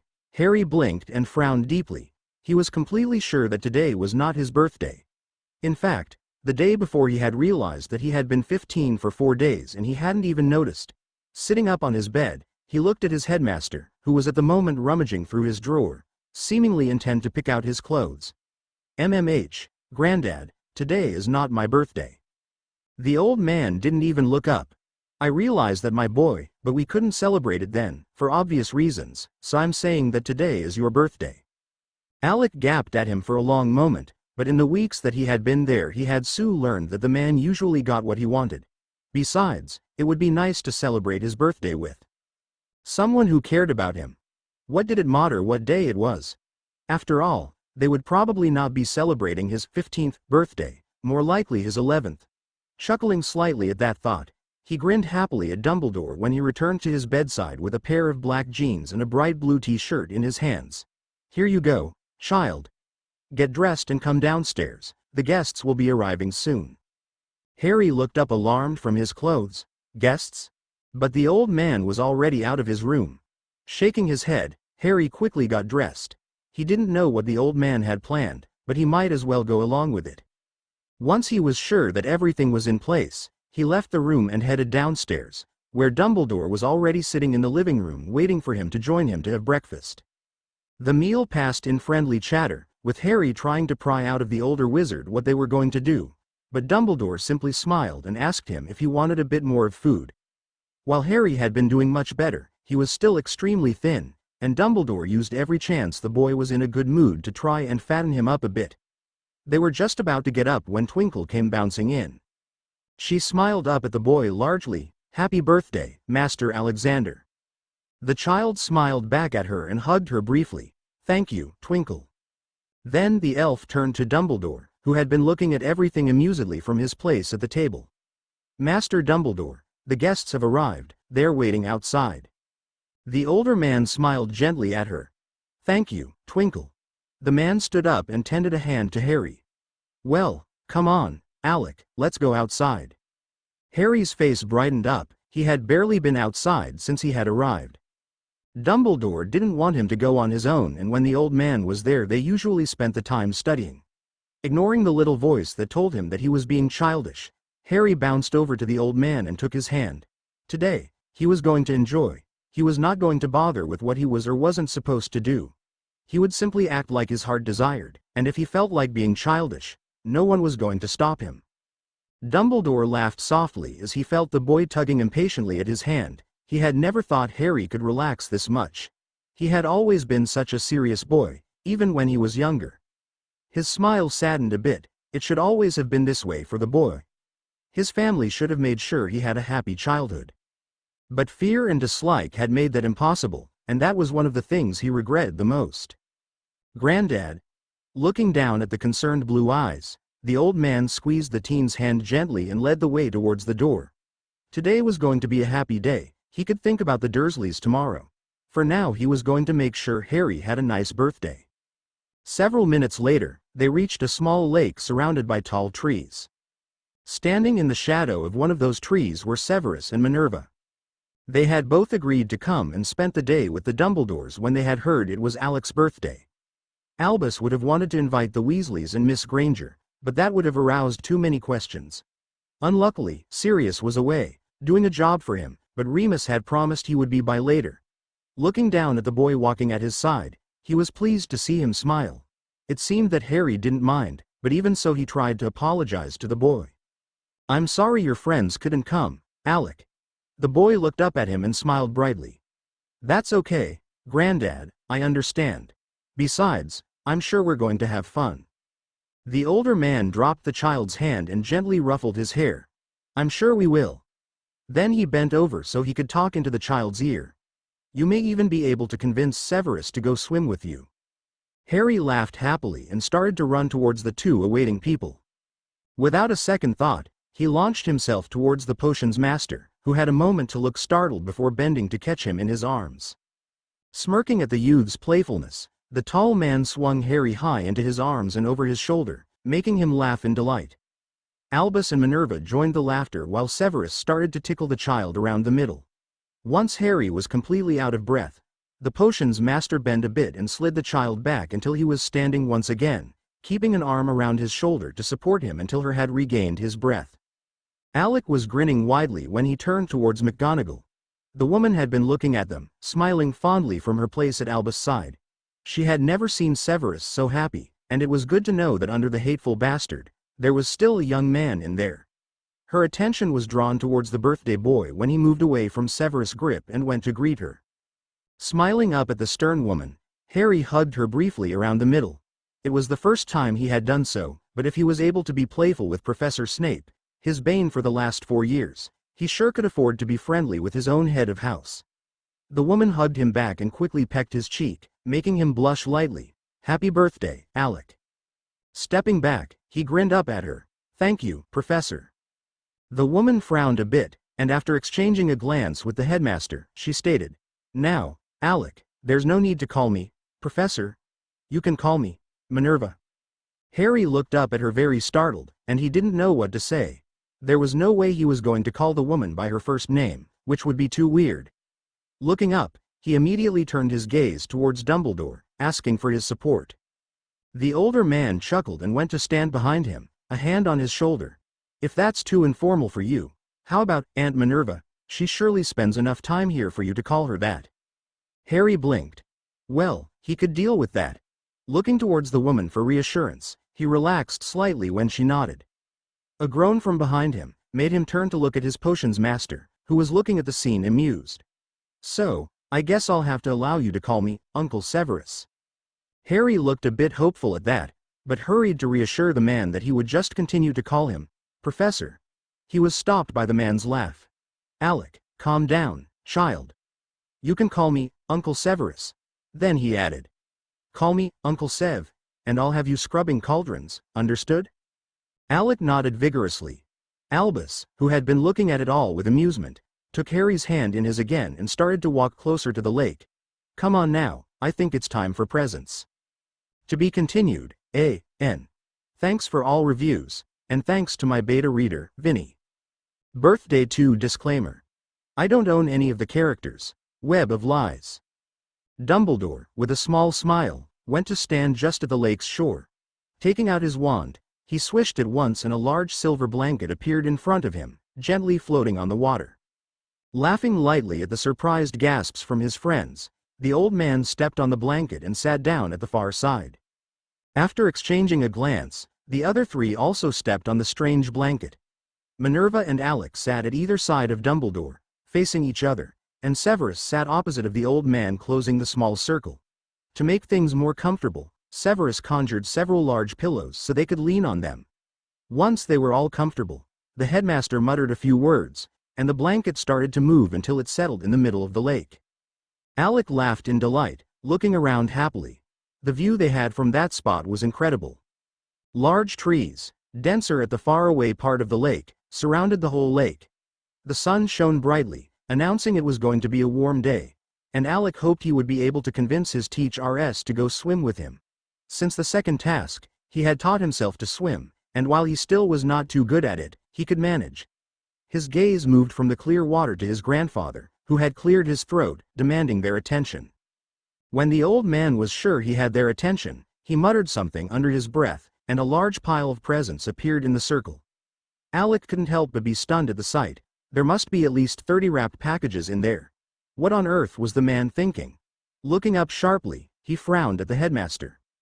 Grandfather, what did you do? Buy me the whole store? Dumbledore chuckled and gave him an innocent look. It was the easiest way I could think of to get you to accept all this. I know for a fact that there would have been lots of complaints if I had just dragged you to a store and bought it to you, as was my intention. Harry looked at him half annoyed. He knew it was true, he just had to remember the fight he had put up for his clothes. But the clothes had been necessary, this wasn't. The old man was just spoiling him, and he didn't know how to accept it. Crossing his arms on his chest, he glared at the older man. I'm complaining anyway. I don't need so many things. Dumbledore calmly raised an eyebrow. First of, you don't even know what's in the packages, so you don't know if you need them or not. And second, you would have complained even if I had bought you one single present. So, considering all that, I'm not going to listen to you. Now come on, open your presents. Harry shook his head and sighed. As he reluctantly reached for the first package, he looked at the headmaster and frowned at the sad face. Dropping his hand, he suddenly reached out and hugged the man tightly. I'm sorry, Granddad. Please, don't think I'm not grateful, it's just that no one has ever spoiled me like this, and I don't really know how to react. Dumbledore returned the hug and ruffled his hair. Don't worry, Alec, I understand. Go on now, and don't worry about anything, okay? Harry nodded and grabbed the first package, ripping into it only to discover some kind of muggle puzzle. He looked at it for a bit, before the others urged him to continue. It nearly took him an hour, trying to savor the moment and going as slowly as his companions allowed. Once he was done, he groaned and laid back. The old man had literally bought him everything he could need, from a school trunk to a bag of lemon drops and from books on Quidditch to a new broom since he couldn't use his firebolt. He loved every present, and even if he thought it had not been necessary, he just hugged the man. A soft chuckle made him open his eyes. Severus was leaning over him, a small grin gracing his face. You're not finished yet. Harry blinked and sat up. He immediately noticed that his other professors had put 2 presents in front of him. Smiling brightly at the 2, he opened the first one. He gasped at the sight. It was a very nice chess set. Knowing just from whom the present came, he hugged the potions master tightly. "Thank you, Uncle Severus." The man ruffled his hair gently. "You're welcome, kid." From the transfiguration teacher he got a dark red cloak. After thanking her, he looked expectantly to his grandfather, wondering what they were going to do now. The old man looked from him to Severus and smiled. "Why don't you two go swim for a bit? The water will be warm enough by now." While Harry looked delighted at the thought, Snape glared at the older man. Noticing the glare, the boy took his arm gently. "Please, come swim with me." Snape looked at him sharply, which made Harry let go of his arm and bow his head. "Sorry, I didn't mean to push you." The potions master turned his glare to Dumbledore and lightly pressed his hand against his arm, hoping the old man would get the hint. There was no way he was going to go swimming with the child showing the dark mark. He had just gained the boy's trust. He was not ready to give that up. Albus noticed the gesture and frowned lightly. He had forgotten about it. It was not a big deal because he knew that Harry already knew about Severus' other duties. But Alex shouldn't know, and Dumbledore really couldn't tell Severus that his grandson knew. The younger man would throw a fit. Sighing, he turned to the boy. "Why don't you wait until Remus gets here? I'm sure he will have no problem in going to swim with you." Harry smiled a bit, but he still stayed quiet, mentally berating himself. He should not have forgotten who the man was. No matter how good they got along now, the potions master was still the same cruel bastard that had tormented him during school. The three adults stuck up a conversation, and while he listened to them for a while, he soon got bored of it and walked to the edge of the blanket. Sitting down there, he looked into the water. The day had been going so good, but now he just felt lonely. He should have known they would soon lose interest in him. They had given him the presents, and he would later probably get a cake. He should feel happy about it. It was the most anyone had ever done about his birthday. Yet, he couldn't help but wish for more. Lying down on the blanket, still looking at the lake, the small boy sighed. He was starting to get too demanding. He had to put a stop on this. What was going to happen when the summer was over? He would have to get used to live at Hogwarts again, and after that, he would probably be shipped off to the Dursleys. Sighing, he closed his eyes. He was divided. A part of him wanted to just enjoy everything as it was. The other was cautioning him to stay away. Severus looked up from his conversation with the headmaster and Minerva. Alec was being awfully quiet. He was startled when he noticed that the boy was no longer sitting at his side, but instead, he was lying a few feet away. Frowning, the man got up, startling his two companions, who suddenly noticed the child's absence. Silently, he approached the child and knelt down at his side. "Alec?" The boy was so startled by his voice that he turned around to look at him, forgetting he was lying at the edge of the blanket. With a large splash, the small form of the boy fell into the water. To be continued, A.N. Thanks for all reviews and thanks to my beta reader Vinny. Birthday 3 disclaimer. I don't own any of the characters. Web of Lies.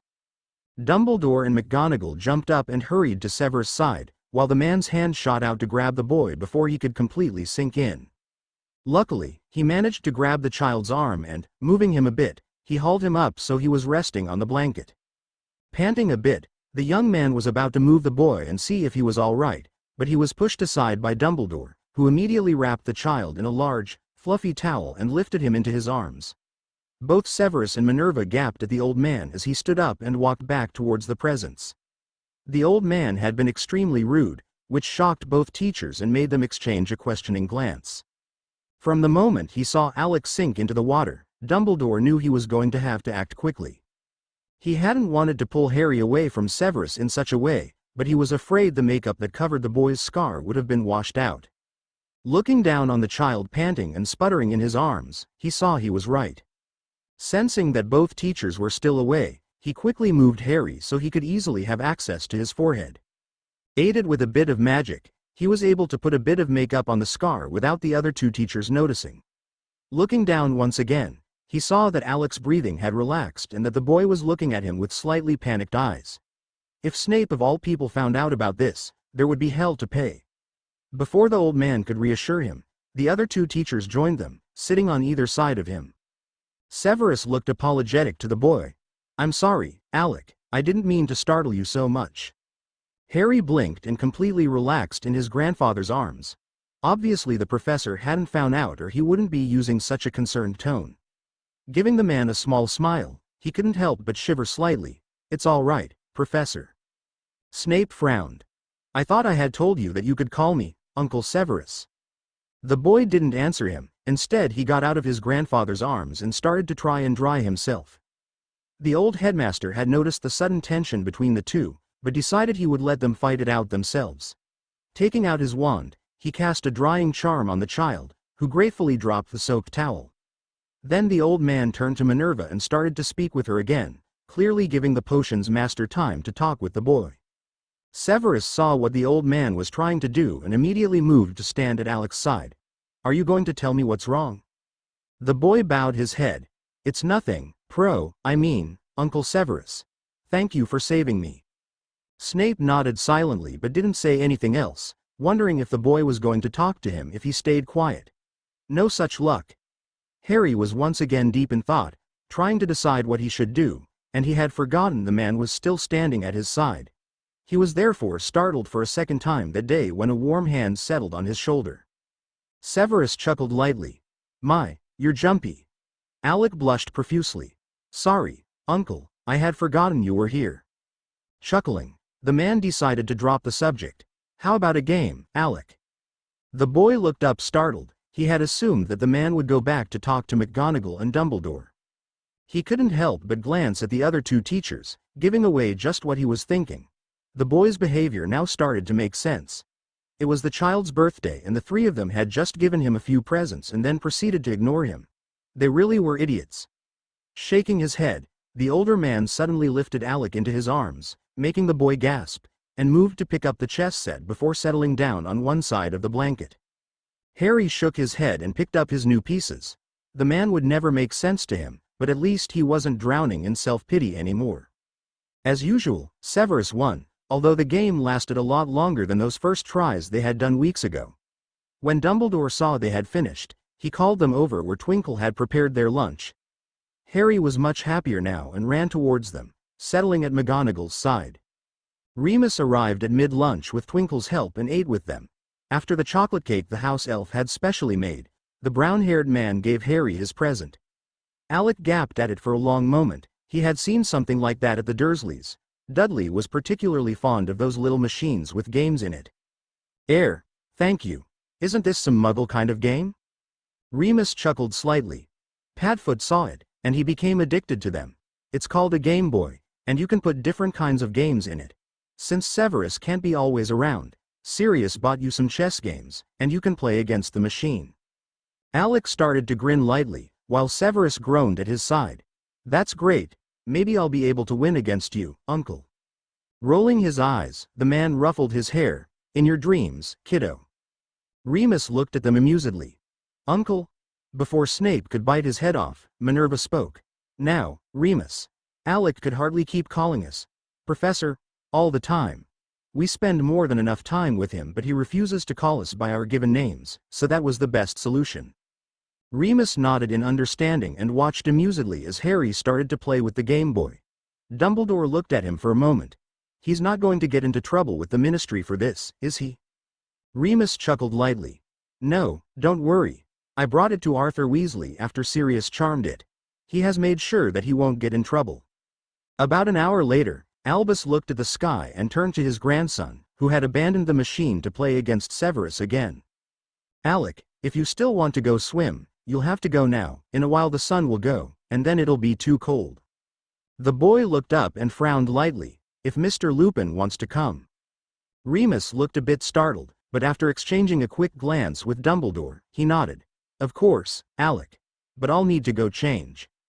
Minerva chuckled from his side. "Don't worry about that, Remus, I'll take care of it."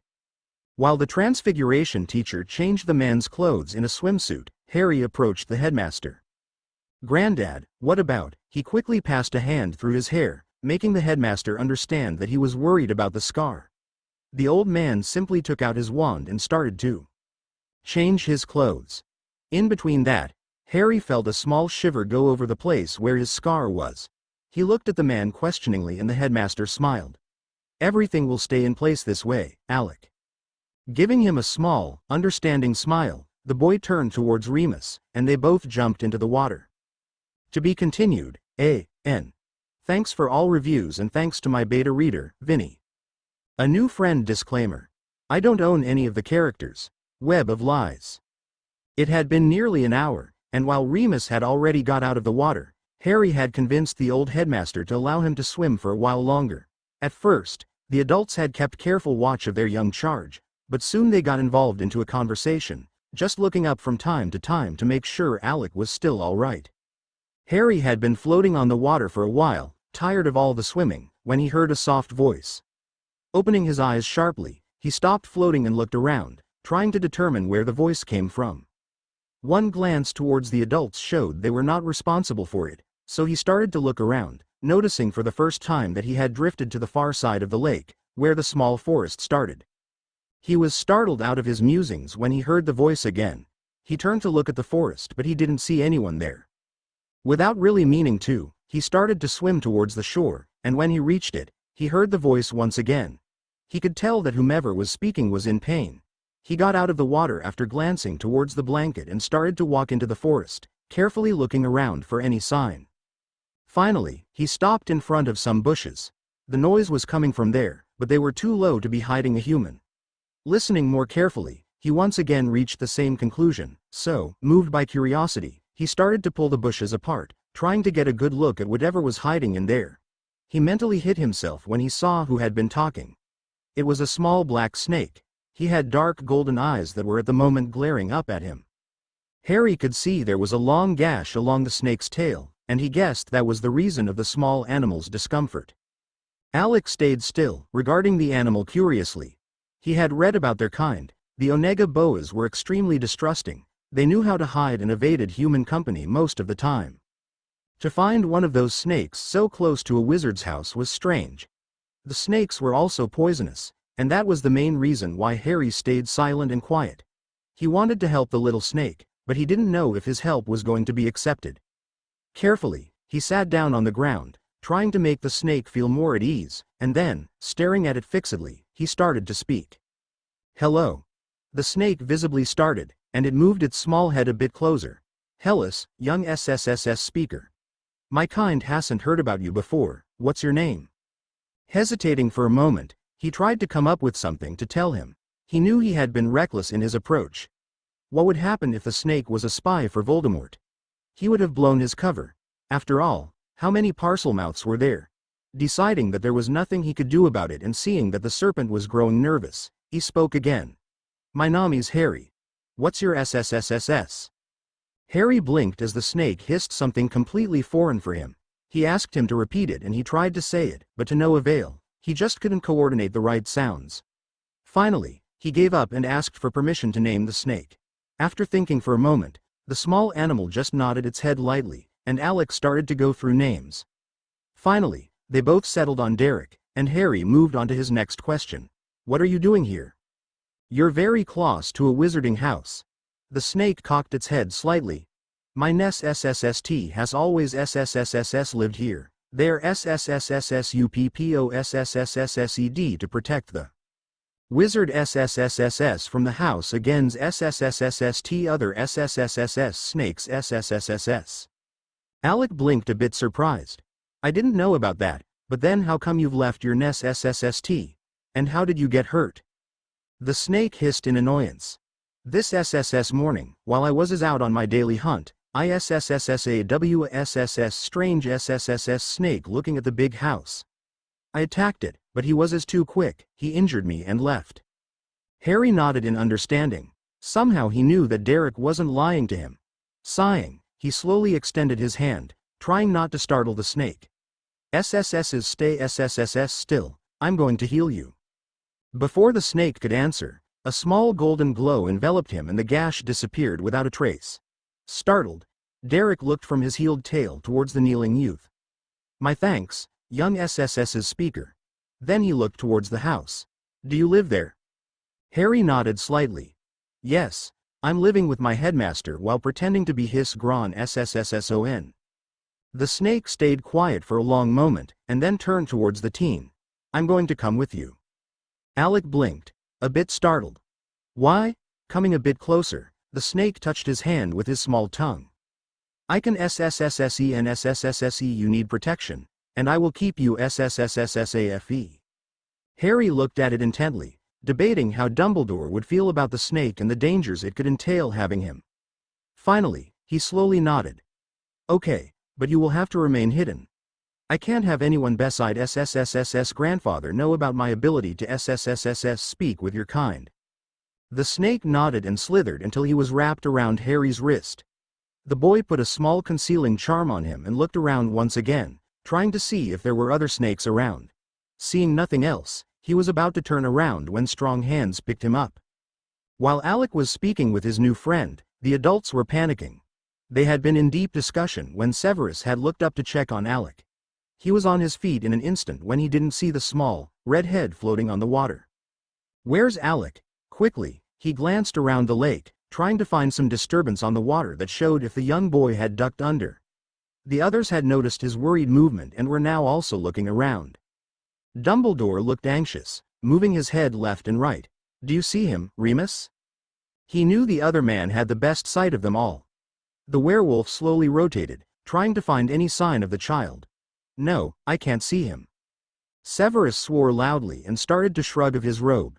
For a long minute they waited to see if the boy would resurface, but when nothing moved, Remus, who had still been sitting in his swimsuit, jumped into the water closely followed by Severus. Dumbledore remained on the blanket with McGonagall, trying to convince himself that Alec was fine while forgetting all about magic in his worry for his grandson. In the water, both men looked around once again, still not seeing anything. Severus decided they would be able to cover more ground if they went alone. Motioning to the left, Severus ordered, I'm going to look that way, you take the other side. Each swimming on their side, they tried to locate the boy, but as small as the lake was, they had no luck. Finally, Severus, who had been trying to regain his breath, cast a locating charm and followed the wand's trail. He was fairly surprised but also a bit relieved when the wand guided him to the far shore and into the forest. He started to walk as silently as he could. After all, someone could have kidnapped the kid. It took him a few minutes, but he finally found him, looking around as if searching for something. After making sure there was no danger near them, he quickly strode forward and picked the child up into his arms. Alexander Dumbledore, do you have any idea how much you've scared us? If it wasn't because of your grandfather, I would take you over my knee in an instant. Stern Lectures Disclaimer. I don't own any of the characters. Web of Lies. Alec looked up startled into the dark eyes glaring back at him. He had been away too long, and now he was going to be in trouble for sure. Sighing, he bowed his head slightly. Severus was still looking at the small figure in his arms, a bit of his anger diminishing at the sight of the bowed head. Sighing, he lowered the boy on his feet. What are you doing out here? Couldn't you have at least warned us? We were all worried when we didn't see you in the water. We thought you had drowned. I'm sorry, Professor. I thought I would be back in a moment. The man looked at him irritated. Could you stop that? Harry looked up, genuinely startled. Stop what? The man glared down at him. Stop changing the way you call me every time I'm annoyed. Either call me Professor, or call me Uncle, but stick with one of them. Just because sometimes I'm angry shouldn't change the way you view me. Harry flushed slightly. He hadn't noticed, but now that it was pointed out to him, he realized he did that a lot, not only with Snape, but also with Dumbledore. It was like he was trying to separate the kind from the stern, and he knew that was not a good thing to do. Just because they were angry with him didn't change the way they were. Sighing softly, he nodded. I'm sorry, Uncle Severus, I hadn't noticed, but you're right. The man nodded, looking at him intently as if he wanted to discern how truthful the child was. Finally, he decided to let that matter drop for the time being. He would talk about it with Dumbledore later. For now, he had other matters to attend to. Now, are you going to tell me why you nearly gave us heart attacks? Harry looked around once again, trying to think of something to say that wouldn't anger the man even more, but knowing he would only get away with the truth, he readied himself for another reprimand. I thought I heard someone and came to see who it was. A strong hand gripped his bare shoulder tightly, but when he looked up, he saw that Severus was not looking down at him. Instead, the older man was looking around, his wand gripped into his other hand. For the first time, Harry noticed that the man's clothes were still dripping wet and clinging to him. He was returned to reality when the strong hand moved from his shoulder to his jaw and forced him to look into the man's black eyes, which were glittering brightly with suppressed anger. Have you gone completely insane?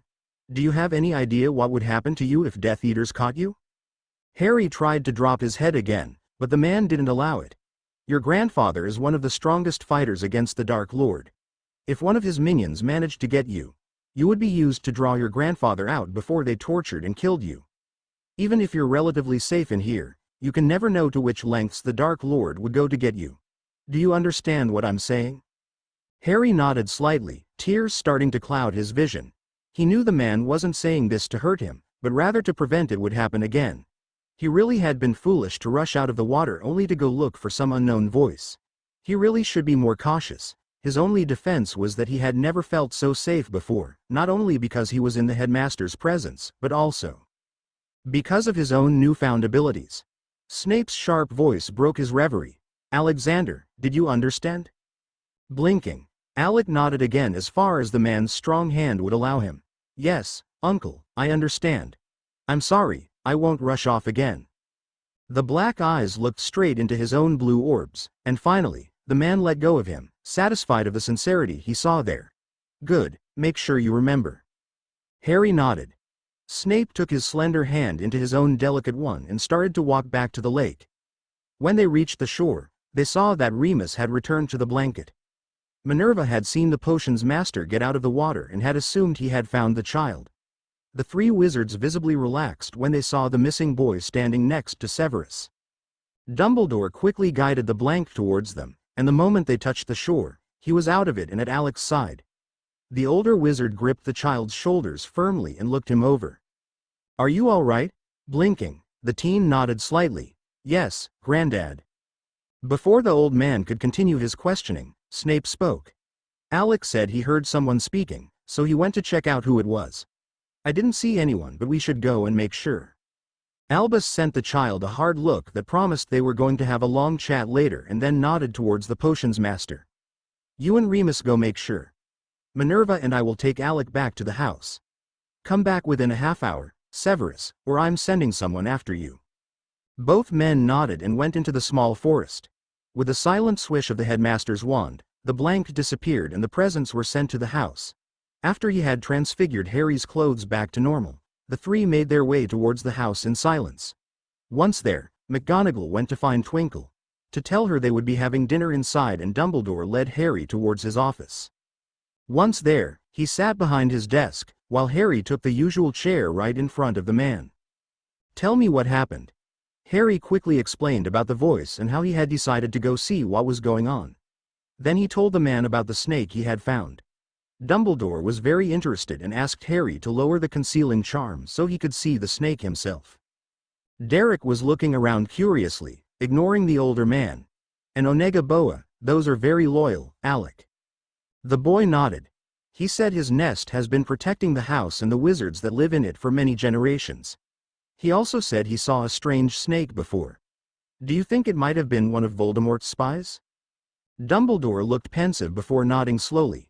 That might very well be the case, child. We will have to make sure there are no unwanted snakes around here anymore, and later, when we go back to Hogwarts. Harry looked uncomfortable at the mention of the school. What am I going to do when it's time to go back? The old man smiled mischievously at him. I'm still thinking about it. Harry narrowed his eyes slightly, not really believing the man. I don't like that smile. Dumbledore chuckled lightly but ignored the inquisitive glare the boy gave him. Instead, he looked at him intently, the smile in his eyes replaced by a stern glare. Then he proceeded to scold the boy, telling him exactly how foolish his behavior had been that evening. Harry listened with bowed head, noting that the man's words were not much more different than Snape's but had the added twist about Voldemort discovering his identity. 20 minutes later, they both made their way back towards the living room, Alec relieved that he had not been punished for his behavior, and Dumbledore concerned about the two men. Even if he knew now that there had not been any intruders, at least, not a human one, he was still worried that something might happen to the two of them. He was relieved to see that both men were back inside and chatting calmly with Minerva. The three of them looked up when they came in. The woman stood up and went to hug Harry while Dumbledore moved to talk to the other two. Once Harry had gone through a third scolding from his head of house, they all sat down and had dinner. Alec took a place between Remus and Severus and looked at the werewolf expectantly. The man raised an eyebrow at him and chuckled at him. "Oh, don't worry, kid, I'm not going to lecture you. I'm sure the three of them have said more than enough." The child laughed lightly, agreeing with the brown-haired man. Severus, sitting at his side, frowned at him. "And you deserved it too." Then he looked at his fellow professor. "Besides, any scolding coming from you would be hypocritical in the extreme. You would have done the same." The other man laughed and raised his glass. "Touché, Severus." The child sitting between them chuckled at their antics, but stopped and started to eat after a pointed glare coming from the old wizard. Once finished, they settled down in the comfortable couches. The conversation was light, but Harry didn't take part in it. Instead, he leaned against his grandfather and closed his eyes tiredly. It had been a wonderful birthday, the best he had ever had. Not that that was very difficult, but he was happy. He was deeply asleep when Remus picked him up and carried him towards his own room under his grandfather's guarding gaze.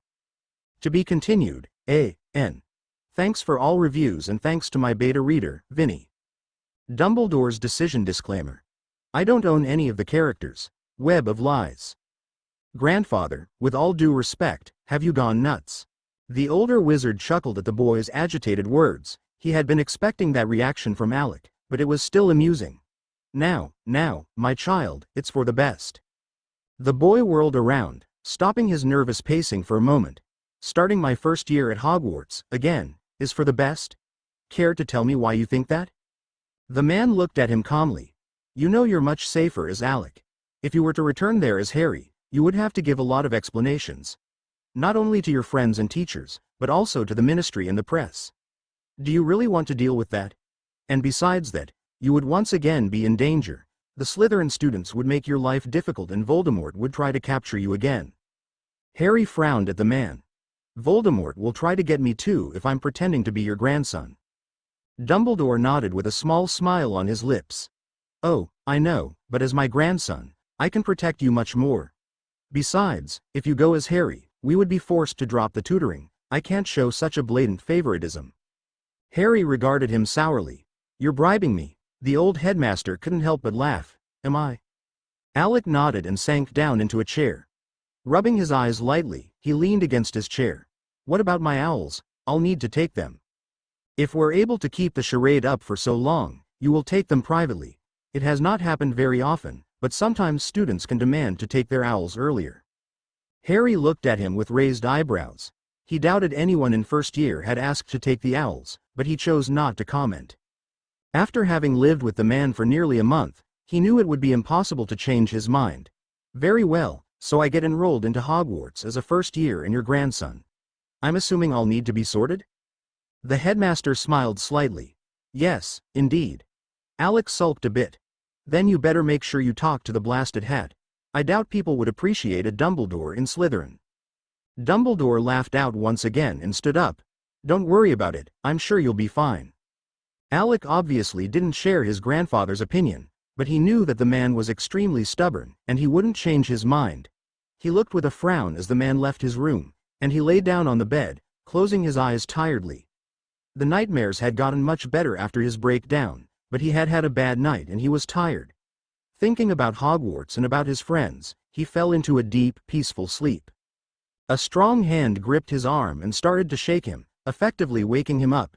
Sitting up on his bed, he looked up at the owner of said hand and smiled slightly when he saw the potion's master standing at his bedside. "Hey, Uncle Severus." The man smiled back and sat on the bed next to him. "You know it's just past lunchtime, don't you?" Harry blinked and looked at his watch, one of the many presents Dumbledore had given him for his birthday. "No, I didn't notice." He frowned slightly. "Where's Grandad? He usually comes to warn me or he sends Twinkle to get me." The dark-haired man chuckled slightly. "He had to leave for the day. The Aurors have nearly finished putting the wards around Hogwarts and Dumbledore needs to be there to help them with the final charms." Alec nodded acceptingly and looked up at him. "Did Grandad send you?" Severus nodded lightly. "He did. You know he doesn't want you to stay alone for a long time." Harry frowned a bit, but he understood the old man's concern so he didn't argue. Instead, he sank back against his pillows and closed his eyes. Severus' voice filled the room with concern. "You look tired, Alec. Are you feeling all right?" Nodding lightly, Harry turned to lie on his side, facing the professor but keeping his eyes closed. I'm fine. I just had a nightmare and didn't get much sleep. Severus smiled down at him and changed the topic of conversation. Albus said you'll start Hogwarts this September. Harry opened his eyes slightly to regard the man. Yes, it will be weird. Snape raised an eyebrow to him. What will be weird? The boy shrugged lightly. To have you and Aunt Minerva as teachers. The older man laughed lightly. Yes, I guess that might be strange. How do you do with potions? Harry looked at him for a long moment. What on earth was he supposed to answer?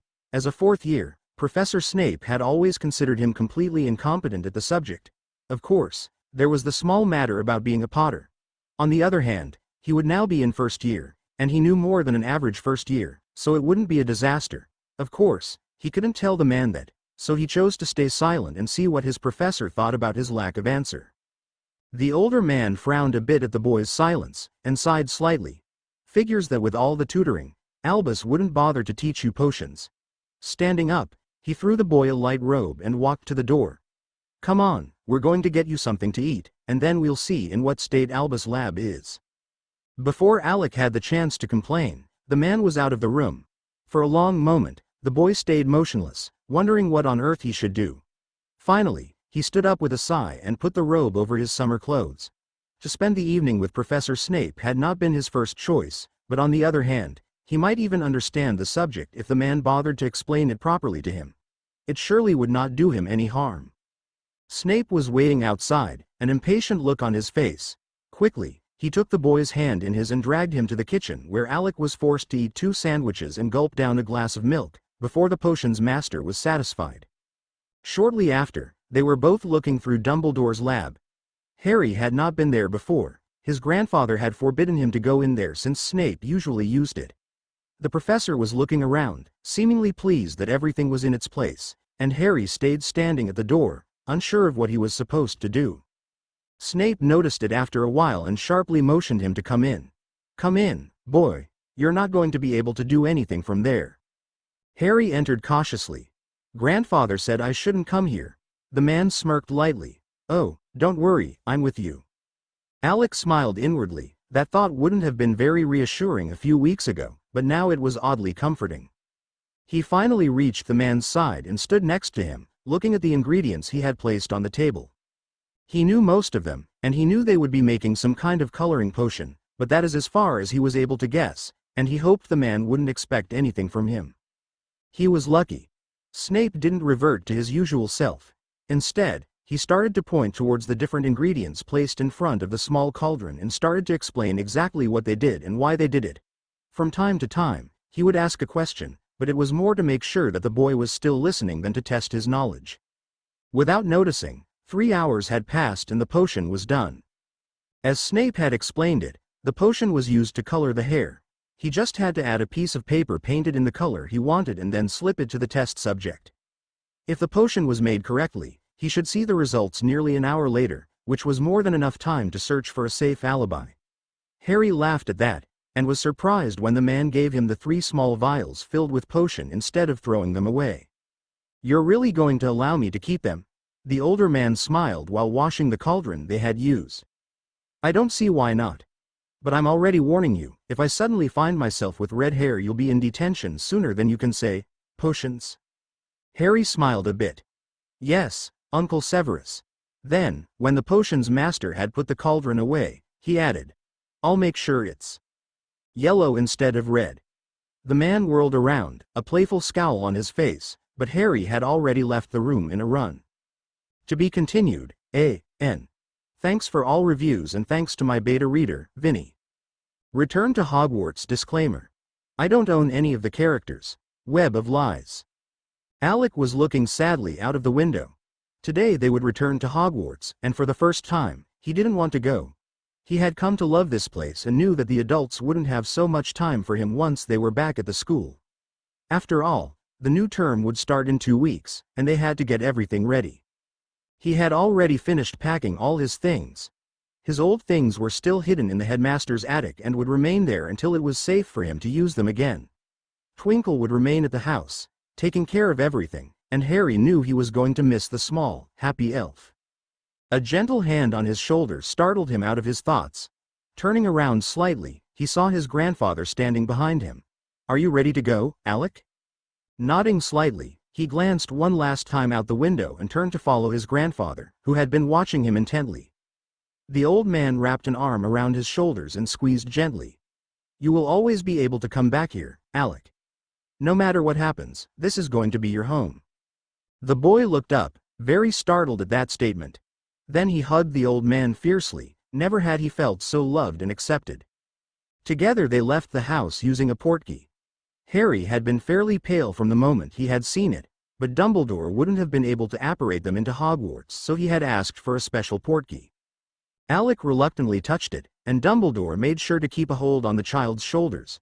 When they slammed into the headmaster's office, Harry had his eyes tightly closed and was shaking gently. Without a word, Dumbledore drew him into his arms and held him tightly against his chest until the teen calmed down. Alec breathed deeply and opened his eyes once he was sure no one was going to harm him. He was very relieved to see the headmaster's office and still kept a hold of the old man. They were forced apart by a gentle knock on the door. Dumbledore forced Harry to sit down in one of the chairs, sensing he wasn't steady enough to remain on his feet without help yet. The old headmaster went to sit into his chair and finally called out, "Come in." Neither was surprised when they saw Minerva McGonagall step into the room. A small smile etched on her face. She went to hug Alec, but paused when she took in his pale face. "Are you feeling all right, Alec? You're looking kind of pale." Dumbledore calmly answered, "I the boy's place. He just doesn't like portkeys much, they don't sit well with him." The old witch smiled slightly and ruffled his hair affectionately. "I know how you feel, I don't like them much either." Then she turned towards the headmaster. "There'll be a staff meeting in half an hour, Albus. You should get Alec settled in." The old man nodded and stood up while Minerva left the room after a last smile to the child. Alec stood up too and followed the headmaster out of his office.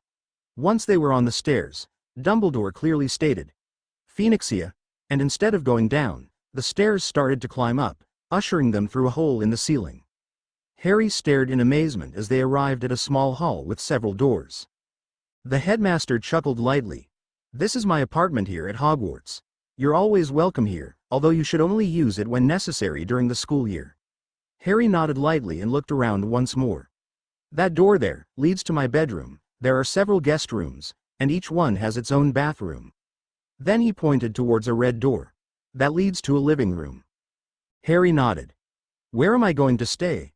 "You may pick any one of the guest rooms and make it your room. Just refrain from going into the one with the silver snake on the door. They're Severus Chambers, and as much as he seems to like you, I doubt he would take it well." Harry raised an eyebrow. "I always thought Uncle Severus would have his rooms in the dungeons?" Dumbledore nodded, looking at his watch. "He does. He just has another one up here for when he's injured or doesn't feel like being alone. I'm sorry, Alec, but I need to get going. Pick your room and stay here, okay? I can't have you wandering around the school while everyone thinks it's the first time you're here." Harry smiled a bit sadly, but the other man was already on his way down. It didn't take him very long to pick a room. He took one a bit apart from the ones his grandfather and Uncle Severus used. It was once again painted in blue and reminded him of the one he had occupied at the manor. Quickly, he put his things away, not bothering unpacking everything since Dumbledore had already told him he would be taking the train with the other students. Derek, who had been sleeping in his trunk, woke up, and after they exchanged a few words, the snake slithered out of the room, intent on exploring the castle. Once he was finished looking through the room, Harry settled into a chair with one of the books on animagie he still had to read. Several hours later, he put his book down. His eyes were burning from all the reading he had done, and still there had not been a sound coming from outside his room. Sighing, he went to lie on the bed. He didn't feel like practice anything, not to mention the fact that he didn't know if he could practice magic in here. Turning to his trunk, he pulled the Game Boy Remus had given him and started to play chess against the machine, but it didn't hold his attention for long. Sighing, he got up and went to the living room, wondering if there would be something to eat. For once he was hungry, and he didn't have a clue how to get food. He couldn't go down to the kitchens, because he wasn't supposed to know where the kitchens were. He tried to call for a house elf, but he didn't know how to do it. At the manor, Twinkle had always known when to come. Moodily, he sat on the large couch and looked at the empty fireplace. What on earth was taking so long? it was just a meeting. By the time Dumbledore and Snape finally trudged up the stairs, Harry was in a very bad mood, not to mention half asleep from sheer boredom. He didn't even bother to look up when they entered. It had become dark in the room. Both men knew that the boy was there only because he was not in his room. One look at the boy's face and Dumbledore knew that he was angry. Not that he could blame him, the meeting had gone for longer than he had expected, and he hadn't remembered about the child until they were done. Severus stayed behind him, knowing it would be better to let the older man handle the angry child. If he got involved they would end up in a shouting match, he just didn't have the right temper to calm another. The old man walked a bit closer. "I'm sorry it took so long, Alec." The boy glanced at him. He felt he was acting like spoiled brat, but he had gotten used to have someone around every few hours, even if it was only to see if he had eaten and was still in one piece. Controlling his temper and trying to suppress the lonely feeling that enveloped him, he spoke softly and shortly, "Can I have something to eat?" Dumbledore cringed a bit. It had been hours since dinner. "Of course, Alec, I'm sorry. I forgot to tell you how to call a house elf." Harry took a deep breath and chose not to comment. It would be useless to get into an argument with the man. They only made him feel guilty in the end. Silently, he watched as Dumbledore lit a fire and threw some red powder in it. A few moments later, a small meal appeared on the table and Alec moved to eat. The headmaster went to sit at his side, intent of keeping him company for a while, and Snape went to his room, giving them both time to fight it out. The silence stretched for a long time, the only sound being made by Harry. Finally, Dumbledore spoke. "Are you going to ignore me much longer?" The boy looked at him for a moment. "I'm angry, I don't want to have an argument with you, so please leave it." Sighing, the old man propped his head in one hand. "Okay, I'll leave it for now, but we're going to have a talk tomorrow." Harry looked up sharply, anger flashing through his eyes. "There's nothing to talk about. I know you're busy. I know you've got a lot to do, and I respect it. I don't mind being alone for some time, or even for a long time. I just wish you wouldn't lock me in some place with absolutely nothing to do for hours. Not to mention with no directions as to what I can and can't do. You didn't even tell me if I could do magic." Dumbledore looked at him guiltily. "I'm sorry, that was thoughtless of me." Noticing that the boy had finished his food and that they probably wouldn't get into a civil conversation tonight, he stood up. "Come, you're tired, I'll show you around the castle tomorrow, then you'll be able to move freely." Harry nodded and simply followed the man out of the living room. He showed him the room he had chosen, and after the older wizard had checked it out for silencing charms, they each headed to bed. When he was about to enter his rooms, Alec turned around sharply and went back to Dumbledore's side. "Granddad." The older man looked a bit startled. "What is it?" "What if I have a nightmare? Uncle Severus might hear." Dumbledore frowned in thought and stayed still for a long moment. Then he raised his wand and muttered a spell. Harry looked at him curiously. "What was that?" "Selective silencing charm. No matter how close Severus gets to your door, he won't hear you." Harry looked at him interestingly. "You'll have to teach me that one." Dumbledore snorted. "Only just before term starts, or you'll start putting it on your door as soon as you've learned it." Harry looked back at him innocently, but the headmaster wasn't fooled. He had come to know his young charge quite well. Ruffling his hair, he gently pushed him towards his own room and then went into his own. It had been a long day and tomorrow promised to be just as tiring. To be continued, A.N. Thanks for all reviews and special thanks to my beta reader, Vinny. Disagreements disclaimer. I don't own any of the characters. Web of Lies. Alec wasn't very surprised to see that he was alone when he woke up. It had become routine for the past 6 days. He usually woke up around 9 and had a bit of breakfast that the elves had already laid out for him. After he was finished, he got dressed in some muggle clothing, left the headmaster's rooms, and wandered through the castle. He wasn't even allowed to go out and fly since his grandfather was afraid that it might attract too much attention. So, he usually ended up in the library. There at least he had something to do, and since Madame Pants hadn't returned from her holiday, he was able to leave his books sprawled on the tables when he left. The elves always made sure to bring him lunch and dinner there. He usually didn't ask for it, but he suspected that Dumbledore had made sure he would always have his meals on time. He knew that the teachers had taken to eat in the Great Hall, but he didn't feel comfortable enough to join them without an invitation. The return to his rooms late at evening was just as lonely. His grandfather obviously felt that the elves would keep an eye on him, so he worked until late, making everything ready for the students' return.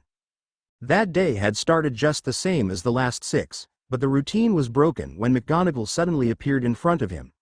Harry was grateful he had just been reading a Quidditch book, because if she had caught him with his books on animagi she would not have been pleased with him, and it would have arisen many questions.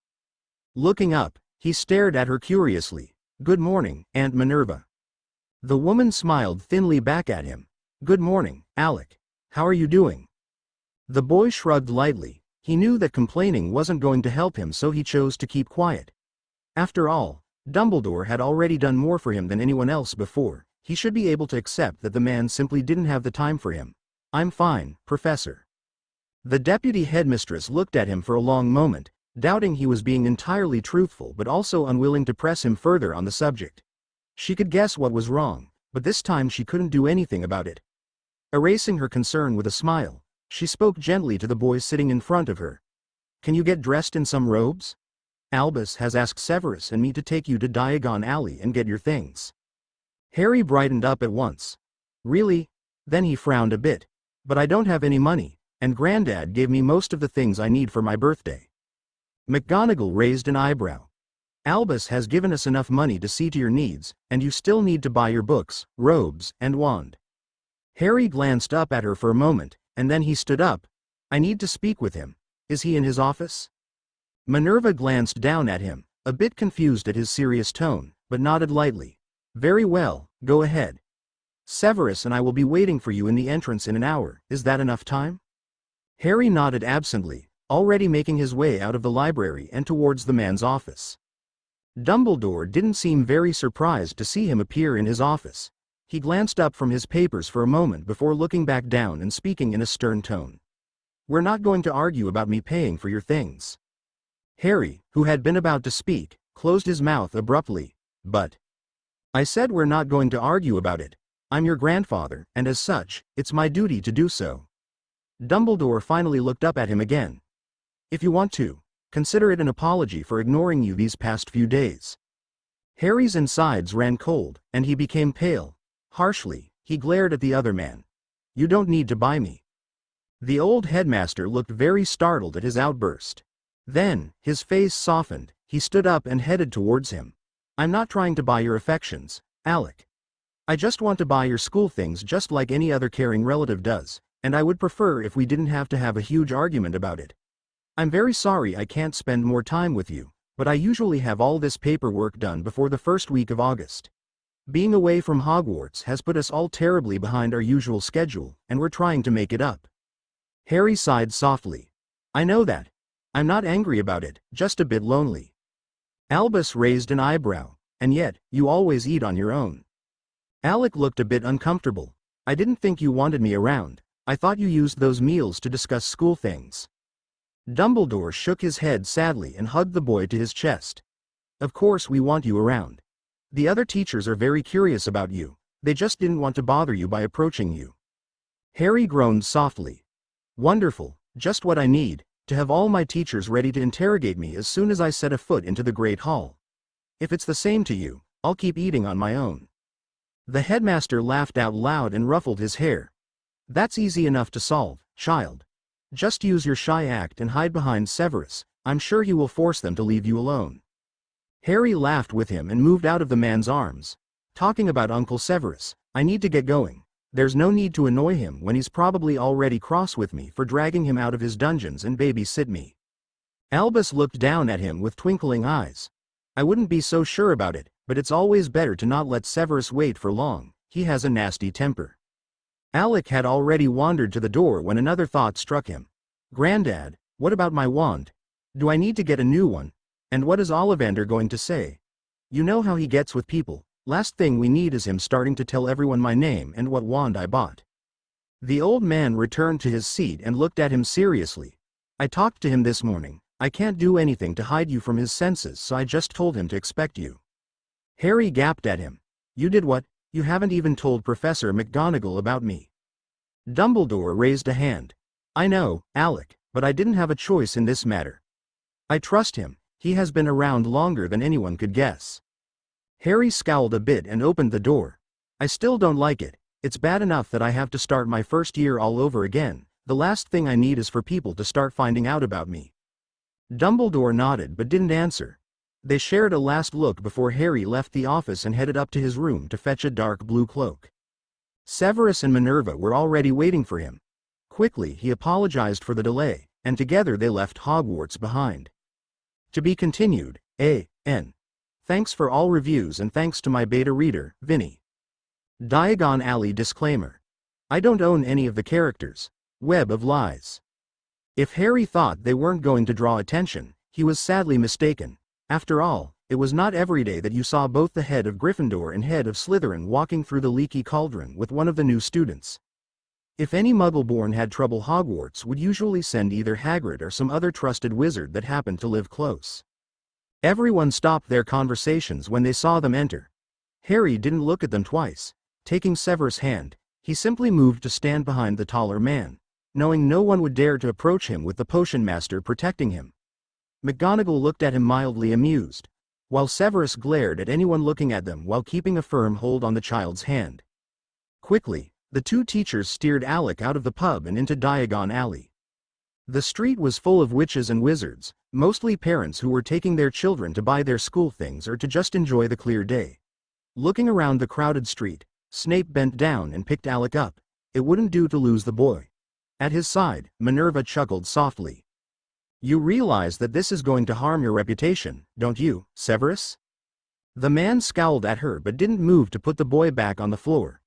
Harry smiled softly and passed an arm around the man's neck to keep himself steady. Snape moved him a bit so he was resting against his hip, and then started to move towards Madame Malkin's shop, ignoring the gaping students who were now wondering who on earth the boy cradled in their potions master's arms was. Minerva trailed behind them, smiling mischievously at the stunned students and nodding friendly towards the surprised parents. The shop was empty when they came in. Madame Malkin immediately approached them, visibly surprised to see who had entered her shop. Professors. What a surprise. What can I do for you? Snape bent down slightly and slid Alec out of his grasp while Minerva looked around. Alec needs some new robes, he'll be starting Hogwarts. The woman looked curiously at the child standing fearlessly next to the potions master and couldn't help but wonder who he was. After all, she had heard more than enough about the man to know he wouldn't willingly carry a child in his arms. Suppressing her curiosity, she motioned to the child to follow her into another room. Alec did so reluctantly. He had been there on his own before, but that didn't mean that he enjoyed losing the security Snape offered. He had seen her inquisitive glance, and hoped she wouldn't press for answers. Luckily, the woman knew better than to ask, so she simply fitted him for some robes. 20 minutes later, Alec was walking at Severus' side, his hand firmly clasped into the man's larger one. The three of them made their way towards Flourish and Blots to buy his books. Silently, Harry considered that to be a waste of money, but he could hardly tell his professors that without giving a good reason. When they entered the shop, a few seventh years approached Minerva and started to talk with her after sending nods towards Professor Snape. Looking down, the man raised an eyebrow. I trust you can find your books on your own? I need to speak to the manager for a moment. Harry nodded reluctantly and let go of the man's hand. Sighing, he started to gather his books. He only needed to find his Transfiguration book when his body suddenly ran cold. The air was suddenly freezing, and somewhere in his mind, he started to hear shouts. In an instant, he knew what was wrong. Dementors. Looking around frantically, he noticed that everyone had sensed it too, and while not many knew the feeling, the ones who could were already drawing their wands. Alec stood frozen in place. What should he do? He knew he was able to produce a Patronus, even wandlessly, but it would be a dead giveaway. Even if neither professor had ever seen his Patronus before, he couldn't take the risk. He knew how the magical world was. Before he could do anything to stop it, word would have spread out, and then what? Hermione, Remus, and Ron would hear, and then they surely would make the connection. Shaking his head slightly, he started to move towards the back of the shop with all the other children. They were all shaking, trying to draw together for warmth and comfort, while the adults stood in front of them, and forming a strong, defensive barrier. Harry ached to join them, to stand next to Severus and Minerva, but he didn't dare. It wasn't his place. He had to trust them. Just as Dumbledore had said, He needed to trust that they would be able to protect him. This was one of the hardest things he had had to do, to have to stand back and look as others fought. His shaking became worse when the Dementors came closer, and he had to stop his train of thought. The unpleasant sensations coming from the Dementors were overwhelming him, and he needed to keep track of them. He couldn't faint right now. With shaking hands, he grabbed a bit of chocolate he had been keeping in his pocket in case he got hungry and ate a bit, immediately feeling better. Cries of Expecto Patronum ran through the air while he sat back, watching as the silvery figures charged against the soulless monsters. Finally gathering himself, he looked around for the other children. Most were crying, sitting together on the floor behind the counter. Taking out all the chocolate he had been carrying, he focused on giving a bit of it to each of them. The older ones quickly caught on and also started to pick out sweets they had bought before. Slowly, the cold started to fade, and Harry could tell the fight was ending. Sitting down next to a girl, he drew his legs up against his chest and watched as one of the older children put a small sweet into a 3-year-old's mouth. They waited silently until the last shout faded, and even then, they stayed where they were safe, waiting for one of the adults to come gather them. Alec was now leaning against a wall. The strange girl was now leaning against him, trying to get some comfort from him. "Do you think it's over?" Harry looked down at the blonde head nestled against his shoulder and shrugged slightly. "I don't know, but I'm not cold anymore." The girl nodded, but didn't move from her place. To be continued.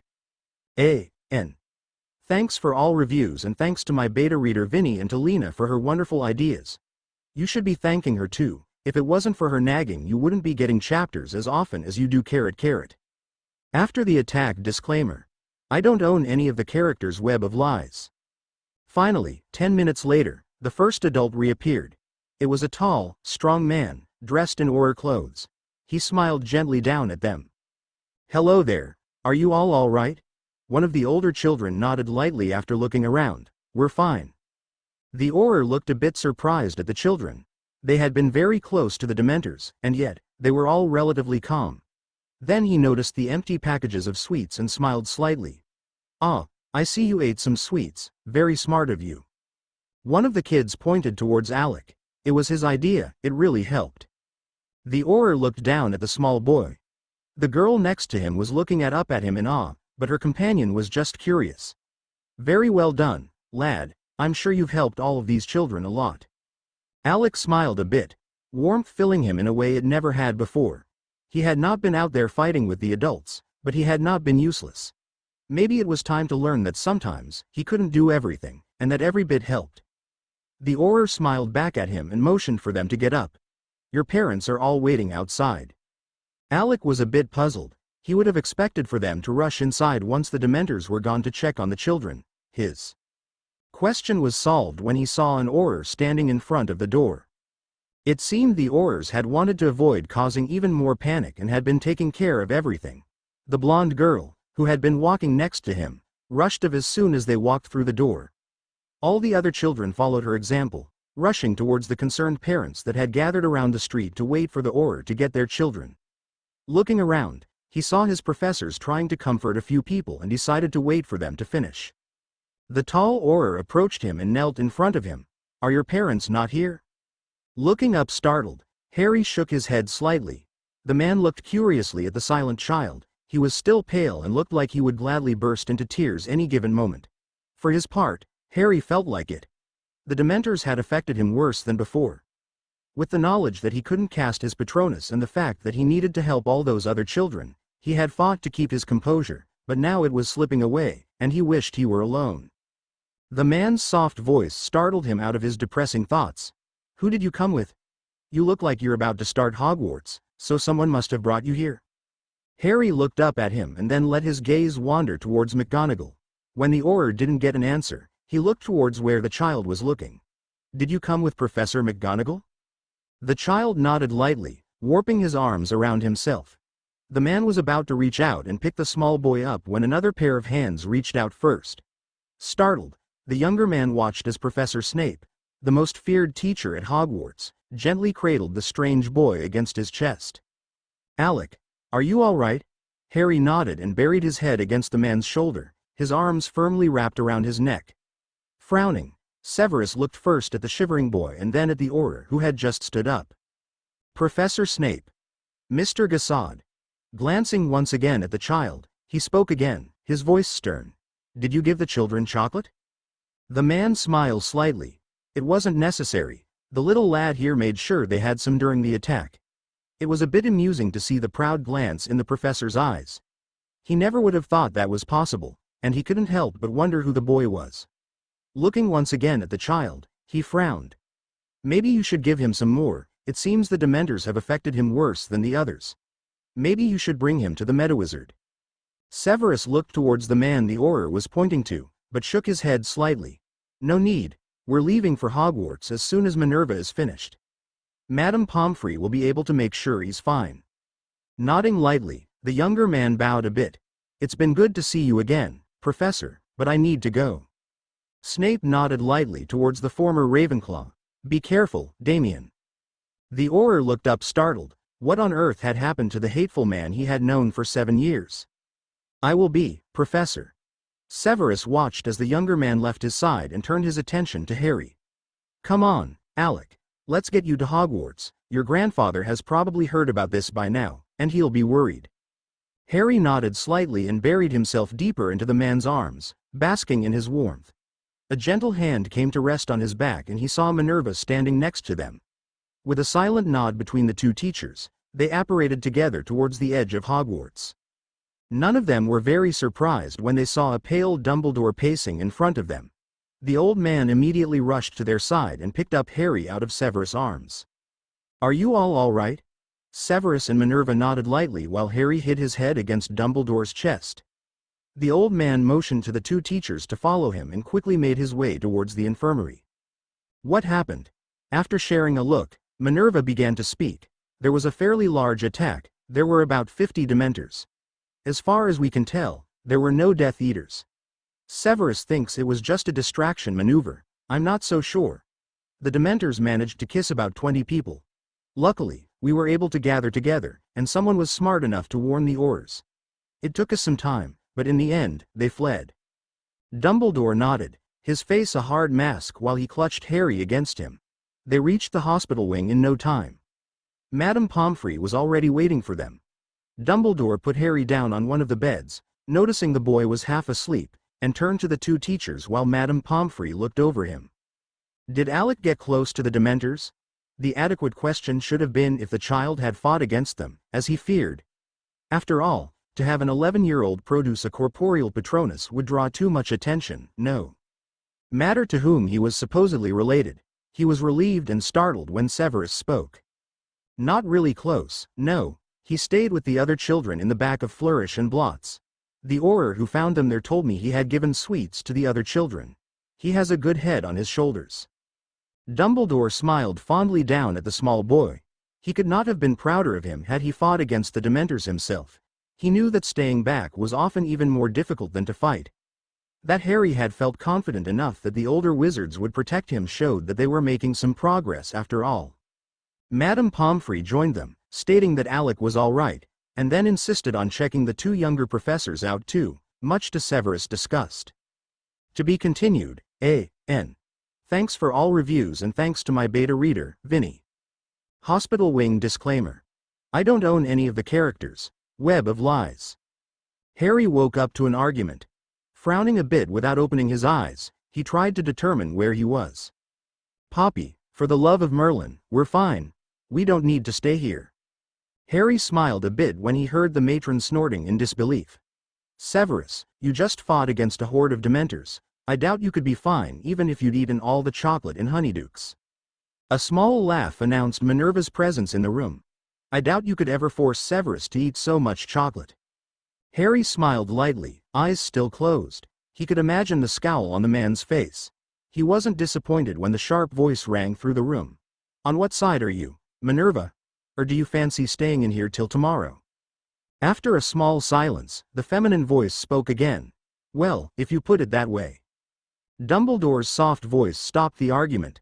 Now, children, it won't kill you to stay in here for a few hours. Besides, this way, Poppy and I can keep an eye on both you and Alec. Harry opened his eyes slightly, and watched as Dumbledore and the nurse ushered the two disgruntled teachers to two beds opposite of the one he was lying in. After much grumbling on Snape's part, Madame Pomfrey managed to get them in bed and gave the teachers a cup of hot chocolate. The chocolate must have been laced with some kind of sleeping draught because both professors were out of it in minutes. Harry opened his eyes fully when Dumbledore approached his bed again. The old man seemed a bit startled to see him awake, but he smiled fondly down at him. "Did the two of them wake you up, child?" Harry blinked once and then returned the soft smile. "Yeah, but it was kind of amusing. Never thought Uncle Severus would put up such a childish argument." Dumbledore laughed softly, attracting Madame Pomfrey's attention. The woman hurried to their side and frowned when she saw the boy awake. "You should still be asleep, young man." The boy looked down at his hands and nodded lightly. "Yes, ma'am." Dumbledore smiled gently. "Poppy, I don't think you've met my grandson, Alexander." Madame Pomfrey looked at them both for a long moment, before her gaze settled on the young child. The boy looked back at her distrustfully. He needed to keep his facade after all, and he was wondering what was going on with her. The woman ignored the inquisitive look and simply raised an eyebrow to him. Then, she drew the curtains around the bed and placed a silencing charm around the small cubicle. Dumbledore frowned at her actions. "Poppy, what?" The nurse looked at him sternly. "Albus, I don't know what game the two of you are playing, but I would like an explanation as to why half the wizarding world is looking for a boy that is staying just under your care." Alec groaned softly and passed an arm over his eyes. Dumbledore's eyes hardened at once. "I guess that telling you that I have no idea of what you're talking about is not going to help." Poppy snorted. "I've been a nurse at this school for decades, Albus, and Mr. Potter here has been one of my most frequent visitors. While I admit that the disguise is very well done, it hardly hides the medical facts." Albus nodded slightly. He should have thought of it, but he had been too concerned about Alec to think straight about the consequences. Even so, he wasn't so sure this was a bad thing. After all, Poppy was one of his most trusted staff members, and she would be forced to keep their secrets due to the oaths all Medawizards took. Sighing, and looked towards his supposed grandson. "Are you sure you're all right, Alec?" The boy was shivering slightly under the blankets. Poppy was immediately at his side, taking his temperature. Once she was reassured that he didn't have a fever, she left the small cubicle and went to fetch some of the hot chocolate she had given to Severus and Minerva. When she returned, Alec was no longer in bed, but wrapped in his blankets and resting in Dumbledore's lap. Silently, the man took the cup out of her hands and pressed it against Harry's lips. The boy drank obediently and was asleep within seconds. The two of them rearranged the child on the bed and then went to Madame Pomfrey's office. The woman wanted answers and she was going to get them. It took Dumbledore nearly an hour to explain what had happened and why he had chosen to hide Harry. In the end, the nurse had agreed with him that Harry was much safer as Alec, but she didn't like the fact that they hadn't told the other teachers. She would have expected him to at least tell Minerva and Severus, since they were some of his most trusted teachers, but the old man refused to tell anyone else. In his opinion, too many people knew about this already, and he didn't want to risk more people finding out.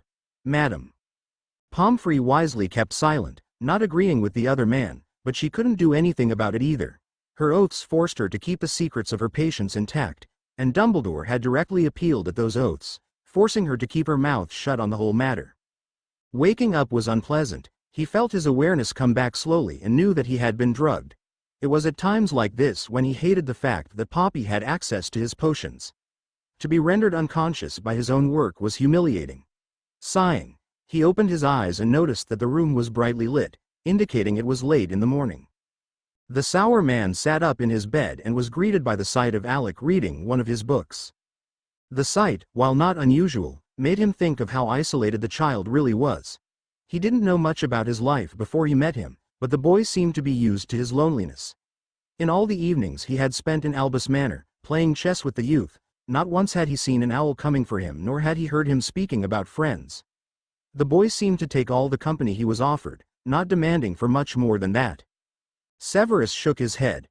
Well, that was not really true. He had seen the boy nearly demand attention from Albus as the days progressed, but it still was subdued. He couldn't help but wonder what had happened in his short life to make him so accepting. He was drawn out of his thoughts when the boy looked up. He obviously had felt the dark stare on him. "Good morning, Uncle Severus, how are you feeling?" Raising an eyebrow, the man stepped out of bed and went to sit at the child's side. "I'm perfectly all right. I was perfectly alright yesterday. That woman always overreacts. Harry chuckled softly but didn't comment. He closed his book and leant back into his pillows. He would have left the hospital wing as soon as he woke up, but his grandfather had resolutely forbidden him to step out of the room until Madame Pomfrey said so. As much as he hated the place, he was not ready to disobey such a direct order from the old man. Where are Albus and Minerva? Harry looked up and frowned a bit. They went to Grandad's office, or at least, that's what Madame Pomfrey said. Severus was about to reply when said nurse rushed inside, an incensed look on her face. Severus, Dumbledore needs you at the front door. The potions master exchanged a glance with Alec and frowned. Why? Is there something wrong? The woman scowled deeply. The minister is here. He and Albus are arguing quite loudly. Minerva asked me to fetch all the teachers. To be continued, A.N. Thanks for all reviews and thanks to my beta reader, Vinny. Break with the ministry disclaimer. I don't own any of the characters. Web of lies. When Severus reached the doors leading outside, he saw a couple of teachers already gathered around Dumbledore. In front of the old headmaster stood the Minister of Magic. His face was flushed, and he was shaking. Severus didn't know why he was. It could either be in anger or in fear, since Dumbledore was looking positively murderous. The other teachers were all looking very annoyed too. Approaching silently, he went to stand next to Professor Sprout and quietly asked what was happening, while he listened to the minister shouting who he was and what he thought of them. The woman turned lightly to him, a deep frown on her face. It seems Fudge arrived a while ago, and Dumbledore went to meet him at the entrance. The fool immediately started to say that he had pulled out all his Aurors from their search for Harry. Dumbledore didn't seem to like it much, but he stated that he understood. Then the minister kind of smiled and said he was glad that the old man agreed that they couldn't waste their resources in a worthless and mentally unbalanced child. The woman shuddered slightly. I've never seen Dumbledore so angry in my life. He went all cold and told the minister to get off of Hogwarts grounds. The old idiot didn't like that, and he has been shouting since then.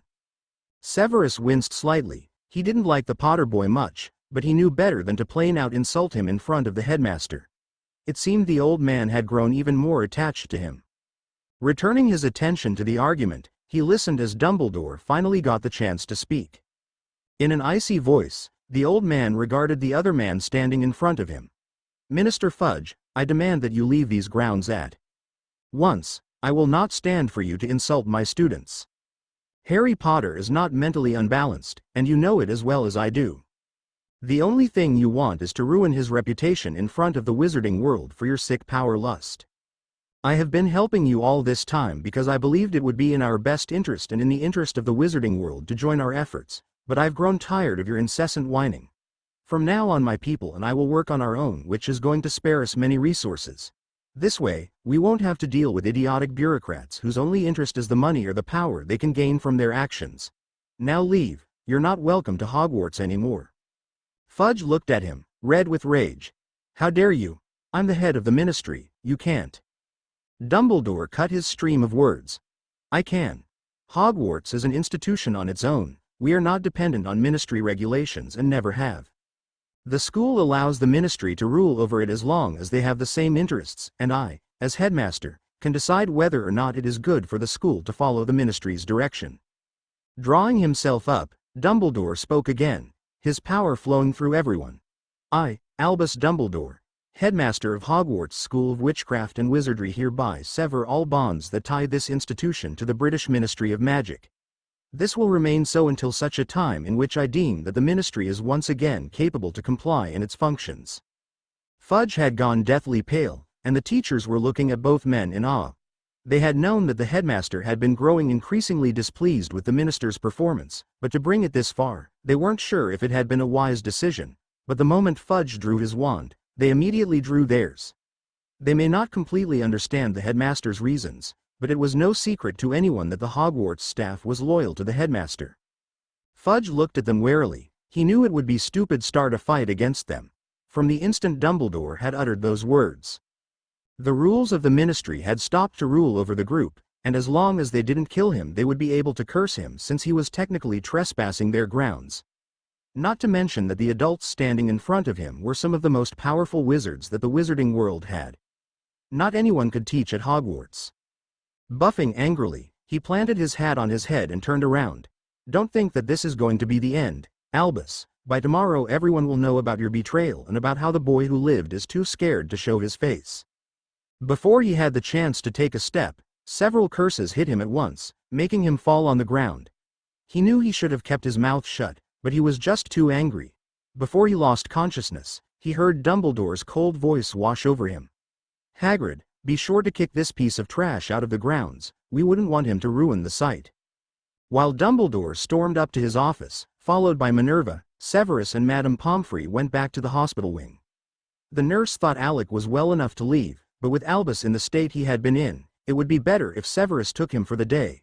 The younger man had agreed, thinking he would be able to teach him a bit more about potions, and silently walked next to the woman. Harry was still sitting in bed. He had put his book down and was looking through the window, a frown marring his face. When he heard them enter the ward, he immediately turned his attention to them. Is everything all right? The nurse hurried at his side and started to check him over, muttering under her breath that he should have been resting. Severus looked at her in amusement and sat down next to the bed. When the woman was finally finished with her checkup, Alec spoke again. Is everything all right? What happened? The woman sighed and ran a hand through her hair. Don't worry, everything's fine. Your grandfather just got a bit angry at the minister. Severus snorted from his place. A bit angry? Poppy, the man went ballistic. He would have killed Fudge on the spot if he could have got away with it. The nurse glared at him, but didn't contradict him. She knew he was probably right. Harry looked at them alarmed. Is Granddad all right? I need to see him. He jumped out of the bed, but Severus immediately caught him in his arms and placed him on his lap. I don't think that's a very good idea right now, Alec. He was really furious and needs a bit of time to calm down. Poppy ruffled his hair. Don't worry, lad, Minerva went with him. I suspect they will be planning the future of Hogwarts as soon as Albus calms down. Alec frowned. The future of Hogwarts? Sighing, Severus passed a hand over his face. Albus has severed all ties with the ministry. As of right now, Hogwarts has its own laws, and Albus and Minerva have to decide how they are going to do this. Harry sat back against Severus, a stunned look on his face. The old man must have really been angry to take such drastic measures. He had always stated that as long as they were united, they would win. But right now he had severed his connections with their most powerful allies. He really hoped everything would turn out all right. To be continued, A.N. Thanks for all reviews. And thanks to my beta reader Vinny and Talina. A new wand disclaimer. I don't own any of the characters. Web of Lies. For the next few days, Severus spent most of his time with the boy while Dumbledore, Minerva, and the rest of the staff rearranged the way the school was run. The news of the break between Hogwarts and the Ministry had hit the wizarding world hard. Some parents had even pulled their children out of the school. Most of them were Slytherins whose parents had only consented to bring their children there because Dumbledore was being watched by the Ministry. But now that the old wizard had full run of Hogwarts, they didn't want their children there. Severus had taken Alec to Diagon Alley once more, only this time Remus went with them. They quickly went to Ollivander's, followed by the stares of many parents and children. Severus carried Harry the whole way, refusing to put the boy down as long as they were outside. Word had gone around about the mysterious boy that accompanied the professors, but no one seemed to have figured out the truth. Once they were in the shop, the old man greeted them kindly, throwing an amused smirk at Harry while asking which was his hand wand. It took Alec a long time to find the right wand for him. In the end, it turned out to be one with a basilisk teeth core. To say that both Remus and Severus were surprised would have been an understatement. They knew that the basilisk was one of the most magical creatures that existed, and wands made of any of their parts were hard to find and extremely powerful. It was also rumored that most of the owners turned to the dark arts. Alec, for his part, wasn't that surprised. He had known for years that he had an affinity to snakes. Derek's slight form wrapped around his wrist was proof enough of it. He had also learned some time ago that he shouldn't trust people's regards to anything.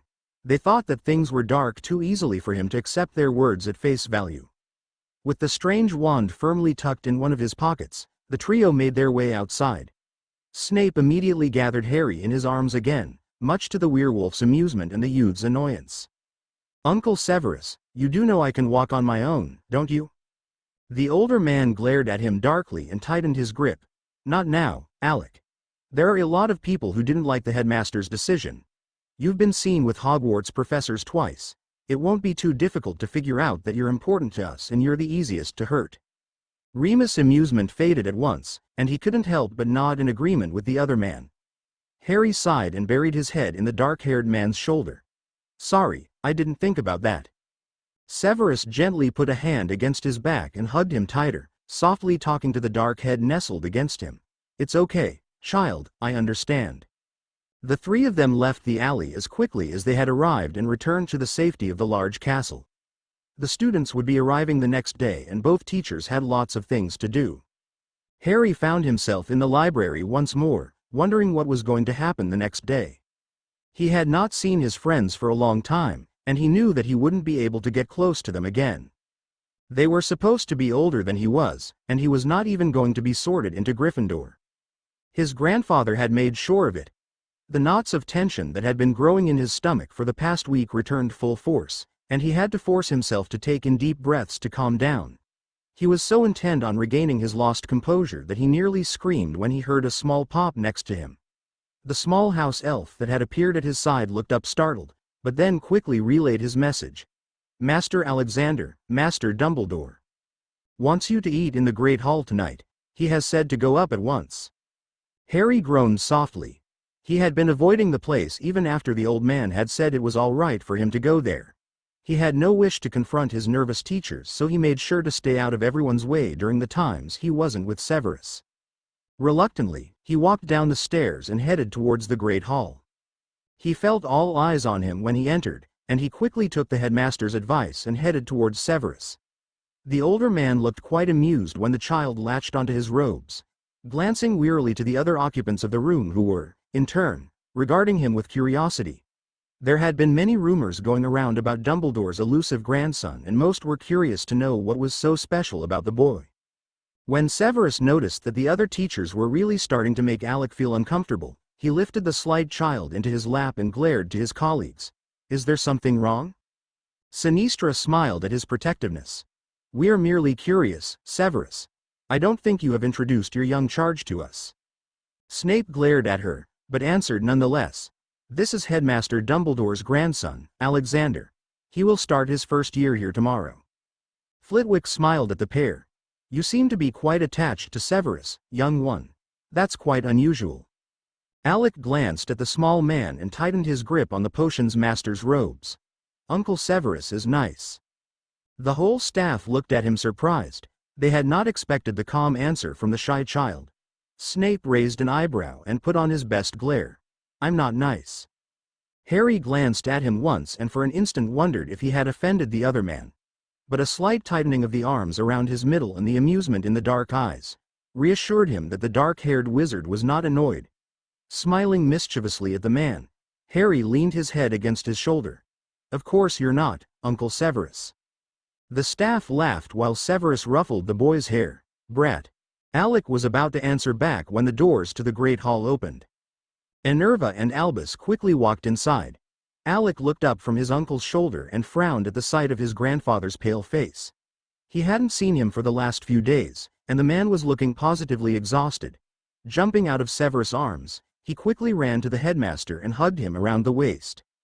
Dumbledore sighed slightly and ruffled the child's hair gently while placing his arms around the boy's shoulders.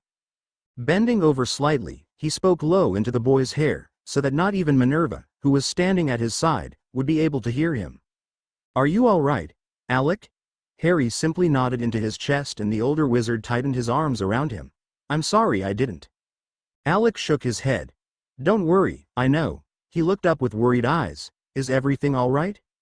Albus smiled tiredly. I think everything's arranged. Harry nodded lightly, and disentangling himself from the headmaster's arms, the three of them went to the table. To be continued, A.N. Thanks for all reviews and thanks to Vinny for baiting this. Fears disclaimer. I don't own any of the characters. Web of lies. Dumbledore sat down with Alec and Minerva at his sides. Severus had silently given up his usual place to the youth, and instead, he took one at Alec's other side, protecting him from the curious teachers.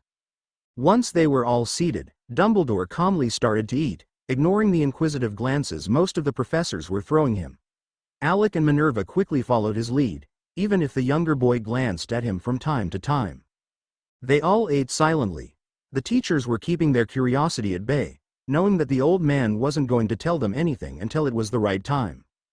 The nerve-wracking dinner was finally finished, and Dumbledore served tea to everybody. Looking towards his grandson, the old man frowned slightly. "Alec, it's late, you should go to bed."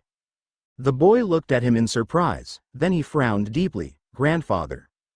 Dumbledore returned his glare. "Now, Alexander." When the youth made no move to stand up, Minerva moved from her place. "Come, Alec, I'll take you to your room." Harry pursed his lips, but obediently stood up, not taking his gaze from the older man. He didn't want to leave. He needed to know what was going on, but he didn't wish to cause a scene in front of all his teachers, so he didn't have a choice but to leave with the woman. Once they were gone, Severus turned towards Dumbledore. "If you weren't planning to allow him to sit at this meeting, why did you insist he came to eat with us?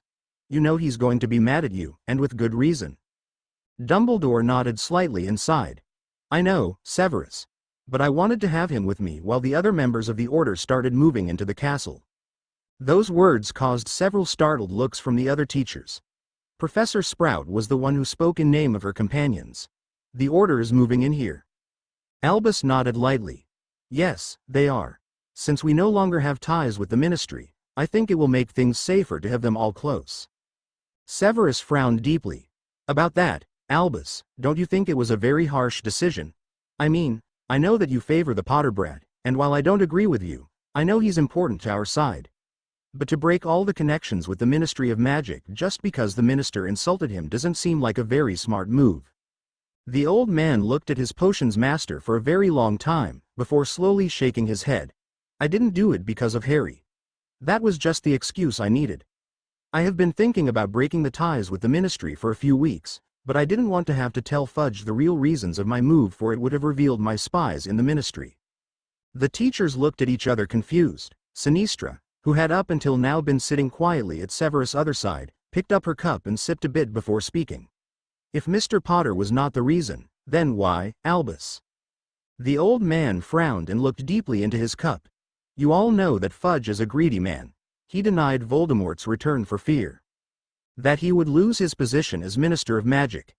The public opinion is very important to him, and he has lost a great deal with it in the last few weeks." Looking up, he saw most of his professors nodding in agreement. "A few weeks ago, one of my spies reported a plan of the minister to regain some of his lost popularity." A small groan came from Professor Vector. "Why'd I have the feeling it was something we're not going to like?" While some of the professors chuckled, Dumbledore remained uncharacteristically serious. "I'm afraid it was quite serious. The minister was planning to charge in here at the sorting feast with a group of Aurors and arrest any student that had ever been connected to Death Eaters." Snape paled drastically. Knowing that most of those students would have been Slytherins, he wanted to do what? Dumbledore regarded him sadly. "You heard me, Severus." The entire group of teachers looked at him, torn between disbelief and anger. The small Professor Flitwick jumped on his chair. What was that man thinking about?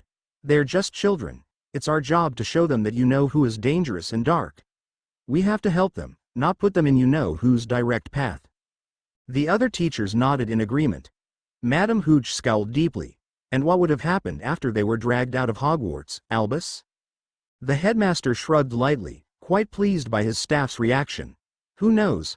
I really didn't dare to find out, but they would have most probably been sent to Azkaban." Lupin scowled. "To send children to Azkaban? That man is completely insane. I hate to say this, but we may have another enemy besides Voldemort, Albus." Dumbledore nodded lightly. "I'm aware of that, Remus, but we should not let them distract us from our main objective. The Ministry is not as powerful as they like to think they are. Their only power resides in the Aurors." A strong voice interrupted him. "And we all know that at least half of them are loyal to you, Headmaster." The old man smiled slightly at the young wizard standing at the entrance next to McGonagall. "So are you all settled in?" The young man nodded lightly and they both took a place at the table. "Yes, everyone is already turning in for the night. Tomorrow is going to be a busy day." Dumbledore nodded, visibly pleased, and then turned to them all. "Now that everyone's here, allow me to tell you the changes that are going to take place." Dumbledore slowly made his way back to his chambers. The meeting had been stressing. A lot of arguments had arisen while he tried to explain how things were going to go from now on. Finally, with Minerva's help, he had managed to convince everyone of his plans, and even if some of them didn't agree, they trusted him enough to carry on. Severus had already gone to his own room in the dungeons, and now he was walking alone through the empty halls. His thoughts shifted to the teenager who was probably sleeping in his rooms. He had seen the anger in his eyes, and for the 100th time, he wondered how the boy managed to keep himself in cheek. He had been expecting an argument, not the silent contest of wills that had been cut off by Minerva. Yes, even if the boy was slowly recuperating from his inner scars, he was by no means healed. And somehow, Albus doubted he would ever be. The Muggles had done too much damage. Sighing, he noticed he had reached the gargoyle guarding the entrance to his chambers. Softly, he muttered the password and climbed up the stairs past his office and to his private rooms. Silently, the old headmaster made his way to his grandson's bedroom, wishing to check on him before going to bed himself. Having expected Harry to be asleep, he was a bit startled when he saw his slight form sitting in a chair in front of the large window. "Alec?" The boy had obviously heard him come in, because he only turned around slightly. "Yes?" Dumbledore frowned lightly at the flat tone of voice. "Alec, IKNW, you're angry, and you've every right to be, but the meeting was about school things. I doubt the other teachers would have approved about you being there." The boy didn't turn around, he simply nodded his head, keeping his eyes trained outside the window. "You could have allowed me to eat on my own then, it would have been more comfortable for me." The old man shook his head slightly, approaching the boy. "I wanted you to be with me. A lot of people arrived this evening, and although I trust most of them with my life, I also am wary of possible spies for Voldemort." Harry stayed silent for a long while before turning around and nodding. Dumbledore narrowed his eyes when he saw the pallor covering the boy's face. "Alec? Are you all right? You're looking pale." The boy nodded lightly and looked away. "It's nothing, Grandad." The old man shook his head and forced the boy to raise his head with a gentle hand. "I doubt it's nothing. Are you ill?" Harry shook his head. "I'm fine." When he saw the headmaster looking intently at him, he sighed. "Really, I'm fine, just very nervous about tomorrow. What if I look older than all the other students?" Dumbledore smiled slightly, relieved that that was the only thing bothering the boy. "Alec, you don't look older than them. Minerva and Severus have been working here for a long time and they both think you're 11. Harry shrugged slightly, not really convinced. "Could be because they haven't seen me around other children." Dumbledore raised an eyebrow. "You went to Diagon Alley with Severus.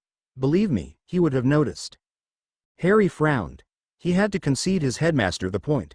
"But what about my disguise? It was easy to hide while staying with you, but I will be seeing my school companions all the time. It will be incredibly difficult." Dumbledore rolled his eyes and with a small wave of his wand, he put a concealing charm on the boy's forehead. "Honestly, Alec, we're back to Hogwarts. I doubt anyone will sense a bit of magic covering you when you stay around about 100 of magical teenagers." Harry nodded his thanks. He had been thinking about it, but Dumbledore had been so busy that he hadn't found the time to ask him. Even so, he was by no means completely reassured. But what if? "Enough, Alexander."